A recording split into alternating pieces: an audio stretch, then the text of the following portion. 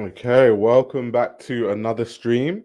Shout out to the Urbans. Of course, today we have a very, very interesting show. We're talking about Jacquemus's recent show. We're talking about Charles Jeffrey Loverboy. And of course, we're talking about Patti Smith's Helmut Lang. But before we get into it, how is everyone doing? How is everyone faring on this wonderful Saturday evening? Pilar says, I still find football boring, especially Real Madrid, but I just found out the fashion goat, aka Yamamoto, designed their t-shirts a few times. Yeah, I've actually talked about this on a stream. Y3 normally designs a lot of Real Madrid's third kits, and it's been like that for a very, very long time, actually. Like Real Madrid have always had this ongoing collaboration with Y3. I remember Y3 Adidas jerseys coming out from when I was like in sixth form. So I must have been like 17 years old. That's almost 10 years ago. So they've been doing it for a really, really long time, to be fair. So yeah, it's very, very current.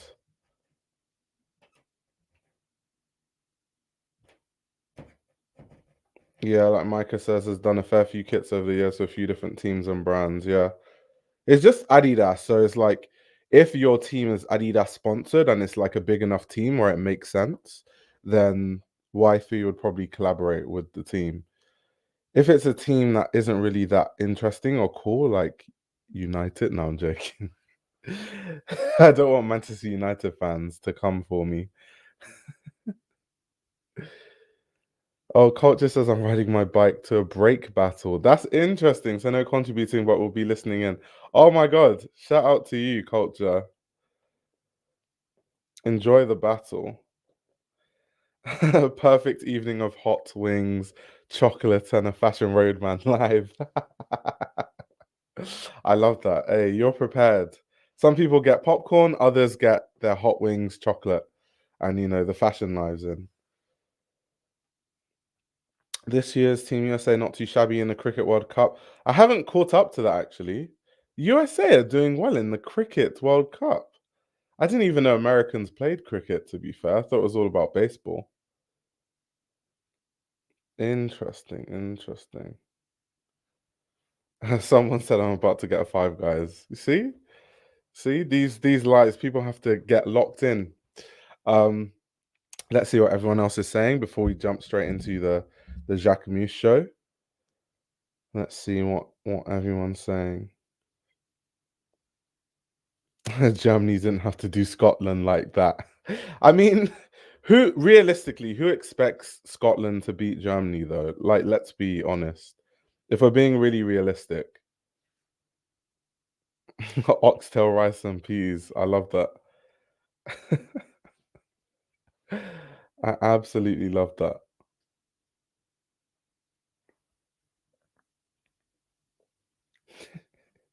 I didn't even leave my house to watch that travesty. It was brutal.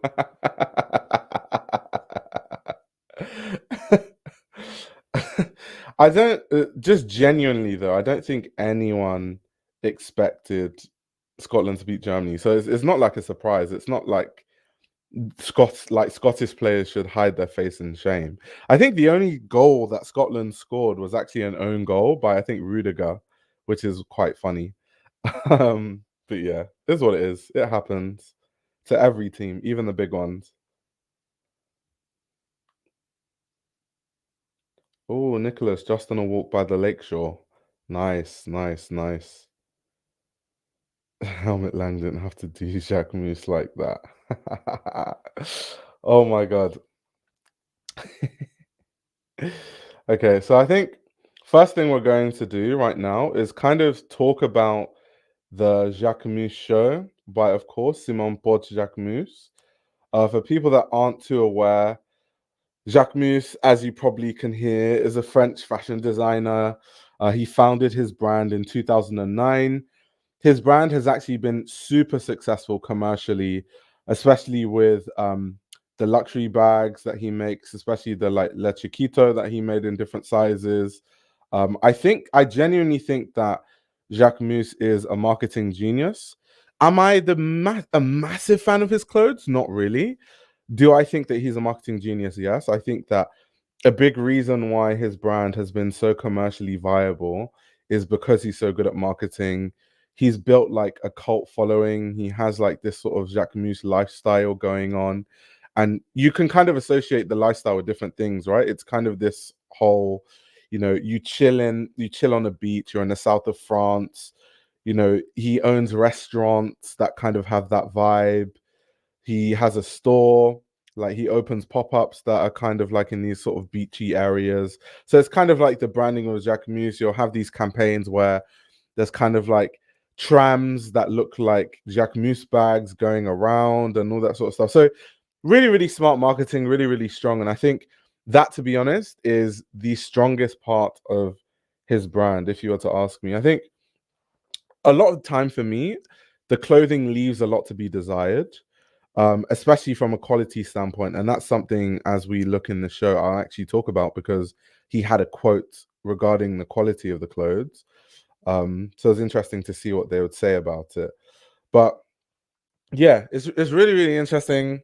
I think the clothing is really, really commercial in the sense that, like, not everything, but a lot of what he designs you can find at a lot of other brands. Um, I wouldn't necessarily say Jacquemus is the most unique designer, but like I said, the cult following, the marketing, all those things, I think, are things that help push the brand forward. And then they always have these like sets too. The sets are always like these fancy sets. It has to be somewhere that you can only get there by boat, or it's like a jasmine garden. And I feel like part of the marketing of Jacquemus is actually where the set is. Even look, you can see the seating from a distance, it forms a J, right? It's because a lot of the Instagram images, they're going to show the set, they're going to show how beautiful it is. Yes, the sets are always beautiful. That is definitely like a thing. And actually, I think the location of this show is in Capri. So that's what Jacquemus loves to do.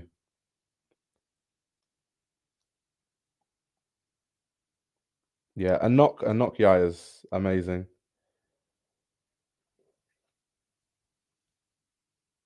Uni says, okay, but I don't see his work as dreadful. What is particularly bad or uninspired is his work to people. Yeah, I don't think he's dreadful either. I don't think I ever said that. I said the clothing for me leaves a lot to be desired, but I don't think it's necessarily like dreadful or anything along those lines.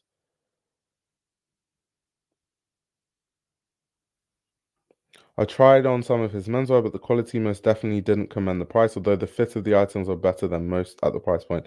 Yeah, and the thing about Jacquemus also is that it's not super, super expensive, right? Even though I would say that Jacquemus clothing is actually quite desirable. I think a lot of what he designs is desirable. That's why it sells. And it isn't as expensive as like buying, I don't know, a Gucci dress or a Prada dress or a Bottega dress. So you can kind of look a certain way, you can fit into a certain aesthetic and style without, having to spend loads and loads of money and just empty your pockets. It's not cheap, but it's somewhere in the middle. I also find it quite interesting in this collection. I was reading one of his interviews where he said that in this collection, he wants to imbue like a different view of sexiness, because Jacquemus a lot of time is known for like, showing loads of skin and all that stuff. And instead of showing skin this time, he has these dresses that are sheer, but they cover a lot of the body, right? Um, Seems very male gazy to me, but I want to know what you guys think about that in terms of like this his newfound idea of what sexiness is and how he wants to represent sexiness.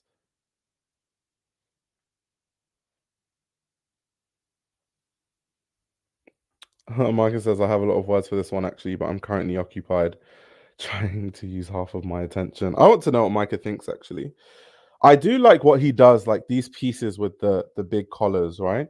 These sort of like sailing inspired looks, and why all that like the sailing shawls and all that sort of stuff. Why it makes a lot of sense for Jacquemus is, once again, like I said, the lifestyle of Jacquemus is all about you know the south of France, or it's going boating or going on a yacht on Saint Tropez. It's very much that is very much part of the Jacquemus lifestyle. So to have references that go along those lines, I think makes total sense to me.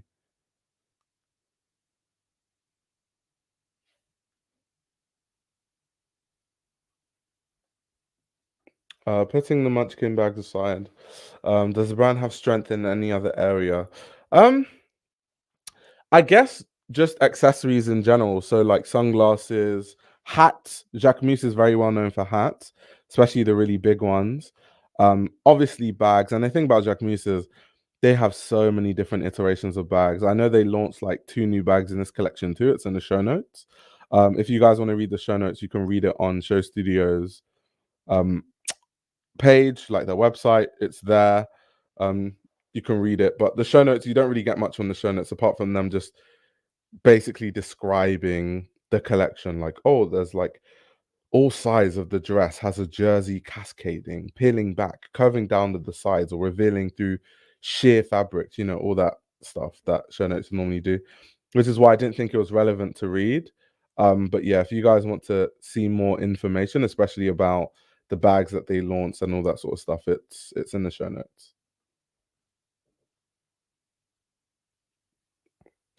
Okay, Jacquemus swimwear is big. That's interesting, actually. Also, I like the silhouette of this dress. This sort of like, wait, let me go back. That's like A-line, but like super exaggerated A-line. That's actually really interesting. This like ultra A-line. um, that's really cool. That's really cool. Ultra exaggerated A-line dress that has the silhouette of a skirt. That's probably the most interesting piece in this collection, to be fair.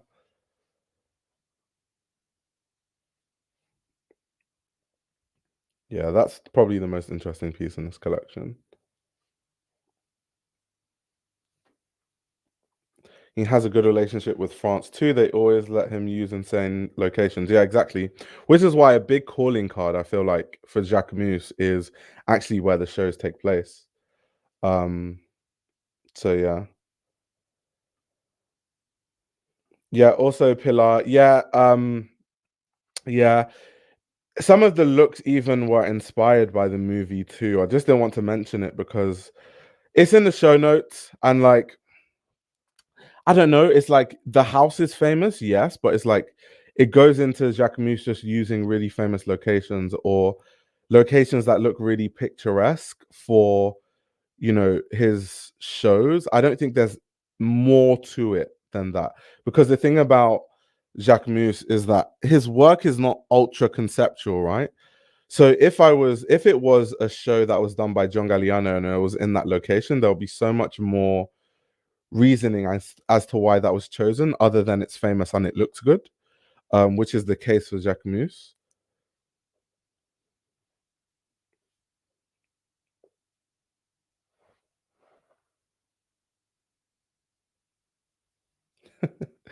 You says, "I'll be in a mediocre but extremely handsome gym body, white gay man opens many doors." I think as a person, I like Jacquemus. I think Jacquemus has a really good energy. I think Jacquemus is really fun. I think Jacquemus, once again, I think part of his personality is why he has such a cult following. Once again, I just think the clothes leave a lot to be desired every time. Um, then interesting. I think sometimes people say it's like Zara, and I think that's a bit of a stretch. I think I think that his clothes are definitely very ultra commercial, and quality is something that they definitely need to work on. But I think that some of his cuts you can't just find. You're not going to go into H&M and Zara and find some of these cuts, right? Um, but it's just yeah.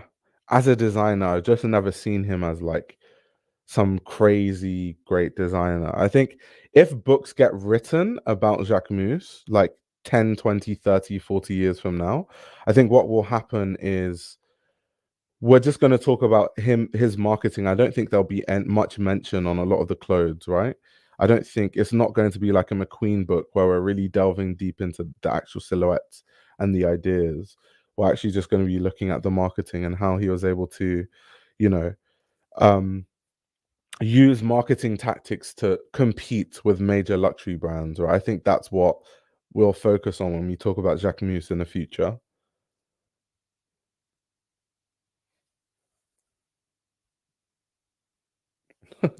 Micah says, "Is Jacquemus the apple of this space? Of his space? I don't think so. Can we call Jacquemus the apple of fashion? I don't think so. I don't think so."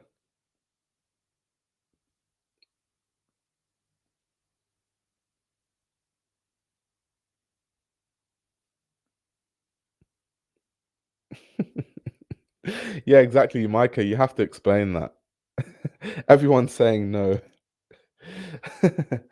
Okay, not fashion, his space, i.e., lifestyle brands. The apple in what sense, though? Apple meaning that Apple don't make the best phone, but Apple is the best, I think, aesthetically. So most people gravitate towards it because it's cool and aesthetic, rather than Apple actually, making products that have the absolute best features. Like if you want a laptop that has the absolute best features, you'll get a Windows laptop that where you can like just put everything in it, right? Is that what you mean?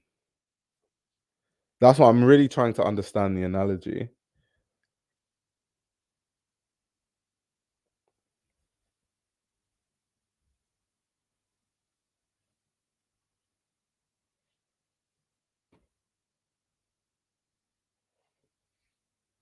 Yeah, we're waiting for Micah to speak to us on that one.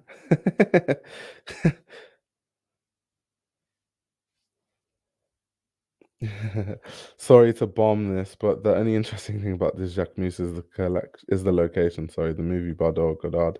Yeah, I do like some of the pieces. The problem is, even though I do like some of the pieces, even though like if I was a woman, I would wear some of the pieces. It's not, you know what I mean? There's nothing about Jacquemus that I look and I'm like, he's done something interesting or he's pushed the mold a bit or even designers that are commercial like Phoebe Philo push the mold in different ways, right? Um, Peter Doe pushes the mold a lot, even though people will still say that his stuff is commercial. But with Jacquemus, I just never get a sense of like a designer that really spends a lot of time designing. It's almost like a designer that spends the tiniest time designing and most of his time working on the ad campaigns and the marketing campaigns. And it shows because the marketing is in the set, it is in, the music, it's in the campaigns, it's in the way they run their Instagram page. And it almost seems like the clothing is an afterthought, especially because the quality is also really terrible, by the way. And they admitted to this, by the way. Let me read the quote that Jacquemus said when he was asked, I think in Vogue, about people commenting on the quality of the clothing being bad. So what he said was, "I'm ambitious to work every day and make things better and better," he said. "It's taken time and it's a fight with factories to work with a new savoir faire." Then he also said that he's working a lot more on ready to wear because he sells more ready to wear, which is why it's now more of a focus because earlier on, what they were selling most of were the bags. And I think he even had a quote about that. Let me see if I can find it. Okay, here it is. This is where he was talking about selling more ready to wear now. So there's more of a focus on it. So he said, "We have never sold as much. Our stores used to be full of people buying one bag. Now we have people spending 15,000 euros on clothes. Perhaps," he reflected, "it's because I've changed a bit. I'm a dad now and I'm thinking about the next generation and having consistency. But what I do know is that I'll be doing this the same for my whole life." So, yeah, you can tell the designer is literally owning up and saying, "Yeah, we need to get better and better. We need to make things better and better." It's a fight with the factories, um, which I still don't understand. I find it so hard, especially because I've worked. If I hadn't worked in the fashion industry, I would understand. But because I've worked in the industry, I know how production works. I think as a brand, especially if you're making as much money as Jacquemus, it's not that hard to have good quality control. It takes more time, it takes more effort because most factories, to be honest, they'll just do what they can get away with. It's up to you as a designer to be picky and to tell them we're not paying for this order if you don't do it the way we specify. And over seasons and seasons, you build a relationship with a factory and different factories and producers to where they start to understand your requirements and what you require of a factory. So I've never, this excuse of oh, we're working hard to fix the quality. I've never understood it. I've never understood it, especially because Jacquemus now is a brand that we know makes multiple hundreds of millions, right? I just don't get it. I don't get it. I just don't think it's good enough, to be fair. I don't think it's an excuse that should be valid for any kind of designer unless you're like really small, like you're really tiny, so you couldn't afford, you don't really have any power when it comes to factories. They can just like mess you around. That makes a lot of sense. But a brand the scale and the size of Jacquemus, I just don't get the quality issues. I don't understand it. Someone said the Jacquemus Air Max 1. Yeah, the Jacquemus Air Max 1s are so boring. That's true. I have to agree with you on that one.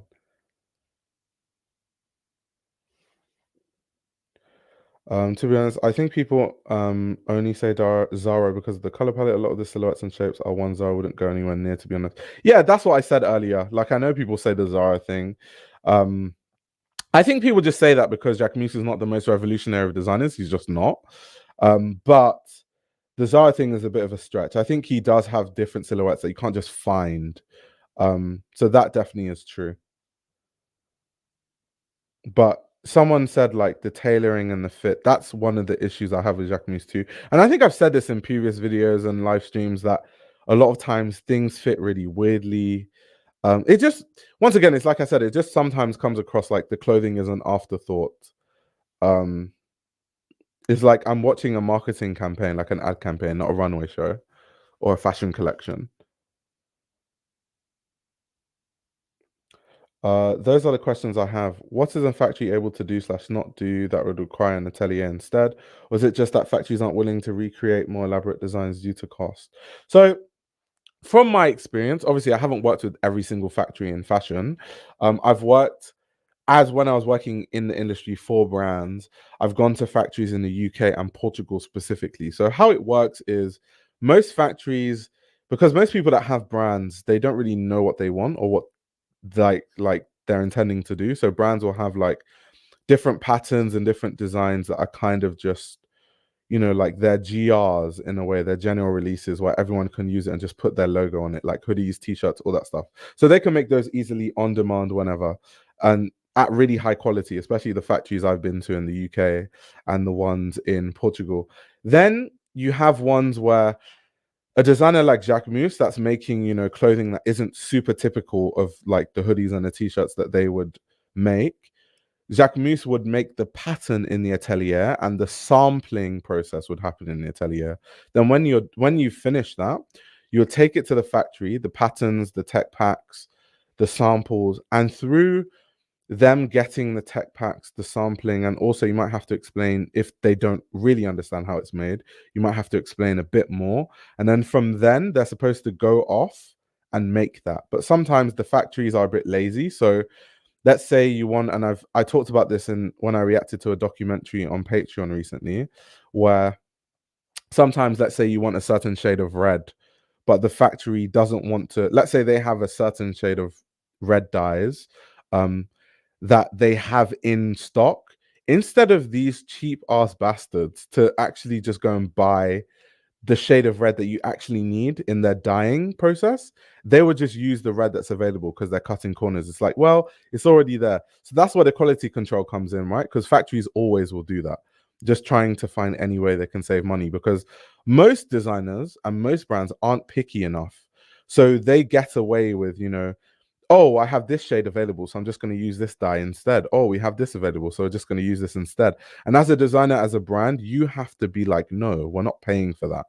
And once factories start to lose money, once they realize that they're going to lose you as a client, they're going to actually take you more seriously. Especially, once again, going back to the Jacquemus conversation, Jacquemus is a big enough brand to where a factory could really suffer business wise if Jacquemus was like, okay, we're pulling all production from your factory.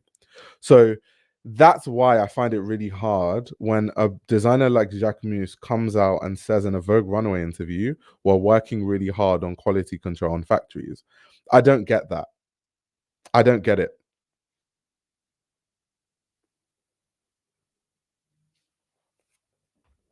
Yeah, Rachel says it's all about quality control. 100%.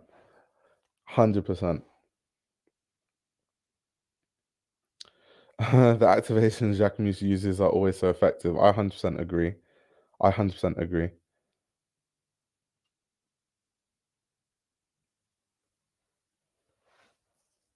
Jacquemus is a good creative director, not so much of a designer. Um, Jacquemus plays with all the French topics, not in a good way. It's just plain and boring, like the lavender fields or this collection is this house.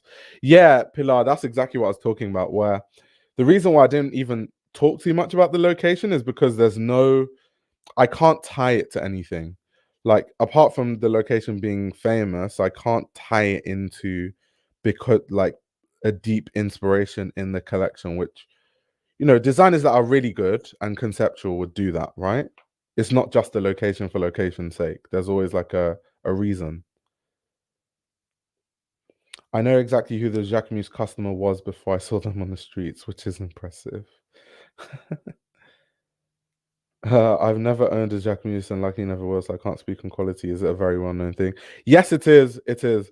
I only know this because apart from having friends that have worn Jacquemus and bought Jacquemus, online people just talk about it a lot. Once again, because I follow all these girlies on YouTube that buy luxury brands and buy like the bags especially, but sometimes the clothes, and they're always complaining about it. But whether it's an issue or not, Jacquemus literally, whether we think it's an issue or not, Jacquemus literally owned up to it. Jacquemus literally said, it's taken time and it's a fight with factories to work with a new savoir faire. That's literally what he said. This is not me. This is not anyone else. This is Jacquemus himself saying that.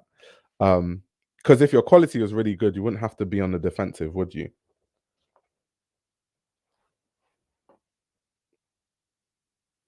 The work of it is extremely strenuous. My husband travels to factories outside Milan and factories all over Asia every month for this new buck suede quality production, and not everyone cares enough. Exactly, Rachel, which is what I was saying. It's not, you can't just expect the factory to care because they don't. That's not, if you want your thing to be made to a good quality, it's not just about giving the factory tech packs and samples and just being like, okay, see you in 2 months when I get my stuff. You have to be on top of it.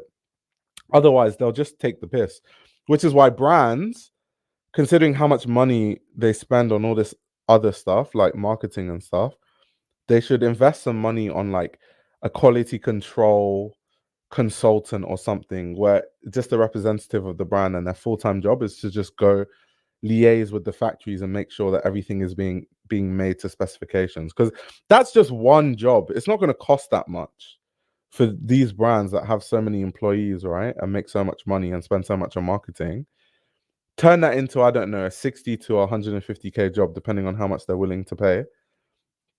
And there you go, like someone that really understands fabric quality, comes from a textiles background, just hire them and they can become like a quality control consultant. If I was high up in a luxury brand, I would do that personally, especially because all of them have really shit quality right now.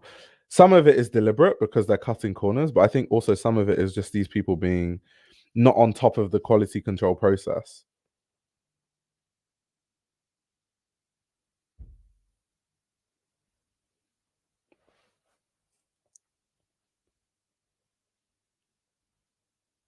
I watched the film because of this show, so that's a plus. That's good though. Jenny Kim, everyone was going crazy about Jenny Kim.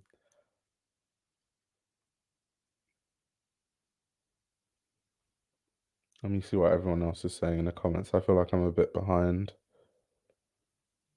I've seen a lot of influencers with Jacquemus bags, but personally, I don't know any real life people that own one. Okay, in London, I do see a lot of people wearing the Jacquemus bags. I actually think they're nice. I think they're cute, especially the really small ones. I think that was like a cute trend that Jacquemus started. The girlies, are you following them for? Yeah, I'm 100% following them for research purposes.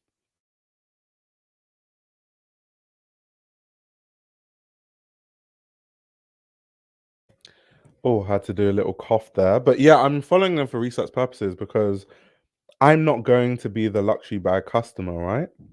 Um, so yeah, I just, because I need to know as a journalist, I just need to know what's going on in every facet. Honestly, it's so uninspiring to see brands having this amount of money and not making cool shit. I know, right? I know. I know. I feel like Simone and Phoebe Phallus is at exact opposite ends of the fashion design spectrum. Yeah, and that's like the commercial fashion side spectrum. Could you name some brands that you believe do a good job in the quality department? It's funny, every time I lambast brands for having bad quality, I always get asked this question. It's a very valid question, by the way. Um, so from personal experience, I would say Rick Owens. I would say Rick Owens, for the most part, not every time, but most of the time, has good quality stuff. Um, I would say Andrea Mista now, for the longest time. I'd say most of Andrea Mista pre Antonioli, like BBVA time, that era of Andrea Mista, the quality was atrocious, to be honest. And that's one of the reasons why the brand, I feel like, had financial issues, because I think the clothes were cool and interesting, but no one wants to feel like they're being shagged by a brand. So Andrea Mista now, post Antonioli, I think I can vouch for the quality now. Um, I'm trying to think of what luxury brands. Bottega, obviously. Bottega makes really high quality clothing. Whether the clothing is accessible by price, that's a whole different story to be had. Loewe has really good quality for the most part. Um, I'm trying to think what other brands. Hermes.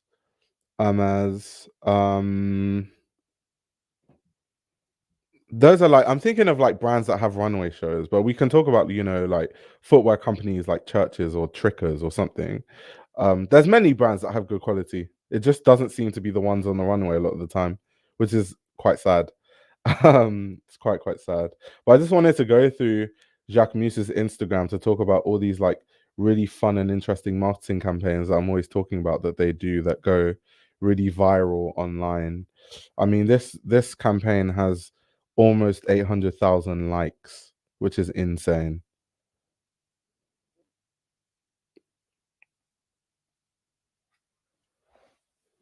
Michael says Bottega quality is king to me. Yeah, but I mean, the price point is also king. Good lord. Bottega price points are wild. Yeah, so you've got someone swimming and dragging some of the looks. This is quite interesting because obviously, because you can only get to the show location by boat, so obviously they had to boat across the looks and everything else.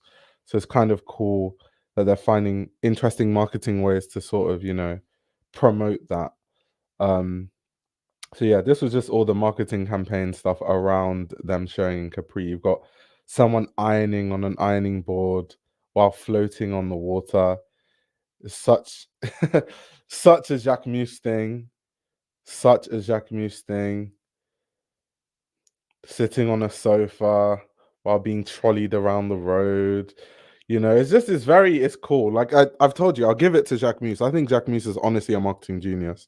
Like hats from the collection stacked all in one with a picturesque setting. I get it. Boxes. It's just very cool. It's very, very cool. Their marketing campaigns, sorry, are always really fun. Um, this is the part of the Jacquemus Nike Air Maxes, the collab. I think they're not interesting at all. Um, but yeah, that's the story for another day, I guess. You got some more Jacquemus marketing campaigns. This is a new boutique that they opened, I think, in Saint Tropez. And it also has a restaurant. So this is once again me talking about this Jacquemus lifestyle that people I think buy into. I think Jacquemus, more than a brand and the marketing and stuff, I think people want to buy into a lifestyle. They want to feel, part of the Jacquemus community or cult or group in a way. Jacquemus. That's actually quite funny. Like a Jacquemus tan slash being kind of this person kind of made to look burnt. And it's very much like Saint Tropez to me is the most Jacquemus place to have a boutique because Saint Tropez is very much about like holiday lifestyle. That's very much what the brand Jacquemus aligns itself with, right? That's very much the vibe. This is another one of the campaigns with the bags being superimposed onto like cars and trams, made to look like, the bag's actually driving through Paris.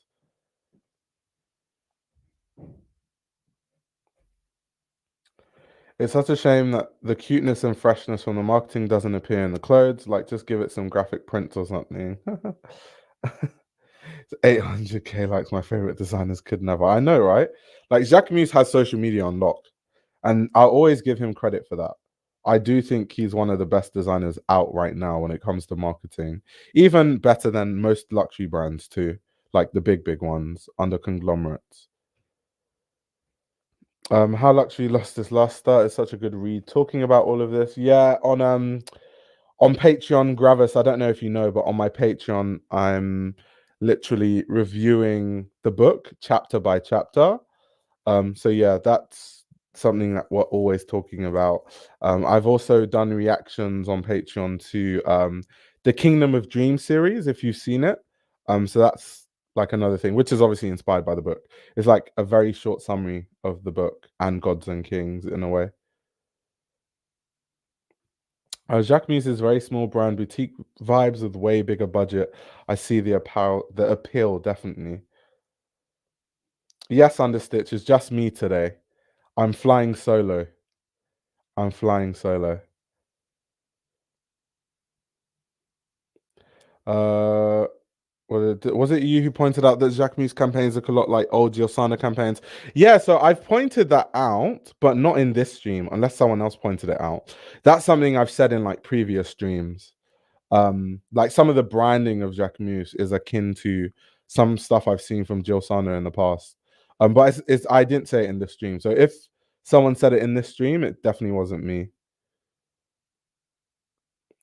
Would you say that Jacquemus has better marketing than Diesel? Yes, I would definitely say that Jacquemus has better marketing than Diesel. Diesel marketing is cool too, but yeah, Jacquemus is definitely way better. Way better. Way better.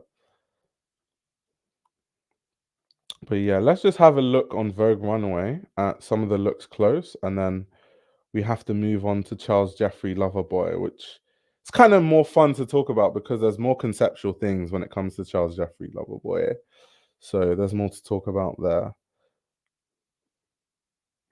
What is it also with?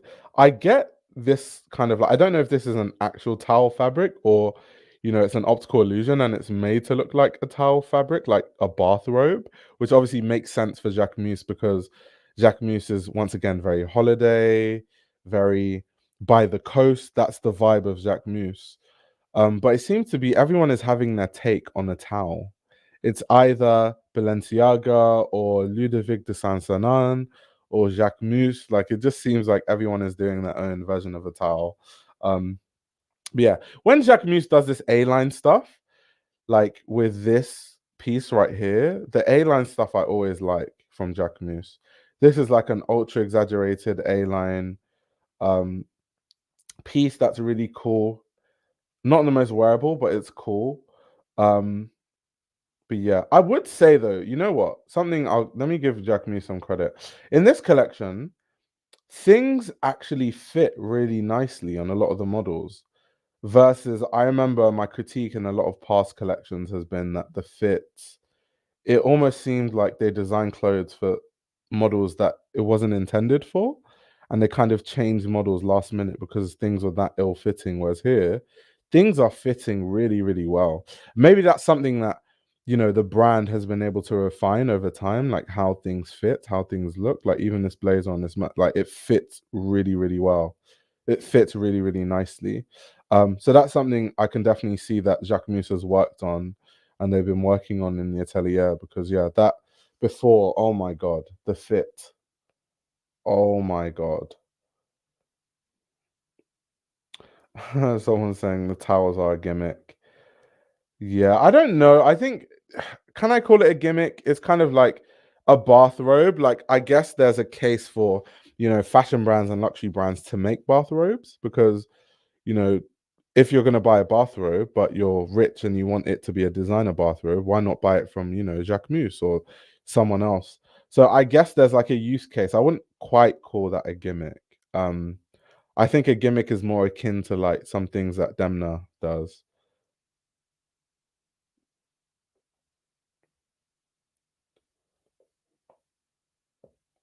Big posters everywhere above the stores, billboards, screens on the subway. Wait, let's see. K-pop idols faces are plasters everywhere with the brand name underneath. What's Elle talking about? One second, let me go back and see.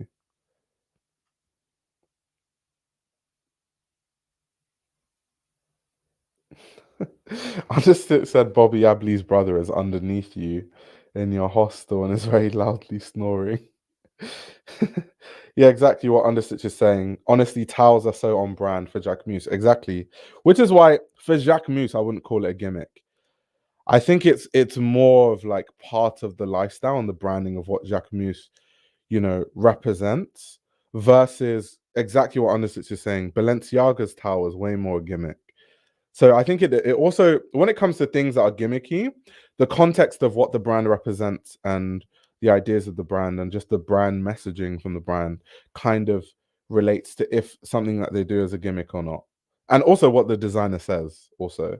Um, so yeah, all that sort of stuff is really, really important when considering these things. So next, we're going to talk about Charles Jeffrey Loverboy. Um, Wow, where do I even begin? There's a lot to talk about with Charles Jeffrey. Charles Jeffrey has kind of been doing a lot of things. For guys that aren't aware, this collection was actually called 10, and it's because it's the 10-year anniversary of Charles Jeffrey Loverboy. Um, he has kind of done a lot of things for the rollout of this collection. Of course, they have the exhibition that's going on. Of course, they have like he's been doing interviews with many different places, including Show Studio. So he had a really good recent interview on Show Studio. If you guys haven't watched it, I'll definitely suggest you guys to watch it. He just talks about, how he was coming up in the scene, kind of why he started the Club Kids well, not started, obviously he didn't start it, but he kind of like revived it in London specifically with, other people like Matty Bovan, Bradley Sharp, all these kind of people. Kind of just like stuff he's talked about before, but it's good to kind of hear him talk about it again. The fact that those club nights was how he was able to pay rent.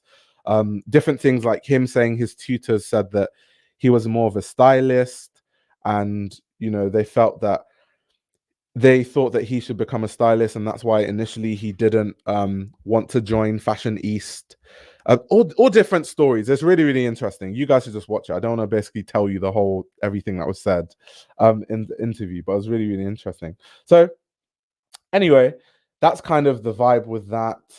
And so this collection was actually held at the Somerset House.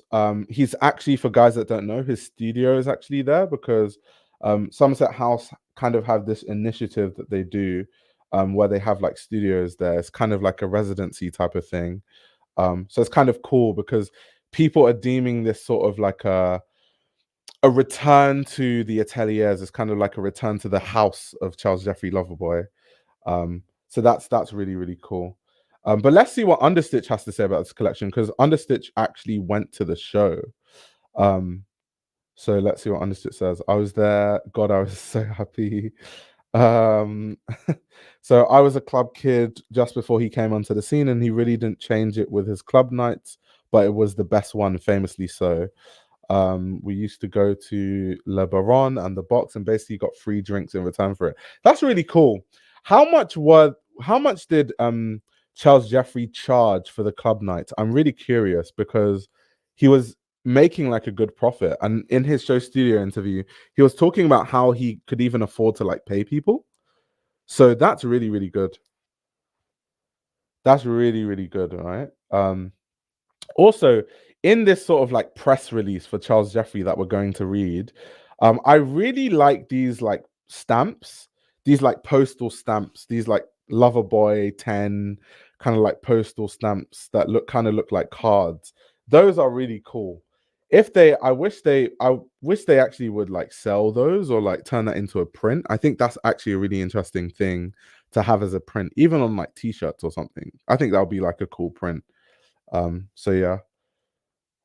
Okay, understood. Says, if memory serves, it was free if you dressed up, and I think £20 otherwise, but don't quote me. So how is he making the money?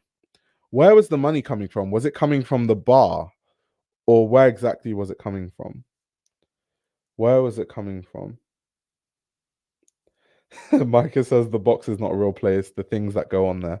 Yeah, let's not talk about that. Understood says those stamps weren't even on the seats. We got these glasses things, but only front row. I was second. That's really interesting. They should have had like stickers of those postal stamps or something, print it on something, a bag. I just think that thing as a print would really, really do well. So yeah, but anyway, reading the show notes, it says 10 is a visual and material milestone in Loverboy's history, a meditation on the enduring themes and temporalities that shape our universe. Departing from our previous narrative-driven approach, 10 has found its form through an exploration of queer time, the idea that queerness shapes not only our sense and understandings of gender and sexuality, but also our experiences of time itself and our relations to past, present, and future. Our design process was led by consideration of the ways that clock time shapes social life and thus becomes tied to expectation and notions of respectability. Nods towards nightwear and undergarments jostle against references to formality and outerwear in the muddling of sartorial codes of labor and leisure, public and private. That's interesting. That's very interesting. Through drape and deconstruction, we've sought to cultivate a sense of becoming and undoing, evoking clothing pulled hurriedly around the body and the gradual unraveling of a look over the course of a day. Ringed eyes and tossed hair hint further at the realm of slumber refracted through a distinctly post-punk sensibility. That's cool. So they're kind of taking tropes of, getting ready, getting dressed, and, everyday forms of dressing with the ritual of actually like going to work and formality and outerwear and kind of mixing those and finding like a medium between that and a balance between that. That's an interesting concept. But to continue, it says, this rumination on liminality, precarity, and flux extends through the show's accompanying soundscape, produced in collaboration with composer Luca Manning and performed by Somerset House Studios Choir. The piece draws on personal experiences of queerness and transition, augmented by improvising process that explores the potential of voice as both instrument and sonic texture. Okay, that's a bit of jargon. Saying that just because you're improvising the sound is a potential of both instrument and sonic texture. That's basically the same thing. Like sonics come from playing instruments. That is literally jargon. But anyway, continuing, it says, 10 marks our return to London, the city that birthed our brand, and a wider celebration of our first decade hosted by Somerset House, home to our studio since 2016. It coincides with the opening of our first exhibition, The Lore of Loverboy. If you guys are in London, by the way, I would suggest go look at the exhibition. But anyway, continuing, and is molded by a broader reflection on our distinctly British approach to style. We continue to offer puckish takes on traditionally masculine conservative signifiers, this time from spheres of military and gamekeeping, looking to upend and question the enduring status of these symbols. That's interesting, even especially the gamekeeping thing. I wonder if they have like gaming jackets that they've sort of worked with and transformed. Because when I think of, themes of Charles Jeffrey Loverboy, I think of things like deconstruction and reconstruction. Of course, the styling is always a really important part of Charles Jeffrey Loverboy. Scotland, there's almost always a reference to, Scottish heritage, Scottish tropes, Scottish history, Scottish design, Scottish fabrics, all that sort of stuff. There's a lot of, like things like stripes, famous tartan that he's even had registered. So yeah, interesting to see if he plays with those things. But okay, there's an interesting quote at the end. It says, Charles Jeffrey was one of the first creatives to join Somerset House Studios when it was established in 2016. And so all these years later, it is an honor to present this body of work as the exhibition, The Lore of Loverboy at Somerset House. Loverboy has quickly become a brand celebrated for its rebellious energy and fierce originality, and I'm delighted that the exhibition will launch with the unveiling of the Spring-Summer 25 collection. Charles has exceptional talent as a designer, artist, and creative director, and visitors will soon become enamored with his imaginative and playful style. Interesting. There's a lot of stuff there. There's a lot of stuff there. It'll be cool to see now how that, transitions itself in the actual show and through the clothes.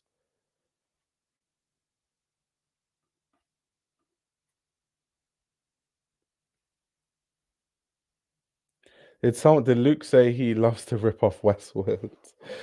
I don't think so. In what way does he rip off Westwood? I don't think so. Once again, like, if we're going to talk about Charles Jeffrey, I think that original, I wouldn't use original to describe Charles Jeffrey. A lot of his work is stuff that I've seen other people do, but I think he has a way of transforming those unoriginal tropes into something in its totality that then ends up looking original, if that makes sense. So a lot of stuff he designs isn't the most original, but the way it's done, the way it's styled, the way it's used to present a longer and deeper message for the collection is actually how it becomes more interesting.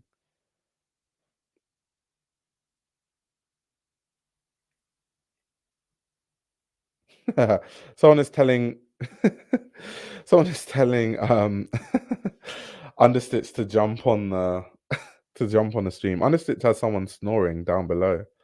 I don't think Understitch can hop on the stream. Oh, okay, I was talking about the print. So the print was used on a t-shirt. There we go. There we go. I think that would work really. I think that would be really strong. It seems like everything in this collection is more exaggerated. Like the berets are bigger, the beanies seem to be bigger, a lot of the hats are bigger. These peeling boots are really, really interesting. I saw on Instagram that there was an iteration of these boots that was made to look like a banana, which I actually think, is the most interesting and works the best. So yeah. Understitch says I can hop on if I don't mind snoring. I don't mind snoring, Understitch, just because it's you. For you, we can deal with snoring in the background. So I'll post the link and you can join when you can. Um okay, this look very much looks like what they're saying, kind of like playing with, formality and sort of undergarments and underwear and all that sort of stuff. So mixing that and bringing underwear to the forefront. So having like the bottom of a shirt look like briefs. That's kind of interesting. I also like the way the models are walking, kind of with the drama and stuff. Definitely makes the collection more interesting. And there were certain looks that I actually learned were actually direct references to like different tropes, which is really, really cool and interesting.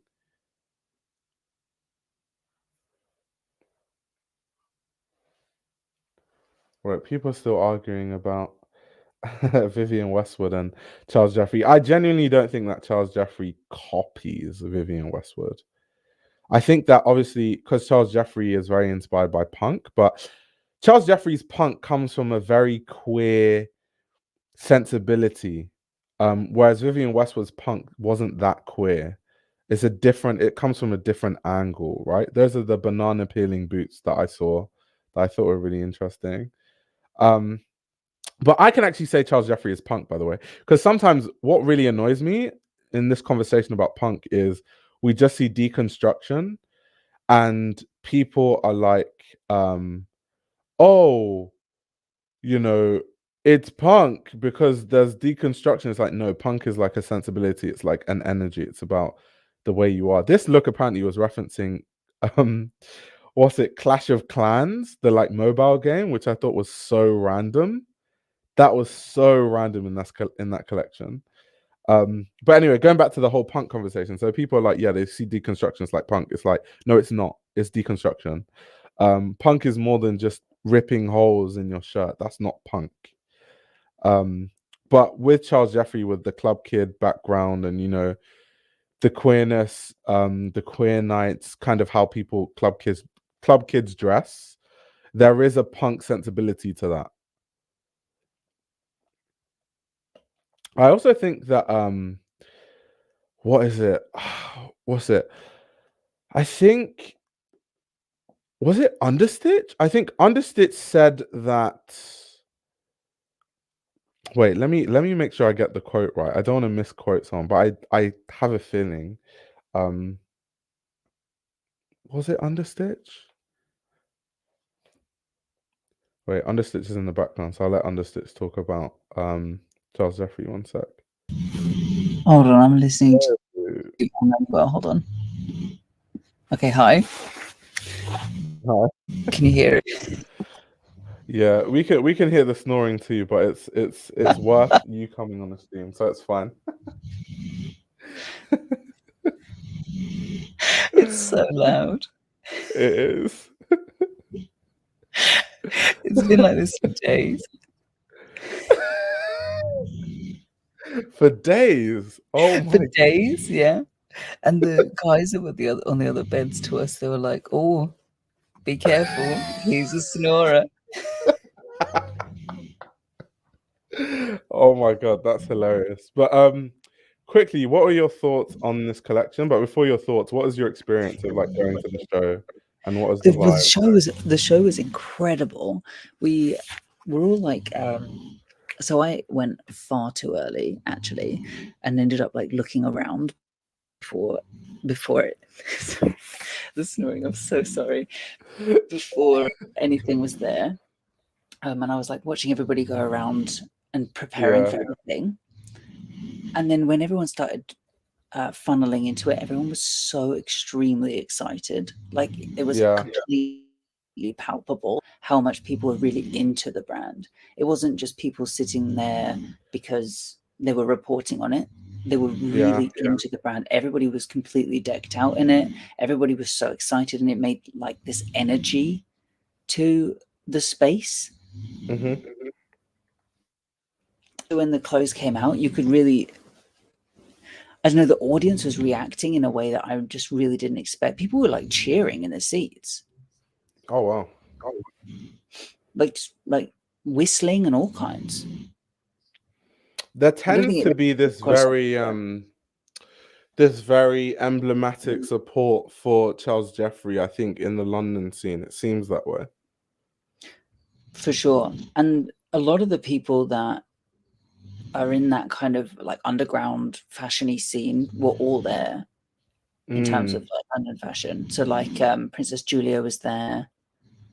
Um, oh, my mind is drawing a blank, but you know, all of the people. You know what I yeah, mean? yeah, yeah. I know, I know.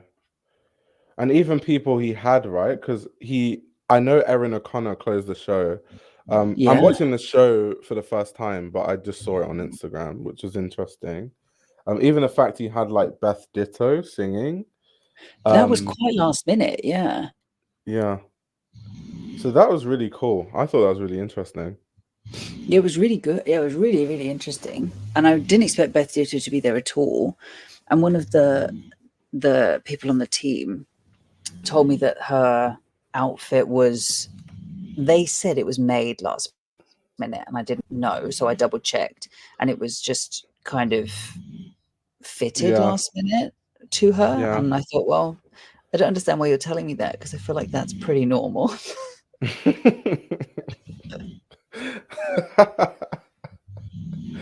That's funny. What did you what did you think of the clothes? Like, obviously, there are all these like tropes in the collection, right? Because of what the inspiration was. So, like, some looks were made to look like, you're staggering home from the club. I remember he was saying, I think, that one of the knits is like a reference to what he calls soft soldiers. Those are the knits with like obviously the arrows that are kind of like stabbing into the knit. So they're kind of like all these interesting ideas. But what did you think about it? I think for me, what really stuck out was that it was kind of like a best of his signatures. Like all of Yeah. the tailoring came through. Obviously, the Loverboy tartan was there.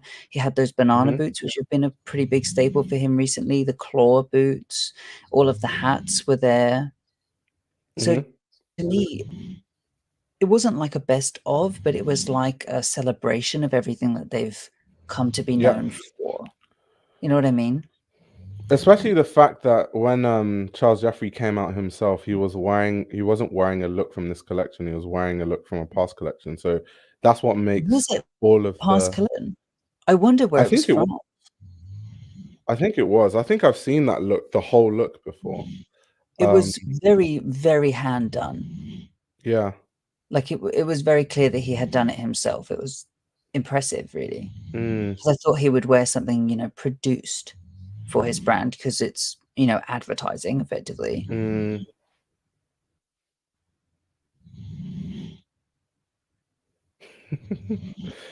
They're saying that your name is Under Snooze.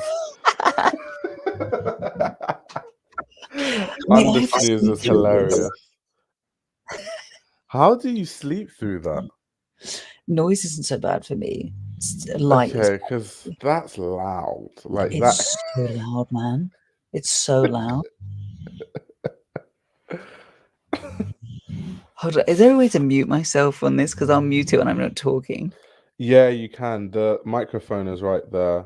Can you see Oh, it? yes, that's the problem. Yeah. Yeah. Do you She's enjoy so the best boring, part? you've got snoring.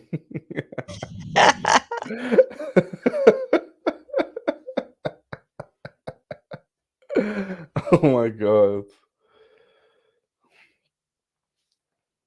Wait, Luke is going in. Luke, let's summarize it. What's your main gripe with Charles Jeffrey? I've kind of spoken to you a bit about it, like in private, but genuinely, what's your like totally what's your main gripe? I kind of have an idea and I agree with part of your gripe. I don't think he copies Vivienne Westwood though. It sounds like Luke is saying it's performative, but that's really not the experience that I have with it personally. Yeah, I was gonna almost misquote you, but maybe it was you that quoted it. Because I was saying earlier, I think it was you that said that basically what you think that Charles Jeffrey has done really well is he's found a way to kind of commercialize like the club kids culture, which means that Yeah, I did say that. it kind of channels you know, that energy, and it's good for, you know, people that kind of identify with that, but they can't wear things that are so crazy because they're in like conservative environments, societies. Like I think you even mentioned in your video that I think in Korea, that's one of the reasons why it does really well in Korea. Yeah. Yeah. Yeah. The So, thing okay, is, so I didn't misquote you. Thank goodness. no, not at all. So like I liken Charles Jeffrey to like a normal preppy brand, right? So like if you say Ralph Lauren, they aren't really designing anything. Like, let's be honest. They're doing the things that people want every single season. It's a polo shirt, it's a shirt, it's khakis. And they put it out every season, and there's no qualms about whether that's design or not. People are just like, cool, that is his design, that is his work, right? But then when it comes to something more creative like this, people now start to question whether he's a stylist or whether he's a designer.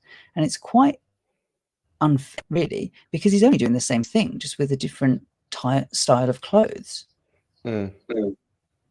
Sure, like it's put together well, but it's just a different style of clothes. They're both curators for different tastes. And like, I said it in my video, Charles Jeffrey didn't start Club Kids. It was going before he was born. Of course he didn't. Very long time ago. And he knows that, right? He's not trying to pretend that he's made it, but what he has done is that he has galvanized it into a marketable, consumable product. He's made a world around the brand that people want to buy into. And it's for that reason as well, like in Asia, say, because they can see that that is a tribe of people and they can buy into that tribe and feel a sense of belonging. Just in the same way Ralph Lauren does, with a different aesthetic. Yeah. Well, yeah, that's a really strong point because once again, one of the main reasons why people buy Ralph Lauren is kind of like the brand messaging is kind of like people identify with like that sort of like British upper class society thing that he was going for. I always find that thing quite ironic, like an American brand that's trying to channel like the British upper class. I've always found that really funny, but it works though, for some reason.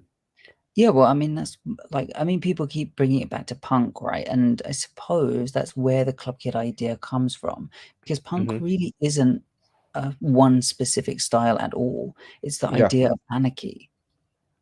yeah. So the thing that, especially in England, that we go against is the upper classes, and for us, that means the royals.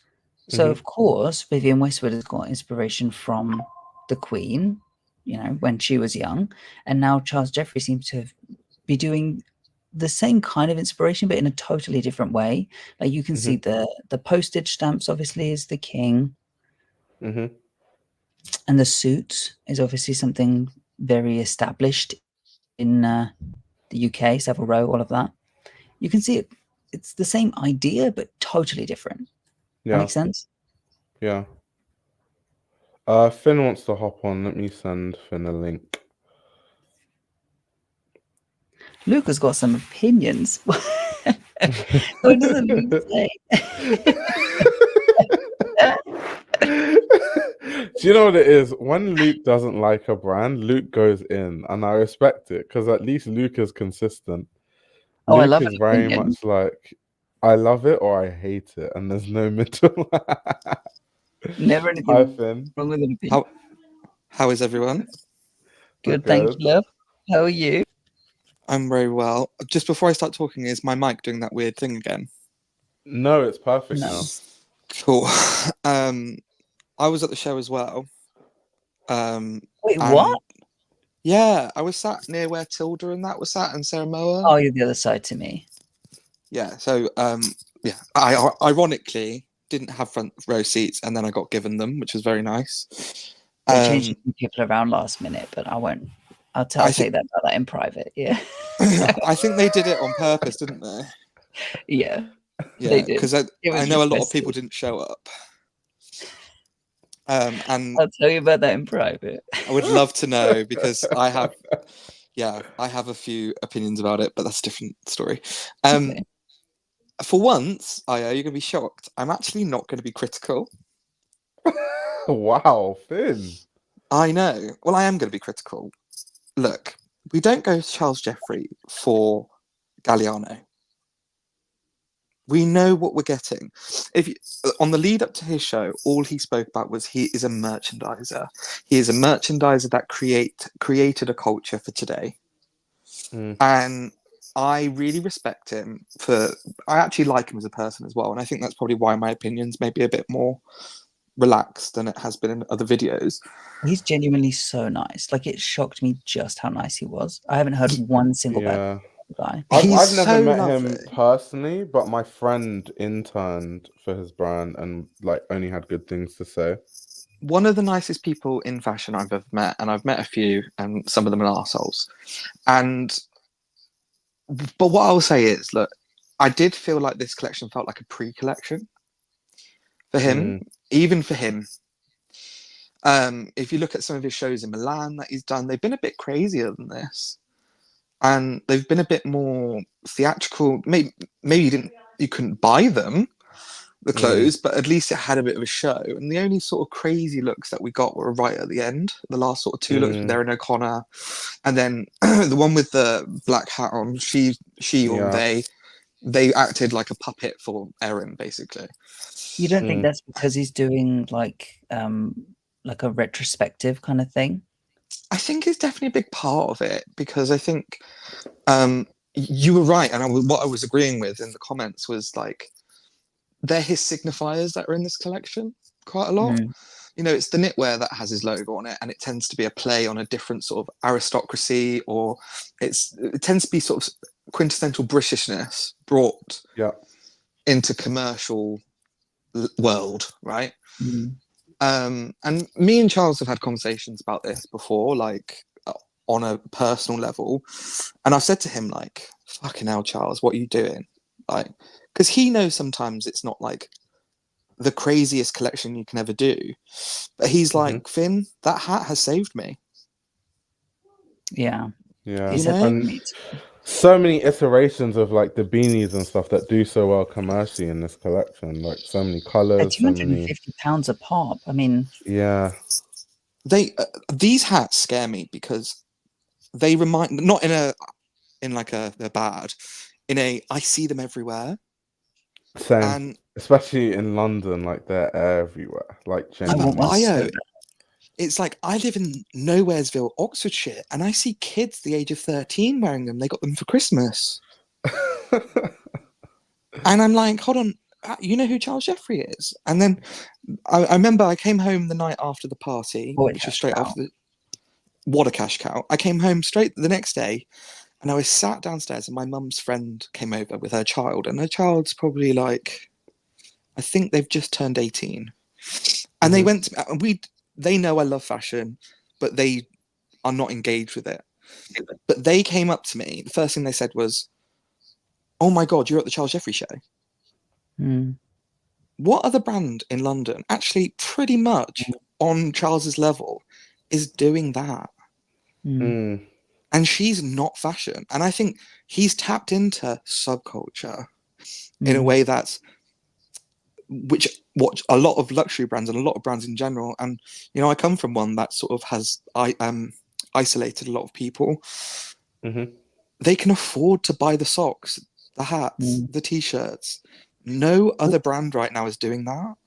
Nobody really buys like newer brands clothing in general. People don't buy fashion clothing in general, really. Not at all. Do you know what I will So say? much of That it- Charles Jeffrey, does he still sell these? But something that I used to see in London all the time were, you know, those tote bags that were like shaped like shorts? I want those so bad. He stopped Those selling used them. to be huge. He stopped selling them. Oh my weren't God. that I used bad. to see They weren't everyone that wear big. those. No, they weren't big at all.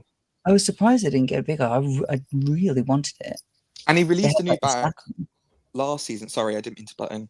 Mm. Called the Bitch Bag, which had like a mouth as a clasp. And I think, right, another thing about Charles Jeffrey, and I think we're not talking about is, or I joined late and you did talk about, was the fact that it's minority owned by Tomorrow Group. Yeah. Yeah, not majority though. That's No, so great. the only brand in the whole portfolio that's not majority owned. Yeah. And I think they thought this leather bag was going to be the next hat for him, for that middle market, for the client perhaps that started buying Charles 10 years ago and now has a better job and maybe wants to buy a bag. I think it'll be shoes. I think it'll be loafers. I think it's the loafers too, but I do think those loafers are too expensive. I think they'll get rid of eventually they'll get rid of the claws. I think they'll do it as a foot, like you know how JW Anderson had last season. Yes, they've done it though. They did it. They gave two options to stores. Oh. Yeah, so you could buy claws and no claws, which only had I think it was only a £70 difference. So there was these ones don't have like the claws in them. They're just like, yeah. Sorry, I'll go on forever, but I mean, look, you know, if I'm being really, if people in the chat want to hear me be me in terms of what they sort of expect me to say, no, it's not very good. Right, in terms of fashion as we want to know it from a London point of view. But what it is, it's theatre, it's community, it's commercial, and it's one of the only brands on his level that's doing well. Yeah. And I have to applaud him. There's not a lot of brands that last 10 years, and 10 years afloat, by the way. And seems to be doing okay too. Those hats are really keeping him going. I remember, like I said, I spoke to him and he said, Finn, if I didn't have that hat, I wouldn't have the job. He did say that to me too, yeah. And also, you were talking about that Beth Ditto dress. I met the seamstress at the after party. And she said that they made it in like 4 days or something. And I had the exactly same reaction as you, which was a lot of brands do that. Yeah. You know, my former employer, Jordanluca, had their show today. And I know for a fact, because I know how short for time they were sewing until 1 o'clock last night, you know. Oh, let me give you a funny story about, I won't say who, but one of my friends who's a designer. I won't tell you what fashion week this person shows at, but last minute They took some of my personal items and they were on the runway show. Really? Like day before, yeah. So I know that sort of stuff happens, like definitely.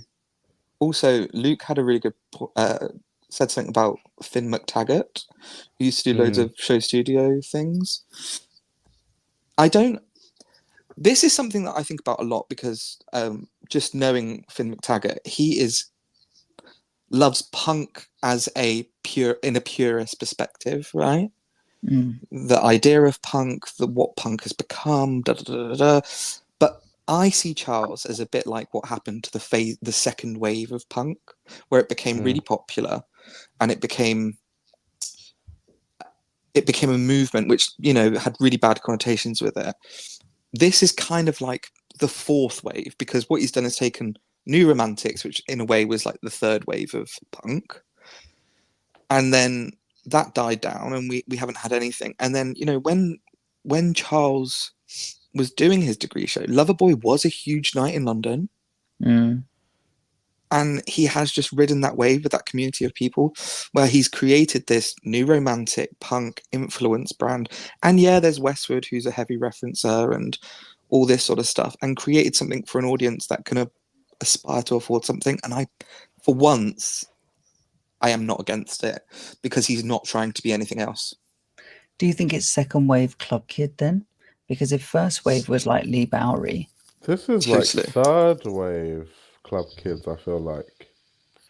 Possibly, yeah. You think about Lee Bowery, which was definitely sort of late 80s, early 90s, and then you think about the New York Club Kids. Exactly. Oh yeah, I meant in London. Okay. I thought, because overall, I think this is third wave. Yeah, no, I wouldn't consider London Club Kids and New York Club Kids to be the same thing, really. They're such a different culture. London-wise, I'd say it's second, because there was a big gap where there wasn't really much happening Club Kids-wise, and then they kind of brought it That was back. in the box and Le Baron time. Yeah. That gap, that was me. Yeah, and then you had the Limelight in London. Was it the Limelight in New York? Limelight, New York. Yeah, I think that was the New York sort of wave. Yeah. Yeah. Anyway, that was early 90s. I'm blabbing, but for once I'm not being that controversial about my opinions on a brand. The other thing I will say as well with Charles Jeffrey is that if you go into like a retail store anywhere in Asia, it's always the suits that are there. And I find that really interesting, because suits can be a major cash cow for a brand. So it'd be really interesting if he was able to get that going heavily to make another, maybe not cash cow, but decent seller for the business, because there's a good markup on suits. On a good suit, yeah. But his suits are not bad. His suits are good, actually. I understand what Luke is saying from like a designer's design perspective. Like, okay, a look like this, for example, if you interrogate, okay, how much design has actually gone into like a look like this? No, I think it's a randomizer. Yeah, from like a construction, it's not McQueen. So like, if we're expecting like that kind of, there isn't with Charles Jeffrey Loverboy, there's not that precision to the tailoring. Honestly, who is doing McQueen these days? Yeah. No, not even McQueen's doing McQueen. No, everything's merchandising now. But also, like, something I like about this show, and like, I agree with everything Luke is saying, and I don't disagree with it, but I'm looking at a different context. Like you said, I don't disagree with him at all. It's the Ralph context. This is what it is. It's this youth culture, populace brand now. And in Asia, it's fucking huge, by the way. Yeah. Like, it sells out. I mean, last time I was on live, I mentioned Hervia in Manchester. It was one of the only brands in Hervia that still sold. And I think I can't knock him. Like, but what I like, it said it was about going from your bed to the club and coming home, sort of thing. The first looks, there was references that were you might not like them and they might be really commercial, but like boxers and nightwear that had been made into 15th century knights. If you look at the scalloping on the hems and different and suits of armors and things like that, which is trying to give a costumey, which you can't deny, there is a costumey aspect to its clothes. He calls those like his soft soldiers. That's like his phrase for it. Oh, is it? Yeah. And I don't know. Club kids in general are quite costumey, aren't they? So I don't think it's that far removed to be costumey. No, I agree. But somebody made a journalist made a comment at the after party, and actually, I completely agree with him. He's a bit older than me. He's like, I think he's 30, so not much older than me. And he said, this is what London felt like about 8 years ago. In terms of at the party, and everybody was there, and it wasn't the who's who of people, it was just people were there, and it had a really good atmosphere. Everybody was getting along, everybody was mingling, and it's testament to the culture that he's created beyond the clothes. And everyone was talking him up so much. People love this guy, man. Oh no, people do. I'm just coming at it from a fashion purist perspective. I mean, Luke, same. I can also understand. Fashion purist perspective, I 100%. That's why I agree with Luke. It's not from a design standpoint. It's not, and like when his tutor said that they see him as more of a stylist. Not saying that that's how I see him, but I can get why they would say that, because some of the design students at CSM are so good from a designer's design perspective that I can imagine in comparison to them, he was maybe not the most technical, like with the problem is I just how think it's he unfair. drapes and all those things. Yeah. Why critique him for being a stylist and not critique everybody else that's doing it just because it's a different aesthetic? And at least he's got his own aesthetic, whereas quite a few of the brands just show the same thing. Yeah. You know what I mean? Like, it seems unfair. It's a bit like, you know how sometimes in history something's considered an art and other things are considered to be a craft, just because the craft version of things is more of a feminine thing, like knitting is a craft. You know what I mean? It seems unfair in that same sense. And I don't know, I really,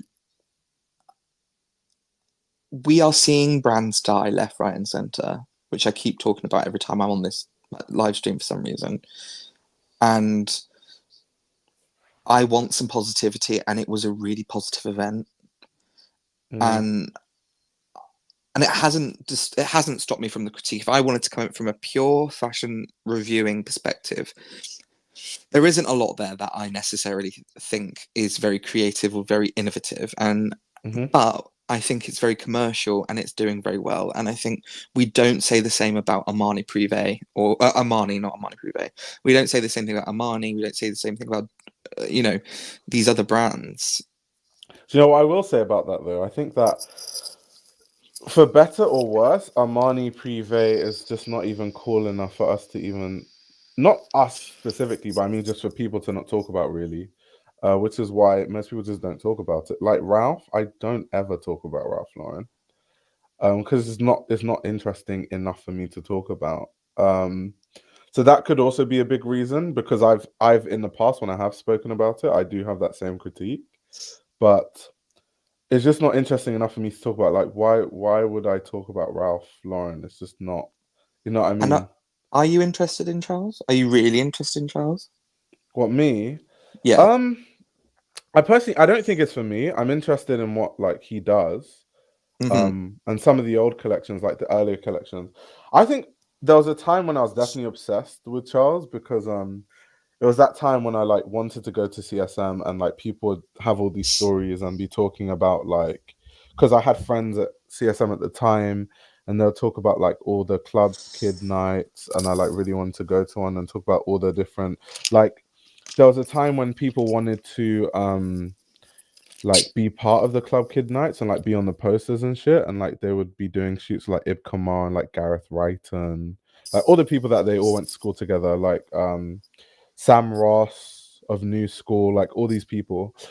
So the whole thing just seemed really cool and fun. And I feel like when I was at CSM, there was no like we were like all friends in a way, but there was no community vibe. There was no like one night that we all used to go to, or like event that we could commune at. So I feel like that's something that I missed out on in a way, and that was what drew me to the brand in the beginning time. Like that was definitely it. Yeah, I'll attest to that, because I went to CSM only in the foundation before you did, and people like Ryan Peterson, who's Nose Job, the stylist, and Jenkins and Kyle, who is actually in the Charles Jeffrey Loverboy exhibition. Like there's pictures of him. You can buy the postcards. Like that was us. That we were the clubs, you know, but we didn't have necessarily one place that we would always go. Like I would go to the box, and Ryan would go to whatever that bathtub one was called. And you know what I mean? Like there was a disparate. Are you talking about the box in Soho? He managed to get us all together. Although I actually didn't go to the Charles Jeffrey Loverboy night, to be honest, because that was after my time. I'm an old person. No, you're not.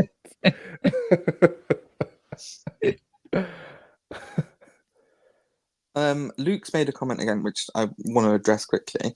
I feel like this generation just refuses to move on from the early club kid days, nostalgic and stuck in the past, create a new sensibility. London is in a rut. I actually don't think it is in a rut. I'm going to use my ex as an example. My ex is DJ, right? And he's in this hardcore scene, literally like hardcore techno, whatever. And there is a huge community of people that dress up to go out, and it's this sort of, yeah, it's a bit Y2K, which is a bit sort of in the past, whatever.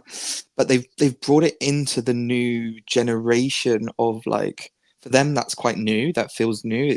It's post-ironic. I think we're in a scene at the moment where a lot of the music and a lot of the style is post-ironic. It's post-meme. It's like playing Jason Derulo to a heavy drum and bass drop. You know, we're in the remix. I remember Lotta,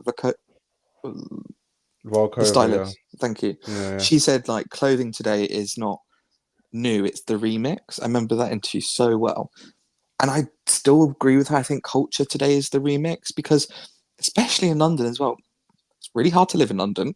It's really fucking expensive. What creativity comes out of a place where we have no social funding, we have nowhere to live, we have to be rich to live in a city that, you know, it produces a certain type of person. Yep. And with whether you like it or not, it does get a bit sterile, because people either pretend to be poor or working class, or they just don't, and they end up going to the Box in Soho or Chiltern Firehouse. Or it was all free for us. We never paid for anything. The club kids, they used to have this little bar at the front on the left, and you used to be able to get free drinks there. Where? It was only ever like vodka and cranberry, or they would shove you on a table, like the very front table they would do for like the people that were visually interesting, and they would shove you there. So if you got wet from any thing. I went to one a couple of weeks ago. I'm so jealous. I miss the like club kid day. I'm with Al. I wanted to be part of that scene so bad as a team, but I was too well behaved. Yeah, I'm with you there. Oh, I was the most well behaved of everyone. I'm with you there. Understood. Did you go? So when you went to the box, was it full of like creatives and stuff? Yeah, pretty much. So like the front table was all club kids. Yeah, like Natty Zane. Do you know who that is? Yeah, I know. Yeah. Yeah, she never had social media, so it was really hard to keep up with her. And like all of us used to be on that front table, and we didn't necessarily all know each other, but we would show up to the front door, or we would know the people in there and get in, and they would always put us on the same table. Yeah, because there were so many of us, it really made like a scene in the environment that was really fresh and exciting. It's funny you say that, because like when I went last time, I felt like the people that were creating the environment or creating the vibe were drag queens or people that were non-binary who were Yeah, but dancing. society has been there forever. She's Mm. been there as long as I was going there. You know, she's been there a decade. Yeah, and but you telling me that sort of experience of going through the box, it's like not my experience now, which is really, you know, It's definitely different. I think actually I've just thought about something, and I've been talking about it a lot to a couple of my friends. Like, I work in PR, a lot of my friends work in PR, and what we're noticing at the moment is the rise of the Nepo baby with social media. You know, we had the Geldoffs and things like that and whatnot, but what we're seeing now is like fashion Nepo babies. So we're seeing Kate Moss's daughter out. We're seeing, you know, fuck, I can't even think of the names. You know, like the Rockins brothers, who they're all under the Kate Moss agency basically, and they're the new it kids. It's the Ned Sims, it's the Stevie Sims and things like that. And they're the ones going to the box, and they're the ones going out all the time, and they're getting photographed. They're doing exactly what their parents did. So what we're seeing in fashion and within is something that's quite sterile and quite contrived, but they're allowed to do those things because they don't have to worry about the failing, you know? Yeah, because they're not 100%. earning any money, and they don't have to. But the underground scene was always like that. It's only now Was that it? it's on social media. Oh my god, yeah. I probably can't name names, but there was always names. Okay. Always. They were always shoved on our table, or like the one just slightly behind us if there was going to be substances thrown towards the audience. Yeah, Champagne. Part of me feels like the creative death of London also has to do with like the people that are moving out, because I think part of why people love London is they see the creativity, they see kind of how radical parts of it can the microphone bit, that's why. and all that stuff. But then these like finance bros want to live in those areas like Shoreditch and stuff, and they just make it stale. So I feel like part of it is that, like, kind of people gravitating towards like how creative certain areas are, but then inherently they're making it less creative by moving there. Totally. But also there's always been that, in the sense that, and I'm going to sound old, I think it's because of my parents, is like, my mum always said, like, she's lived all over the world, and she would say the gays and the creatives created an area, and then the yuppies came in, and then the families were made, and it then forced out the gays and the creatives to the further afield. She always remembers, she lived in Australia and she lived in Sydney in this place called Balmain, which is on the water, and it was like Balmain and somewhere else which was just off it. And when she first moved there, it was still filled of creatives, locals, and quite a large original settler community. So like Aboriginals and whatever. I don't know what the correct phrase is. And then that was in the 90s. And then by the time she left, which was the late 90s, so she was early 90s, late 90s, she said that it was only people that worked in the CBD, which was like the banking district. Yeah. Because people want to come for those crazy weird nights and art and things like that, and then they move in, and then you don't get that anymore because they can't afford to live there.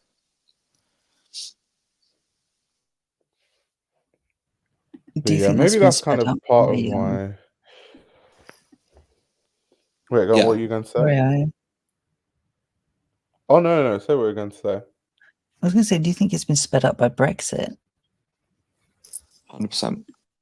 Yeah, definitely. Even before I lived in London, I lived in Manchester, and I love Manchester, right? I actually, I think I was there just before it all changed. I know that's, everybody says that, right? About anywhere they live. But I definitely saw this change like pre and post Brexit. And a lot of my creative friends moved to to Glasgow, sorry. Or they moved to Berlin, and I hate using Berlin because everybody fucking talks about it like it's this mecca for creativity. But when you do go to Berlin and you go to the right crowds and you go to the right nights, it feels like what people explained London to be like to me when I was a kid, and what made me want to be in fashion. They are people that can afford to live in a house on their own in the city and, you know, have hobbies and go out for drinks and, you know, all these sort of things, and congregate on the corner of a corner shop where they have seats outside and just talk about things. Like, it blew me to absolute mentally to smithereens that we could go to a pub and I could get a double vodka and coke for less than €4. And that was 2 years ago. No wonder why people are leaving London. You Yeah, only a need lot a of people part-time I job. know, once Brexit happened, so many people people are going to the Netherlands, people are going to Germany. Like, All I'm of my even friends planning moved to to leave. Asia, Thailand, Taiwan, Singapore. Really, Which makes loads. it worse because once again, like, the creative kids are like, oh, it's not so like creative anymore, and they all leave, and it just leaves like the soulless finance bros and tech kids, and then the whole Yeah. place becomes a bit stale. And Understitch, I don't know what your real name is, sorry. The reason why I brought up Manchester was because post-Brexit, I noticed the huge difference of people when once it had left, it became this gentrified. It was already getting gentrified, but extreme gentrification in a matter of sort of months. You saw things sort of change, and one of these cool stores that I loved was a bookstore, and it had gone, and then it was a new bar that was too expensive for me to go in, and I was part of the problem. You know, I'm going out for coffee at a nice coffee bar person, and then I'll go to the wine bar on the weekend. Like, I am that person. But why I moved there had gone.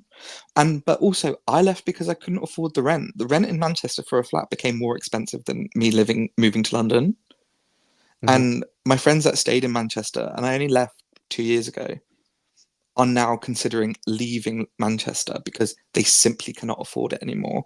And this isn't within 8 years. I know a lot of cities go in 4-year cycles, but within 8 years, all my friends have been pushed out of Manchester, which Wow. is So crazy. even wow, because I thought Londoners were moving to Manchester because obviously Yeah. it's just not affordable to be. So I guess, but then the Londoners come with money that pushes Manx But out. also, though, the Londoners are coming to buy. Mm, So any sort of surplus of housing that maybe people couldn't afford had then been, or were saving to afford, were bought up really quickly. And then the renting market became, there was less houses to rent. So then that went up. When I moved into this flat, and it was genuinely beautiful. It was a warehouse. It was, you know, a converted warehouse. It was in the middle of the city. I could see the train station from 200 yards away. And then everything, my favorite record store, bookstore, coffee shop, favorite club was in a 5-minute walk, right? It yeah. was like living in the center of Shoreditch. I loved it. And I paid £575 for a one-bed flat with a walk-in wardrobe. What? Yeah. And then No way. when Brexit happened, I was paying £950 for the same flat. Oof. And then a year later, the agency and I got in contact with the landlord in the end. They were like, we're going to move it to 1-1, right? What?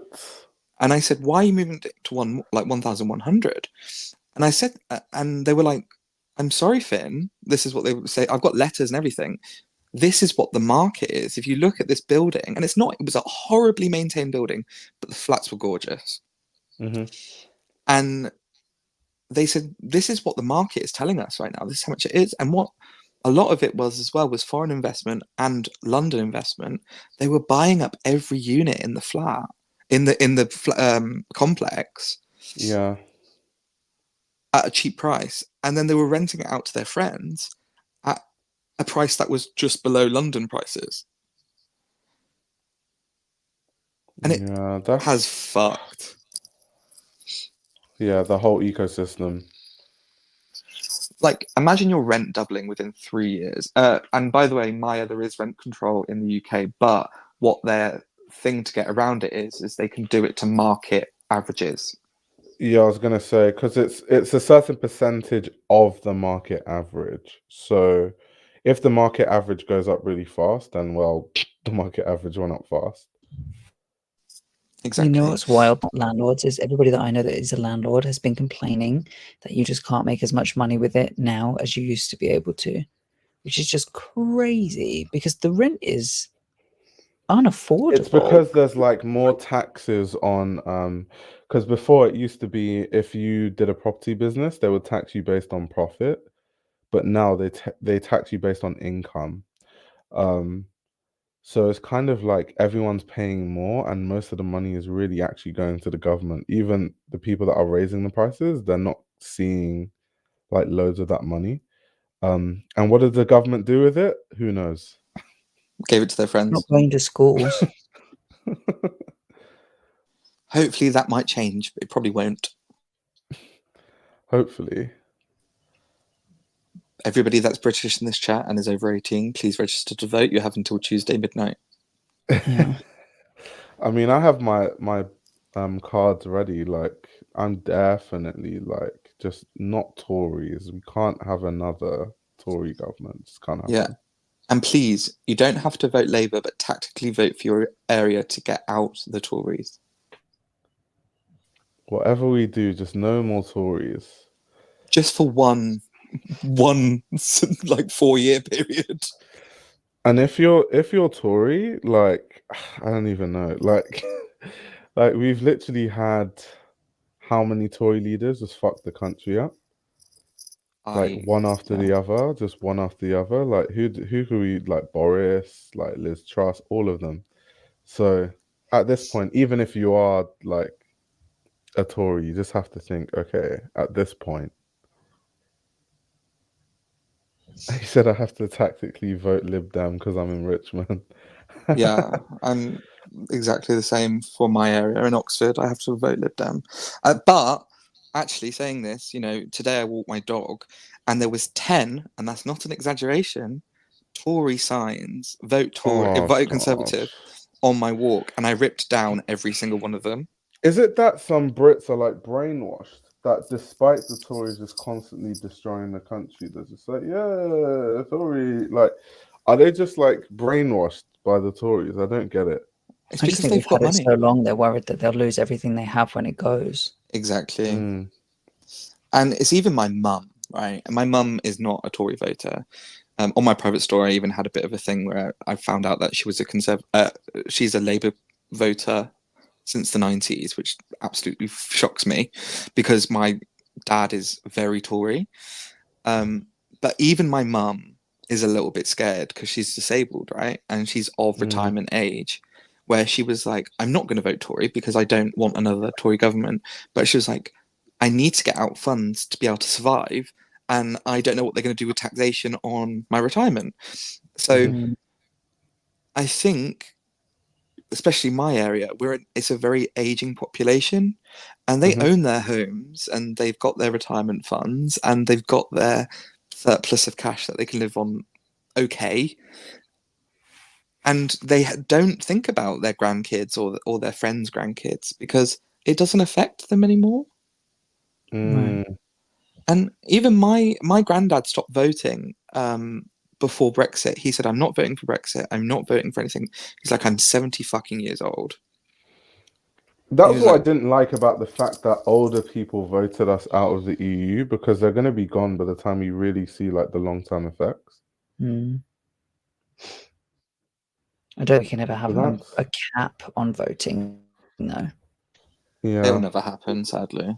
This combo did become very dark very quick. Should we change this topic? Did someone... Oh my god, Sorry. Ellen says they're Republicans with bad teeth.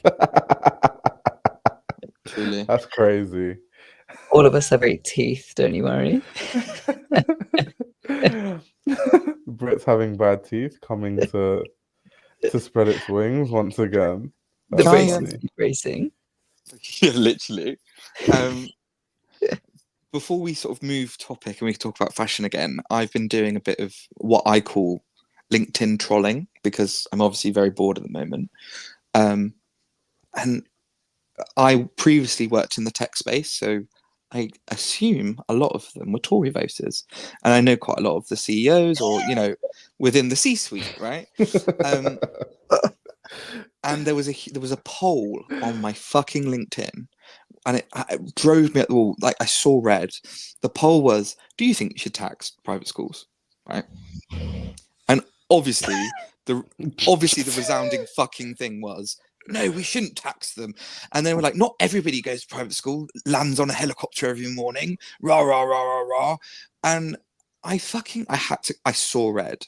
And I was like, if you can afford to send your kid to private school, and I have to pay tax on my Prada handbag, you can pay tax on your luxury that is sending your kid to private school. Case closed. And then they were like, well, if that's the case, should we tax children's luxury clothes? And I went into this honestly, because obviously my other passion is fashion. Did they actually ask that? Babes, I'll send you screenshots. I had a 2-hour rant. But by the end of it, they kind of saw the point, because I ended up getting figures from a lot of these private schools, because they have to do P&Ls, and these people are not done. They're making profits. They're making millions of pounds of profits. Mm.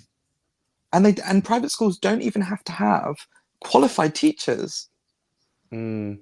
By the end of it, I don't know if people were fed up or they actually saw the light, but people are like, thank you for this discussion, because most people just go in hell and high water and don't give anybody space to breathe, because I let them say their points. And then I was like, guys, like, our state pays for our education through our taxes. If it's a luxury to send your kid to school. Also, let's talk about the children's clothes too, because if it's a luxury children's clothing, That's what I it was isn't about doing to the say. job, right? It's like children's clothing is untaxed because it's needed Exactly. for people that need it. But if you're buying a luxury child's clothing, it's not a necessity. Well, Georgia has sorry, go ahead. Just made it. No, joke. I completely agree. I completely agree with you, because there's me. Oh, hello. I made the point there because they were the ones that brought in the luxury clothes argument within children's wear, and I said, I fundamentally think that there should be tax on luxury children's clothes, fundamentally, right? But where do you draw the line? Is a baby grow £100? Does that become luxury, or is it a brand name that makes it luxury, right? Mm. And I said to them, for the sake of this argument, I truly think we can't tax luxury children's clothes, right? Because where's the line? It's a blurry one, right? Mm. But the reason why you can't tax them is that children to be clothed, it is a right. Right. It is a societal right to make sure that your child is clothed and can go to school, right? And to live in society. And it kind of changed their opinion, because I think they just thought I was like this left-wing young kid. And it was like, we can't do that right now, because where is the line? You know, is it Baby Bateau, or is it Prada? Is it, is it, unless, and then I used the private education thing as sort of the spin-off, which was, if you look at private education as a luxury, and the reason why that's a luxury is because our state, through our taxes, pays for everybody from the age of 3 or 4 to the age of 18 to have an education for free within our tax system. Now, if our government, which they don't, but if our government had a state-owned shop that provided clothing for children's clothes, then anything beyond that should be taxed. I was thinking maybe you could do it with a bracket, like totally. say an item was over a certain amount of fee, then that could be considered luxury. But then I suppose they would just drop the prices. You are right. I mean, it is a necessity. Yeah. So, but I think because they didn't expect me to say, no, we won't tax kids' clothes, they kind of changed their. They really sort of took them by surprise. But also, like, I come from a tech entrepreneurial world. Like, I do see their perspective. I think a lot of people forget that our generation has had to do a lot of jobs just to stay afloat, and we have a broader sense of what society's like right now than maybe they have ever done. Mm-hmm.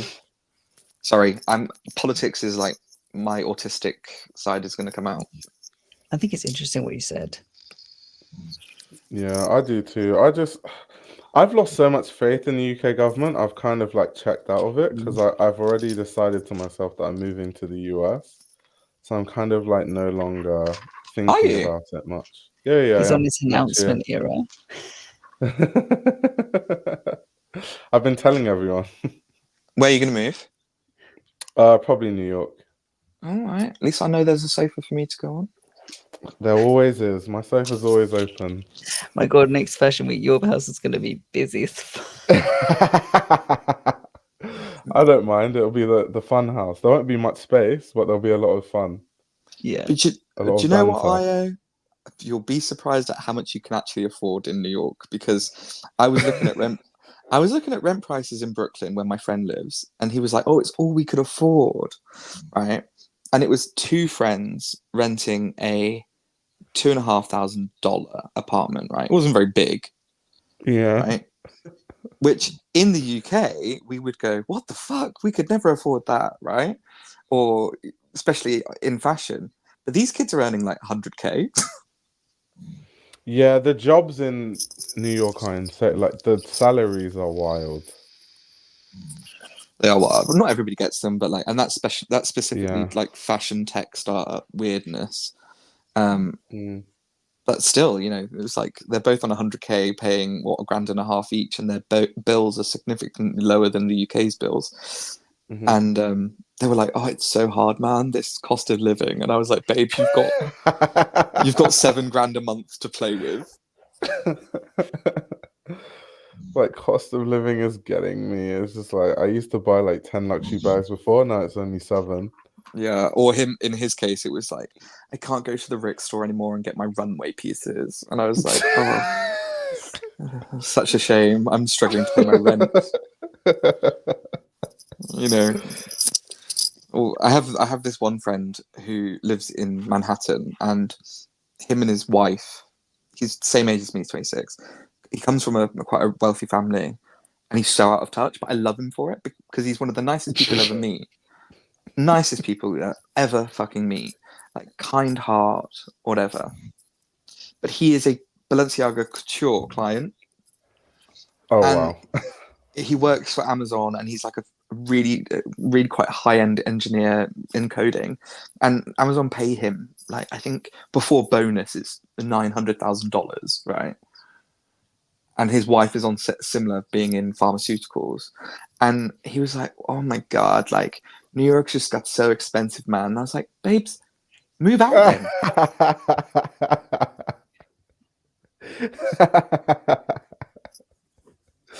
Oh my God, that's funny. Like, and he's literally the one that's like pre-ordering 7, 8, 9 looks from the Rick Owens runway, buys the whole collection from Balenciaga, does two custom couture looks from Balenciaga every season, and I'm like, "Babes, it's not that hard." He's like, "I don't get to go eat out much," and I'm like, "Yeah, because you buy couture." No, I actually love fashion people because like some of them are so blatantly out of touch, and sometimes it's not even their fault. They just don't know any better. And Like that's why they I love just him. He say doesn't know any some better. things. They say something like, "Don't say that out loud." Yeah. Like Because you're gonna come across really bad. And I found, I don't know if you, well, we had this conversation on the chat not long ago when you were in New York, you were like, "Fuck, it's expensive to buy things like food and stuff." Oh yeah, yeah. It's expensive as fuck. Like food in New York didn't even make sense. It's like, why is it so expensive? It reminds me Even of like when a I was in bodega, Canada. Like in Canada's like that too. Like Toronto, the food is so expensive. It's like, how do people eat here? Like, honestly. what is going on? America, though, well, New York, because I've only been to New York really, and San Francisco, it's like, even when you go into a supermarket, like, this food shit as well. Why is bread $5 or whatever? Um, you woman, you. I'll find somebody that wants a terrible wig, and a wife.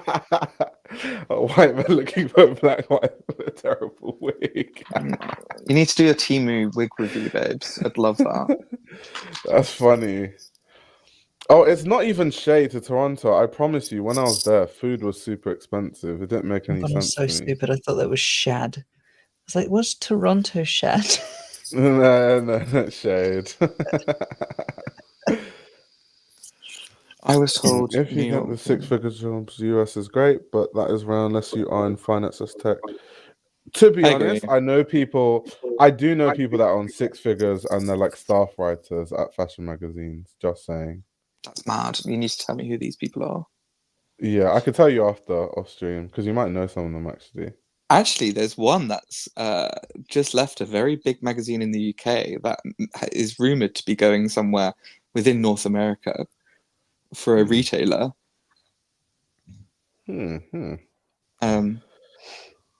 Yeah, and I'm wondering if it's the reason why he's left is because salary. I feel so. I feel like most journalists I know, at least the ones still in UK that are doing well, they've all kind of worked at, magazines like Hypebeast, High Sobriety, and then they start their creative consultancies. That's Yeah, like the big money shit now. Everyone's doing that shit. It's actually becoming like a whole thing. Like it's you almost a start your joke, isn't creative it? consultancy, and then it's like, oh yeah, like I'm gonna work with like this company. But the brands, it's when because I obviously know people that do that. The budgets that these brands have just to spend on bullshit is insane. Can I And ask? then Do you they know tell us that they have quality control issues. Like, come on now. Go on, Understitch. in that regard? Do you know what's going on with Machine A? Yes, I do. Go on. What the fuck do you want to know? Well, the thing is, when I used to go there, because I haven't been in London in years now, when I used to go there, it was full of like really creative, new, fresh brands. Like they had Yeah, Reen Sayre Yeah. before, and all of these like when she was really, really small, and they even stocked some of the CSM graduates. Yep. And I went in there recently, and it was literally just Fendi. shit. I was so disappointed. And there's The the reason- downstairs. I went there recently. There's like even a downstairs bit now, and it's just like Yeah. gone really. I don't know. I It's tried just one well. them on. So the reason why it has is because it's owned by Tomorrow Group as well as Charles Jeffrey, and they are forced to stock every brand that Tomorrow either invests in or owns. They, because it's owned by Tomorrow, they are not allowed to take as many risks. That their budgets will be looked over by the financial department, be like, so why are you buying this new brand when they've had no previous history of ever selling to you? And then Stavros is like, because that was the aim of Machine A, was to get these startup brands and to allow them to have a space to grow. And I know there's a lot of upset within Machine A as a company, but also, and I'm going to be a bit controversial here, London was for a very long time and now is dependent at the mercy of international students and international trade. That's true. Mm. And Machine A sort of fell into their own victim of success. They sort of they relied very heavily on Chinese students, to put it bluntly, and so the buying patterns went to whatever that audience kind of wanted for a very long time. And so they began buying breadth in terms of price point. So they would have the smaller brands with the lower price point, like Charles, all the way up to the Fendi. And they started doing that with Dior when Kim went to Dior, which is 10 years ago. I remember them stocking Dior and being like, okay, why? Yeah.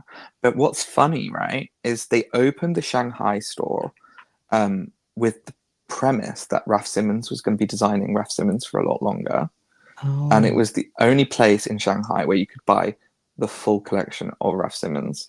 And the week that they opened that store, Raf closed his brand. Damn. Well, that explains why it doesn't exist anymore, right? Machine A Singapore closed.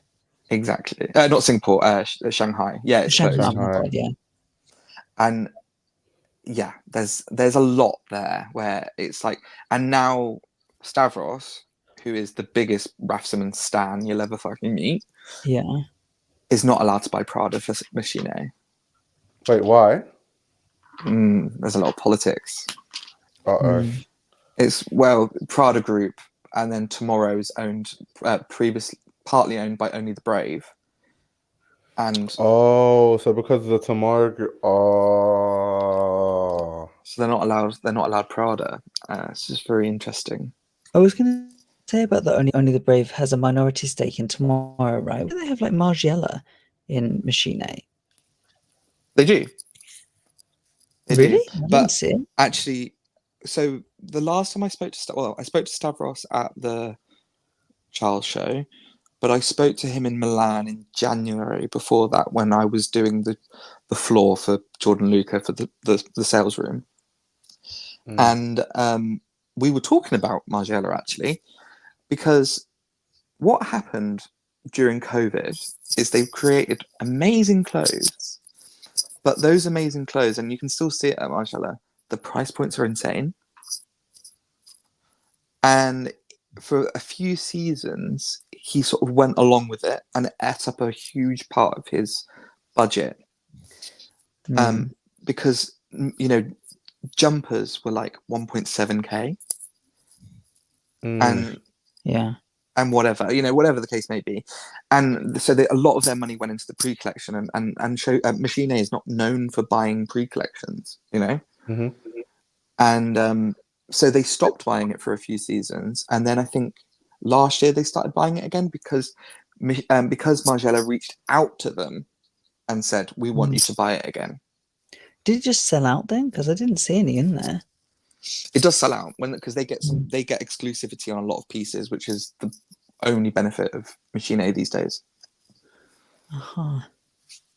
But a lot of these stores are only surviving, and I've used the Hervier example before in a chat. Didn't Hervier close down, or am I bugging? Yeah, they have closed down. But I'm just because I used to work there years ago. Sorry, who closed down? Hervier in Manchester. In Manchester. Okay, yeah. It had 20, 30 years in the I industry. only knew about it because I went to uni in Leeds and I was looking for stores to go to when I was there. And Hervier was quite close because it was in Manchester. And you had Allotment in Leeds and then Hervier. And they sell Rick Owens and Comme des Garçons, or they used to rather. And the only reason why that survived was because they had these top clients that would pre-order the pieces every season. So you'd then get somebody that only bought Margiela, which happens at Machine A. So they buy 10 pieces of Margiela and in a size run of maybe 3 sizes. And at least one of those is going to one client. And then another one's going to one client. And then they've got one piece for the shop floor. So when things sell out, it's because of that. They pre-order it for the clients to meet the minimums. And Machine A is definitely at the mercy of that. I don't know. I absolutely love talking about retail, especially in the UK. Oh God, I love retail. No, same. So and Finn, you always have good insight because I feel like you're in and amongst it a lot of the time. I think I just come from a bit of a retail background. I've always been fascinated by retail, luxury retail specifically. And a lot of my friends work in it. And because I come from, in terms of like my professional career, it's from a very high level corporate thing. I can sort of put the dots together, and then these figures come out and I'm like, oh, spot on. Do you know what I mean? So I just need friends. Yeah. How do you think every writer gets their source? Yeah. Yeah, I think it depends on because a lot of stuff I know is all from other journalists, especially journalists that have been writing for loads of years, like older journalists. They have the maddest stories that I could never tell. Really? Some of the story, Finn, if I tell you some of these stories off fucking air, you're gonna be like, oh my God. Some of these stories are Jesus Christ, this industry is fucked up. Well, I know some stories about some big writers, especially Bim Tanks. Yeah. Yeah. But yeah, the retail industry, I just think it's fascinating, especially because I come from in-house at a brand. You learn so much about the market, inadvertently or directly, especially how these stores are doing. You know, because the reason why I think people don't realize or haven't researched the ones that are doing well, which is Essence, for instance, and I use them as an example.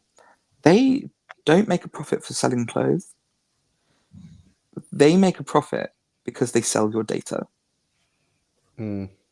And they've been very open about. There was an article that they wrote about this exact thing, and that's why they're so clever as a brand, as a multi-brand department store, Retailer, yeah. It's because they realised that if you can do so, there's this thing in website development where you can do heat sensors on a page, which is okay. These brands have been looked at the most, or oh, actually, this brand didn't have an extra large. We didn't buy an extra large, nor did the brand sell an extra large. But we see that people hover over that page at the extra large on multiple occasions, and they sell that data back to you. Mm. And that's where they make their profit, because every brand wants to know that. Mm. But they've been very open about it. But people didn't read that article because I think it was too technical for people. And it wasn't like, I tried on the new loafer sneakers and they were shit. That kind of thing. Most of those, I think it's, yeah, that's what I was going to say. It's because like most of them do that anyway. Like even Farfetch has like so much stuff about them selling data has like come out over the years. Oh, really? It's yeah, valuable information genuinely for the brands. Oh yeah, I mean, even having your own D2C like with a website, the amount of data points that you capture. I use Jordanluca as an example again because it's the only sort of in-house experience that I've got with a fashion brand. When we properly launched ecom, which was January of this year, the amount of data that we got from our customers was insane. And we realized we had been doing this wrong for the last 2 years. And because we got somebody in that helped us out and whatever. And it was down to, oh my God, this item is selling out. It's never sold out before. Why is it selling out? Oh, it's the way it's been shot, or it's, you know, or the way that we've advertised it to different platforms. And for the first time ever, our items are selling out. That's great. Yeah, I mean, yeah. I mean, the show that they just did was so good. The buzz from it, like you can understand if that's, well, I mean, I know what you say is true, but you can see how that's hit a trajectory. Yeah, let's just hope that the market reflects that, because we had a show in January where we had our best reviews ever, and it sold really badly in market. And that was one of the reasons why they are, because I'm not part of it anymore. I would do freelance stuff for them, but not in-house anymore. That's why they started to lean so heavily on direct-to-consumer, because they couldn't rely on wholesale. Continue. Sorry, it's just this guy snoring in the background. It's so funny. No, it's fine. It's fine. But one little tidbit about the show, actually, because I did love Jordanluca because they're my family, is they used my breakup song with my ex as their end track. And it was a thank you for being at the brand. I've got these texts that they gave me this morning after the show being like, we kept the finale song a surprise to say a thank you for helping out for the last 18 months and stuff like that. Oh, wow. I've never cried so much. And I'm in the show notes at the bottom. A thank you to Finn. Aww. I honestly burst out into tears on my sofa today because I was like, that is the nicest thing. Because long story short is I broke up with my ex on show day of last season in January, and I was listening to this one song, which is Bitter Earth by Dinah Washington, remixed by Max Richter, on repeat in the studio on full blast for about a month. And people were so annoyed by it. But I had there's 2 studios at Jordanluca. There's Jordan and Luca's office, which is in a different studio. And one day, one of the designers went, can you please tell the boys about this song? Because I can't stop thinking about it. And I showed it to them, and I was like, I think this should be the opening track to the next show. And they were like, no, I don't think so. And I was like, okay then. And then for them to put it at the end as the finale, and they played the whole song, it was like, blew me away. Sorry. Yeah. Can we go and look at the show? Can we see the show? Is it up? It's not on Vogue Runway, but it's on Camera Moda Ooh. Because Vogue doesn't like Jordanluca. Facts. Wait, is there a story behind that, or like? Yeah, Luke, who runs Vogue Runway for Milan. Mhm. I don't know what his last name is. Luke Meach or What, Luke something. Leach? That's Yeah. it. That's it. Was basically like, not everybody gets to be on Vogue. There's an email which was a very strongly worded email, which Mhm. said, "Not every brand gets to be on Vogue Runway, and we do not feel that Jordanluca. No, to bring on a new brand onto Vogue Runway's schedule in terms of writing and whatnot, there has to be a vested personal interest in their designs, and we do not feel like that's the case. Damn. And so yeah, we're not on Vogue Runway, but we're on everywhere else. Well, that's so stupid. And I'm, Like, clearly they didn't see the vision. You know what I mean? Like, totally. And I think especially the last 3 seasons or 4 seasons I've been there, we evolved so much and became a proper brand. And yeah, it's a bit disappointing. Yeah. And everybody knows in this chat that I will slag off Jordanluca and tell you all the tea, but they're still my family and I still love them and I loved this show. it was so strong. Those jackets were obscenely good. Which And I ones? love the shoes. Oh, the like almost like a bomber shape, but they look like a denim jacket in fabric. Oh, there was they did these sort of like takes on Chanel tweeds. Oh, was it a tweed? Yeah, it was a Scottish tweed that we used. I don't know what I thought it was some kind of, you know how Charles Jeffrey did those like jeans that had the sequins sewn on them. I thought it was something like that. No, yeah, it was a very thin layer of tweed that had been padded using Jordanluca's investors own sheep, and were using their wool to pad them. Yeah, that look. Yeah, that's it. That one. Yeah, I really so thought it was like sequins. That's so interesting that that's sweet. Sweet. Yeah, it's complete tweed. The snoring is so good. It's actually part of the stream. I feel like it. All night, and he slept during the day too. Oh my god. So when I first saw this collection, I actually wasn't blown away by it, and I have seen this collection since inception until first samples were made, and then I left. And I actually didn't think it was going to be a very strong collection, but I think it's possibly their strongest. I have a bit of a penchant for like suiting, tailoring, that type of thing. That's just my personal style. Well, I completely agree because, I mean, Luca was head of studio for Vivienne Westwood for 8 years. And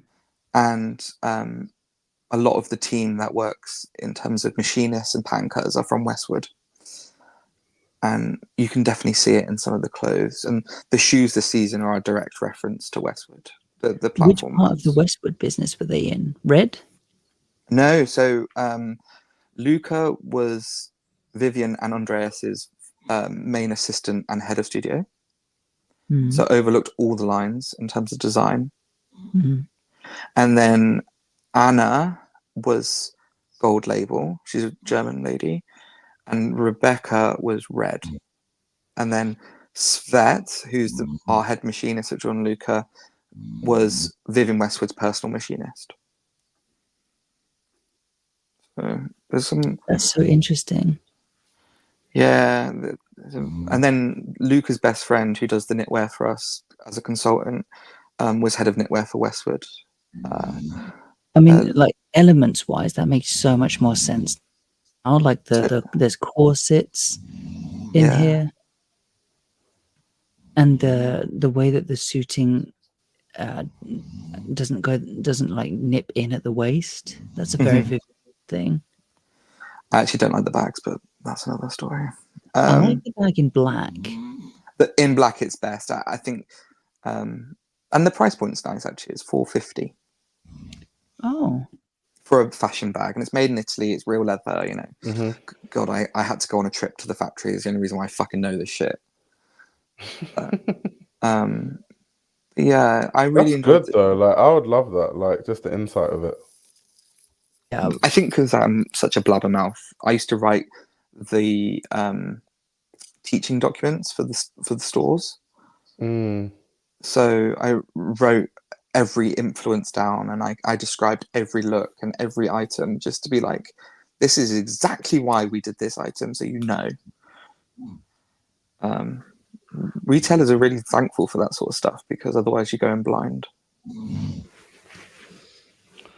People want me to pull up the live stream, so I'll pull it up now. Give me 1 sec. What of the Like show? yeah. Oh God. Why'd you say that? I don't know. Do you know what? It's like, it's so funny. You can slag off all your, well, especially me, I'm such a loudmouth. I can slag off all these brands and be like, oh, I don't like it. But because these guys are so family to me, I get really anxious for them if people don't like it, because it's like, Yeah. I did so much research for this show, you know, like I was involved in the design side because I did art So I direction. get it. You're like tired of it because you almost like not tired of it as in like in the sense that it's bad. It's more like tired of it that I've seen this collection so many times and like you just become a bit jaded. Totally. Like, one of my friends was like, why were they using an iPhone camera for the behind the scenes? And it was literally something that I did for research, which was like the behind the scene, taking the piss of the influencer behind the scenes, Mm-hmm. and a voyeuristic sort of almost like sexual kinkiness with using your phone to record like OnlyFans and things like that, as Mm-hmm. why the B roll is with an iPhone. I don't know. Yeah, we do so much research. do you remember when JW Anderson did those camera bags? Yes, I love They them. I remind remember me that, so much yeah. of those. Say that again. They remind me so much of those. Yeah, it's funny you say that, because what I found out with a lot of bag factories is the reason why the first bag that you see from brands tend to be quite similar is because bag factories want to do something that's an original, an existing mold or existing patent. Like a private label. Exactly, and then you can put your own things on it. So Mm-hmm. a I don't lot think of that's brands. a private label bag though, that the camera bag from JW, because it's so weird. And Yeah, you it can was tell weird. that the opening of it, like I have that bag. You cannot get in the top of it. It's a nightmare. Is it the And padded one? yeah. And it's the Gorgeous. same opening that the Loewe puzzle bag has, but their one is like slightly changed and easier to get into. Okay, that's good to know. It's So literally a nightmare to use that bag. I have to use the side pockets. Also, Finn, you got to collect your royalties because the last time Micah and I were on a stream, we literally talked about Nadine Gosson's like bracelets, and they go for like 20K a pop. Tell me why the next day it was sold out on DSM. So was I the like, one that brought that up? no, it was us. It was us. Oh, good. So you got to be careful what you I was recommend like, because people might go and buy it, and honestly, you've got no royalties. I'd imagine they only had one anyway. You know yeah, what I they mean? don't have many. Yeah, they probably would have had like one or two as like at that price point, definitely. So this show, seen a few pieces with this like weird shimmering, like an ugly floral pattern. This is one of them. So that's laminated silk, which we found through a Japanese manufacturer, and they showed us how they did it, and then we used them. We did our own custom prints with it, and we called it silk that had been cellophane choked silk, because that's what it feels like. But it's actually water repellent, and that's a lot of these looks that feel very thin and look very sort of flimsy are actually completely water repellent, which I quite liked as a concept. That's really cool. Can you talk us through the shoes? Like, Yeah. because they're super duper pointy. You said it was like a Vivienne Westwood reference, right? So the platform ones are what Luca, because Luca absolutely loved Westwood. It was the reason why he got into fashion. Just so it's a long story. Do you mind if I quickly go through it? Love it. Yeah, go for it. I'll Shoes mute don't myself so we can have no swearing. shoes don't sell very well for a new brand, unless you have a collab. And the reason that is because the minimums are so high. And for many seasons, Jordanluca have been sort of praised for doing good shoes, but they never end up being in the store because we're not using a partnership or a collab for these shoes, and we can't meet the minimums. So this season, the boys were like, we're just going to do the shoes that we've always wanted to fucking do. And they were like, it doesn't matter if we don't meet the minimums, we'll just do them for the show, it won't matter. And so Luca was like, I worked at Westwood for 8 years. I love Westwood so much. I want to make a Westwood for Jordanluca shoe. So the platforms, which are like a pointed version of like the gilly, the elevated gillies, but not as high, were this sort of sexy, they said like prostitute platform on steroids. They're basically the shoes that Naomi Campbell fell in. Like, that's what they Exactly. look like. And they wanted to do their version of that. So yeah, that's where that shoe came from, and it was sort of it was a Frankenstein shoe of a number of shoes that Luke had worked on at Westwood. That Westwood used to wear. It's actually in her personal archive sale that's going on at the moment. There's a few of the shoes that he worked on, and he sort of put those ideas into the shoes this season. And then, so that was one shoe. Some of the models wore last season's mules because we didn't have enough shoes, I found out today. And then these boots are a reconstruction of last season. So last season we made these kitten heel knee-high boots, and they were only for women. And we made them into a size 40 because that's the standard size that we produced them in. And we ended up, when it came to the fall winter 24 show, putting a lot of the men in those shoes. And it was like it was literally the night before that we decided to do that. And then this season they were like, actually, the press really liked that, and we really like that. Let's make it a proprietary shoe. So we did it in a 44. And this time it's got a zip at the back, and it's got a bit like the Eddie Slimane Wyatts with the D-rings on the side, like cowboy boots. They have that added on to make it a little bit more masculine, but it still has this sort of what Jordan calls a cunty kitten heel. So there's a masculine feminine aspect of it. But actually, this season, a lot of my research went into the shoes, which was that shoe that I'm referencing. We did a low top version, which had a really, really wide shaft. So it almost looked like it was flaring outwards. And the reason why we did that is so that we can sell them, because the high top ones are a bit high. And actually, we find that low top boots sell quite well because we've had a lot of orders before, and we really want to make them. So we did that.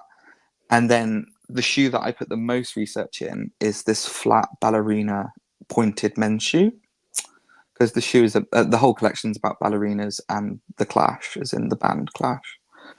And these pointy ballerina shoes are shiny, sort of almost grotesque pedophile, what you think of like a greasy man shoe, made into this ballerina style.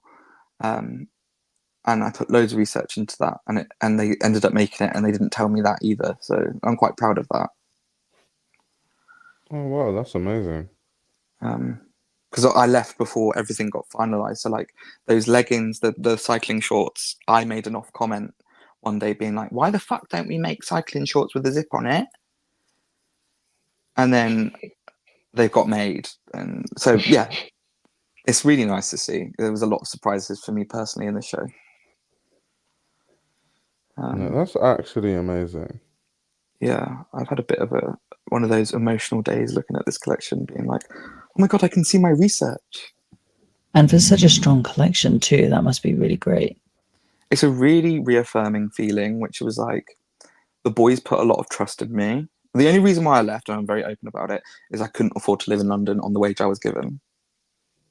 It's the only reason why I left. And I had a really bad breakup that fucked with my mental health, and because I didn't have enough money, I couldn't move out of my situation. So I have a really good relationship with the boys, and I love them to bits. But they realise that I don't come from a design background, don't have any design experience, but I love fashion, and they allowed me to do research. I was working in the marketing department, and they were like, "You really get product," because before I was working for them, I worked in tech, and I used to buy a lot of clothes. I have a huge wardrobe, so I knew how things should feel, be worn, what it looked like in stores when I went and shopped, all these sort of stuff. And then I would bring this research to them, and they would go, "Where did that come from?" And so before I left, they said, "Why don't you design some things? And you don't have to do it properly." And I used like Photoshop and all sorts. And I gave it to them. And I gave them this booklet, and then they've obviously used quite a lot of it. But it's because they trusted my taste, which was really lovely. And That's Luca, amazing. yeah, Jordan always said, he was like, "I love your taste." Because I did their underwear campaign and things like that. They were like, "We trust you. Just do it on the side. Give it to us.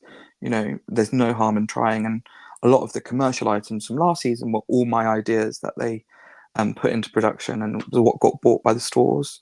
And then this season, a lot of the runway stuff, I've seen my influence in it, which has been... Finn, AZ wants to explain why they made piss stained jeans. Oh God, because they wanted to. And they did this PR, right? Obviously, I'm in a PR marketing background. They wrote this PR fucking spiel about consumerism and class and things like that.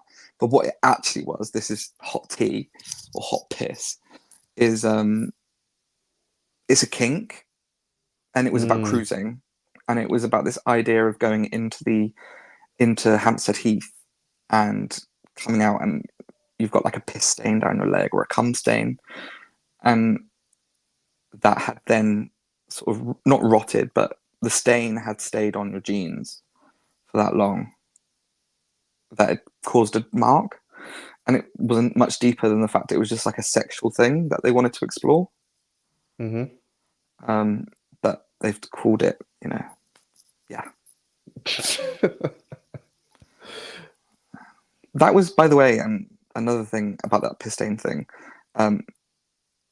These viral moments are completely contrived, and working at Jordanluca made me realize how easy it is to get a viral moment with PR.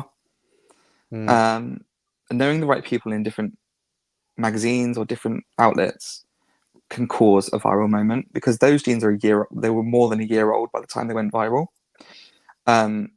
We were using a company that was helping us with our social media and stuff like that, and they said, "Look, you should really send this to a lot of right-wing publications." And we were like, "No, why would we do that? We're completely left-wing." They were like, "Trust me, just do it." So we sent it to like the New York Post, we sent it to Fox News and things like that. And all of a sudden, it went fucking viral. They had more than 2 billion impressions on their Instagram in a week. Jeez. 2 billion is insane. Yeah. So they're completely contrived.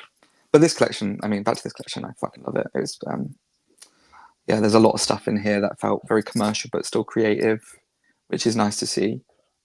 Yeah. When the first look came out, I actually thought I was really, like, my heart was in my chest, because I was like, oh my God, is it going to be a really bad collection? But I think you can see quite a lot of Prada influence, a lot of Westwood influence. Like, they're the favorite brands of the studio, so I can definitely see it.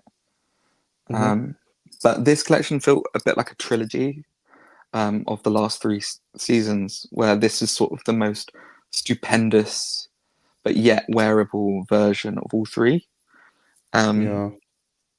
I'm really proud of them. I thought it was a really strong collection, to be fair. And we won't see Really, it on really Vogue. strong. But yeah, last season, so I don't think people know how much shows cost. A lot. They're a lot. Let's just say last season cost them $500,000. So I don't know how brands make money at all. Basically, well, some of my friends that are designers, what they do is they get sponsors for every tiny bit of the show. So they try to offset as much cost as possible. But it kind of makes you a bitch to so many different companies, which obviously some designers don't want. And they can have as much say as they want, you know. Exactly. We used because we had an after party last season. We used one sponsor. It was the first time we've ever been sponsored, and it was with a alcohol brand. And obviously, so then every post about it had to be "Please drink responsibly," even though everybody was doing eckies in that fucking rave. And then, but they also have a say on how much of the show or the after party you can post. And you know, but then they paid for every bit of alcohol. They paid for press to come. They paid for like 10% of the venue.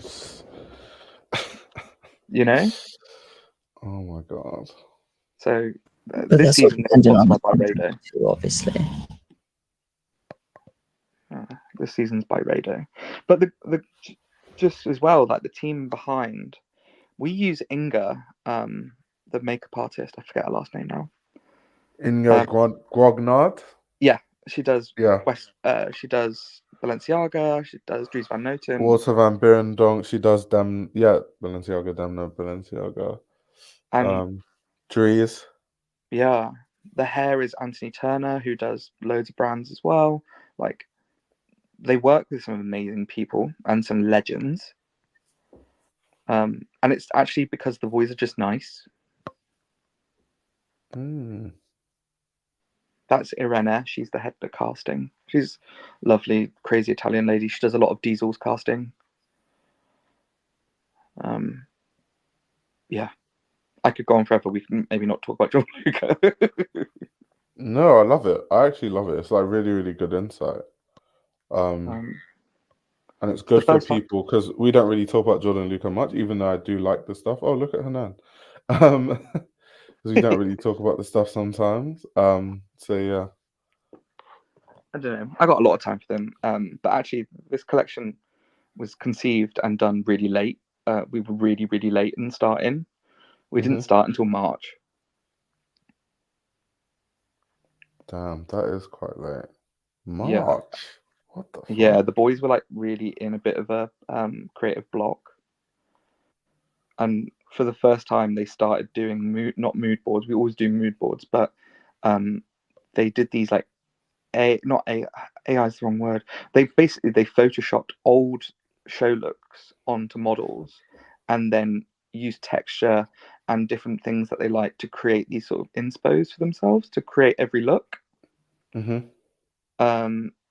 Which they've never done before, and they had planned out every look in its entirety before we even started making things. Which was good because it reduced waste, actually. Those roses are resin dipped, so in the show notes and what they've spoken to the press, like a lot of the shows revolve around this idea of time, and this show comes from this idea of time stood still. So the silver jewelry this season is bows drifting in the wind, like ribbons drifting in the wind into like whatever, dipped into silver, and then the cravats are real flowers that have been dipped into resin so they can be alive forever. Damn. Wait, if they're real flowers, even if they're dipped in resin, what happens on the inside? I mean, I'm sure they will go off eventually. Yes. But the idea, I think for commerciality, they'll use nylon flowers. Probably, yeah. That's cool though that they still did that for the show. Yeah. Did you see Francesco Rizzo's Vogue House tour thing? Because he had flowers in that dipped in cement. Ooh. I wonder if that Marnie's designer, sorry. Yeah. Yeah. We've got you want some tea about him with Jordanluca? They've got a bit of beef at the moment. So much. So much. So last season we used this venue, which had never been used as a fashion venue before. It's underneath the Milan Central Station, and because I knew Charles, and Charles was like, "Do you mind if I bring the Marnie creative director to the rave?" And I was like, "Yeah, sure." And then the last women's wear show that Marnie did, they used the same venue, and they had a rave the next day with the same sponsor. Oh my god. So we've got a bit of beef with them at the moment, and the investor of Jordanluca, because we do have a private investor, knows Renzo Russo quite well, and made a comment to him, and he was like, "Yeah, we thought the show was such a success last season that we wanted to replicate it for Marnie." There was like no shame in their game. Jesus Christ. Really nice. Like I always forget the name of. Is it Francesco Russo? Yeah, Marnie? I think it's Russo or Russo. He's lovely, though, I must admit. Russo. Yeah, he seems like a nice person from his Really from his nice. tour. Look at Hanan being a celeb. Yeah. He is, out here guys. celebbing. Like, Hanan's a celeb, though. People don't actually know. Like, he's actually a celeb. He is. We're just three guys, and then there's Hanan. Yeah. But Ayo, we met during lockdown online. Yeah. And when we first all started to get to know I Deserve like Hanan, he had like 10,000 followers. I know. It's crazy where he's gone. 100% deserves it, though. He posts like 10 zillion times a day. I know that man. He has a work that ethic. man's work ethic is through the wazoo. If I had his work ethic, oh my gosh. I think he must have a really good way with connections as well. Yeah. Like connecting the right people to the right people. I don't know. I'm just guessing. Because that is always it's always talent that people seem to value. I think he's just a nice person. Yeah, he's really nice. Yeah. I mean, he discovered me when I was like tiny. So did I. I've got. Fair. I think you shared like my second video or something. Yeah, I think so. Because good videos. It might have even been my first one, you know.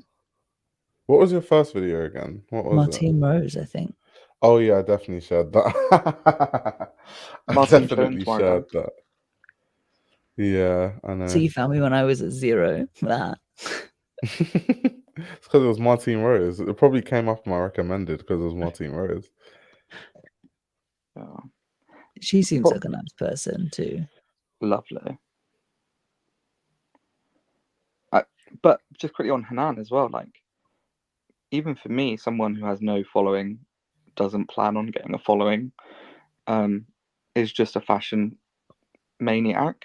You know, I quit my tech job because I had a mental breakdown, and decided to go in fashion. I had connections because I spoke to everybody that I could, and he was like my fashion gay uncle, where he would be like, "Finn, you were meant to be standing, you're going to be sitting at this show." And then he introduced me to all the PRs, and especially in Milan, and that's kind of the reason why I got my job at Jordanluca. Because of Hanan. Who are you talking about there? Sorry, Hanan. Oh, Hanan. Oh yeah, okay. Isaac Shaw. Yeah, he's just one of the nicest people in fashion. No, 100%. Because yeah, he's done the same for me, like introducing me to people at Fashion Week and stuff. Definitely, because he genuinely knows everyone. Like, I don't think people realize, like, he knows everyone and everyone knows him. And people love to laugh, you know. Exactly. And fashion, this is another thing. You realize at fashion parties and stuff, people in fashion, like the people that are working really hard in fashion, have a really crude, really great sense of humor, but but on the outside they try and look really polished. And it's really funny because then Hanan sort of cut through all that and sort of was like, I'm going to be funny and comical and in sort of a British sense, absolutely democratic in terms of class and taste. And he's sort of like knocked down quite a lot of barriers, I think, in terms of fashion discourse, because he doesn't care if something is gaudy or over the top, or, you know, people don't talk about, I don't know, Roberto Cavalli because it's for rich Russians that are on a yacht. Yeah. He diffuses very well. Exactly. That's, you took my shit talk. Filtered it down into a few words. You're my editor now. I'll be your editor. You just have to get editing in real time. That's crazy. Anyway, Jordanluca, said.The. That was great, though. That was actually really amazing insight, I must say.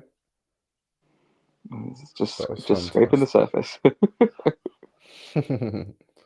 Especially those small brands, you end up learning so much.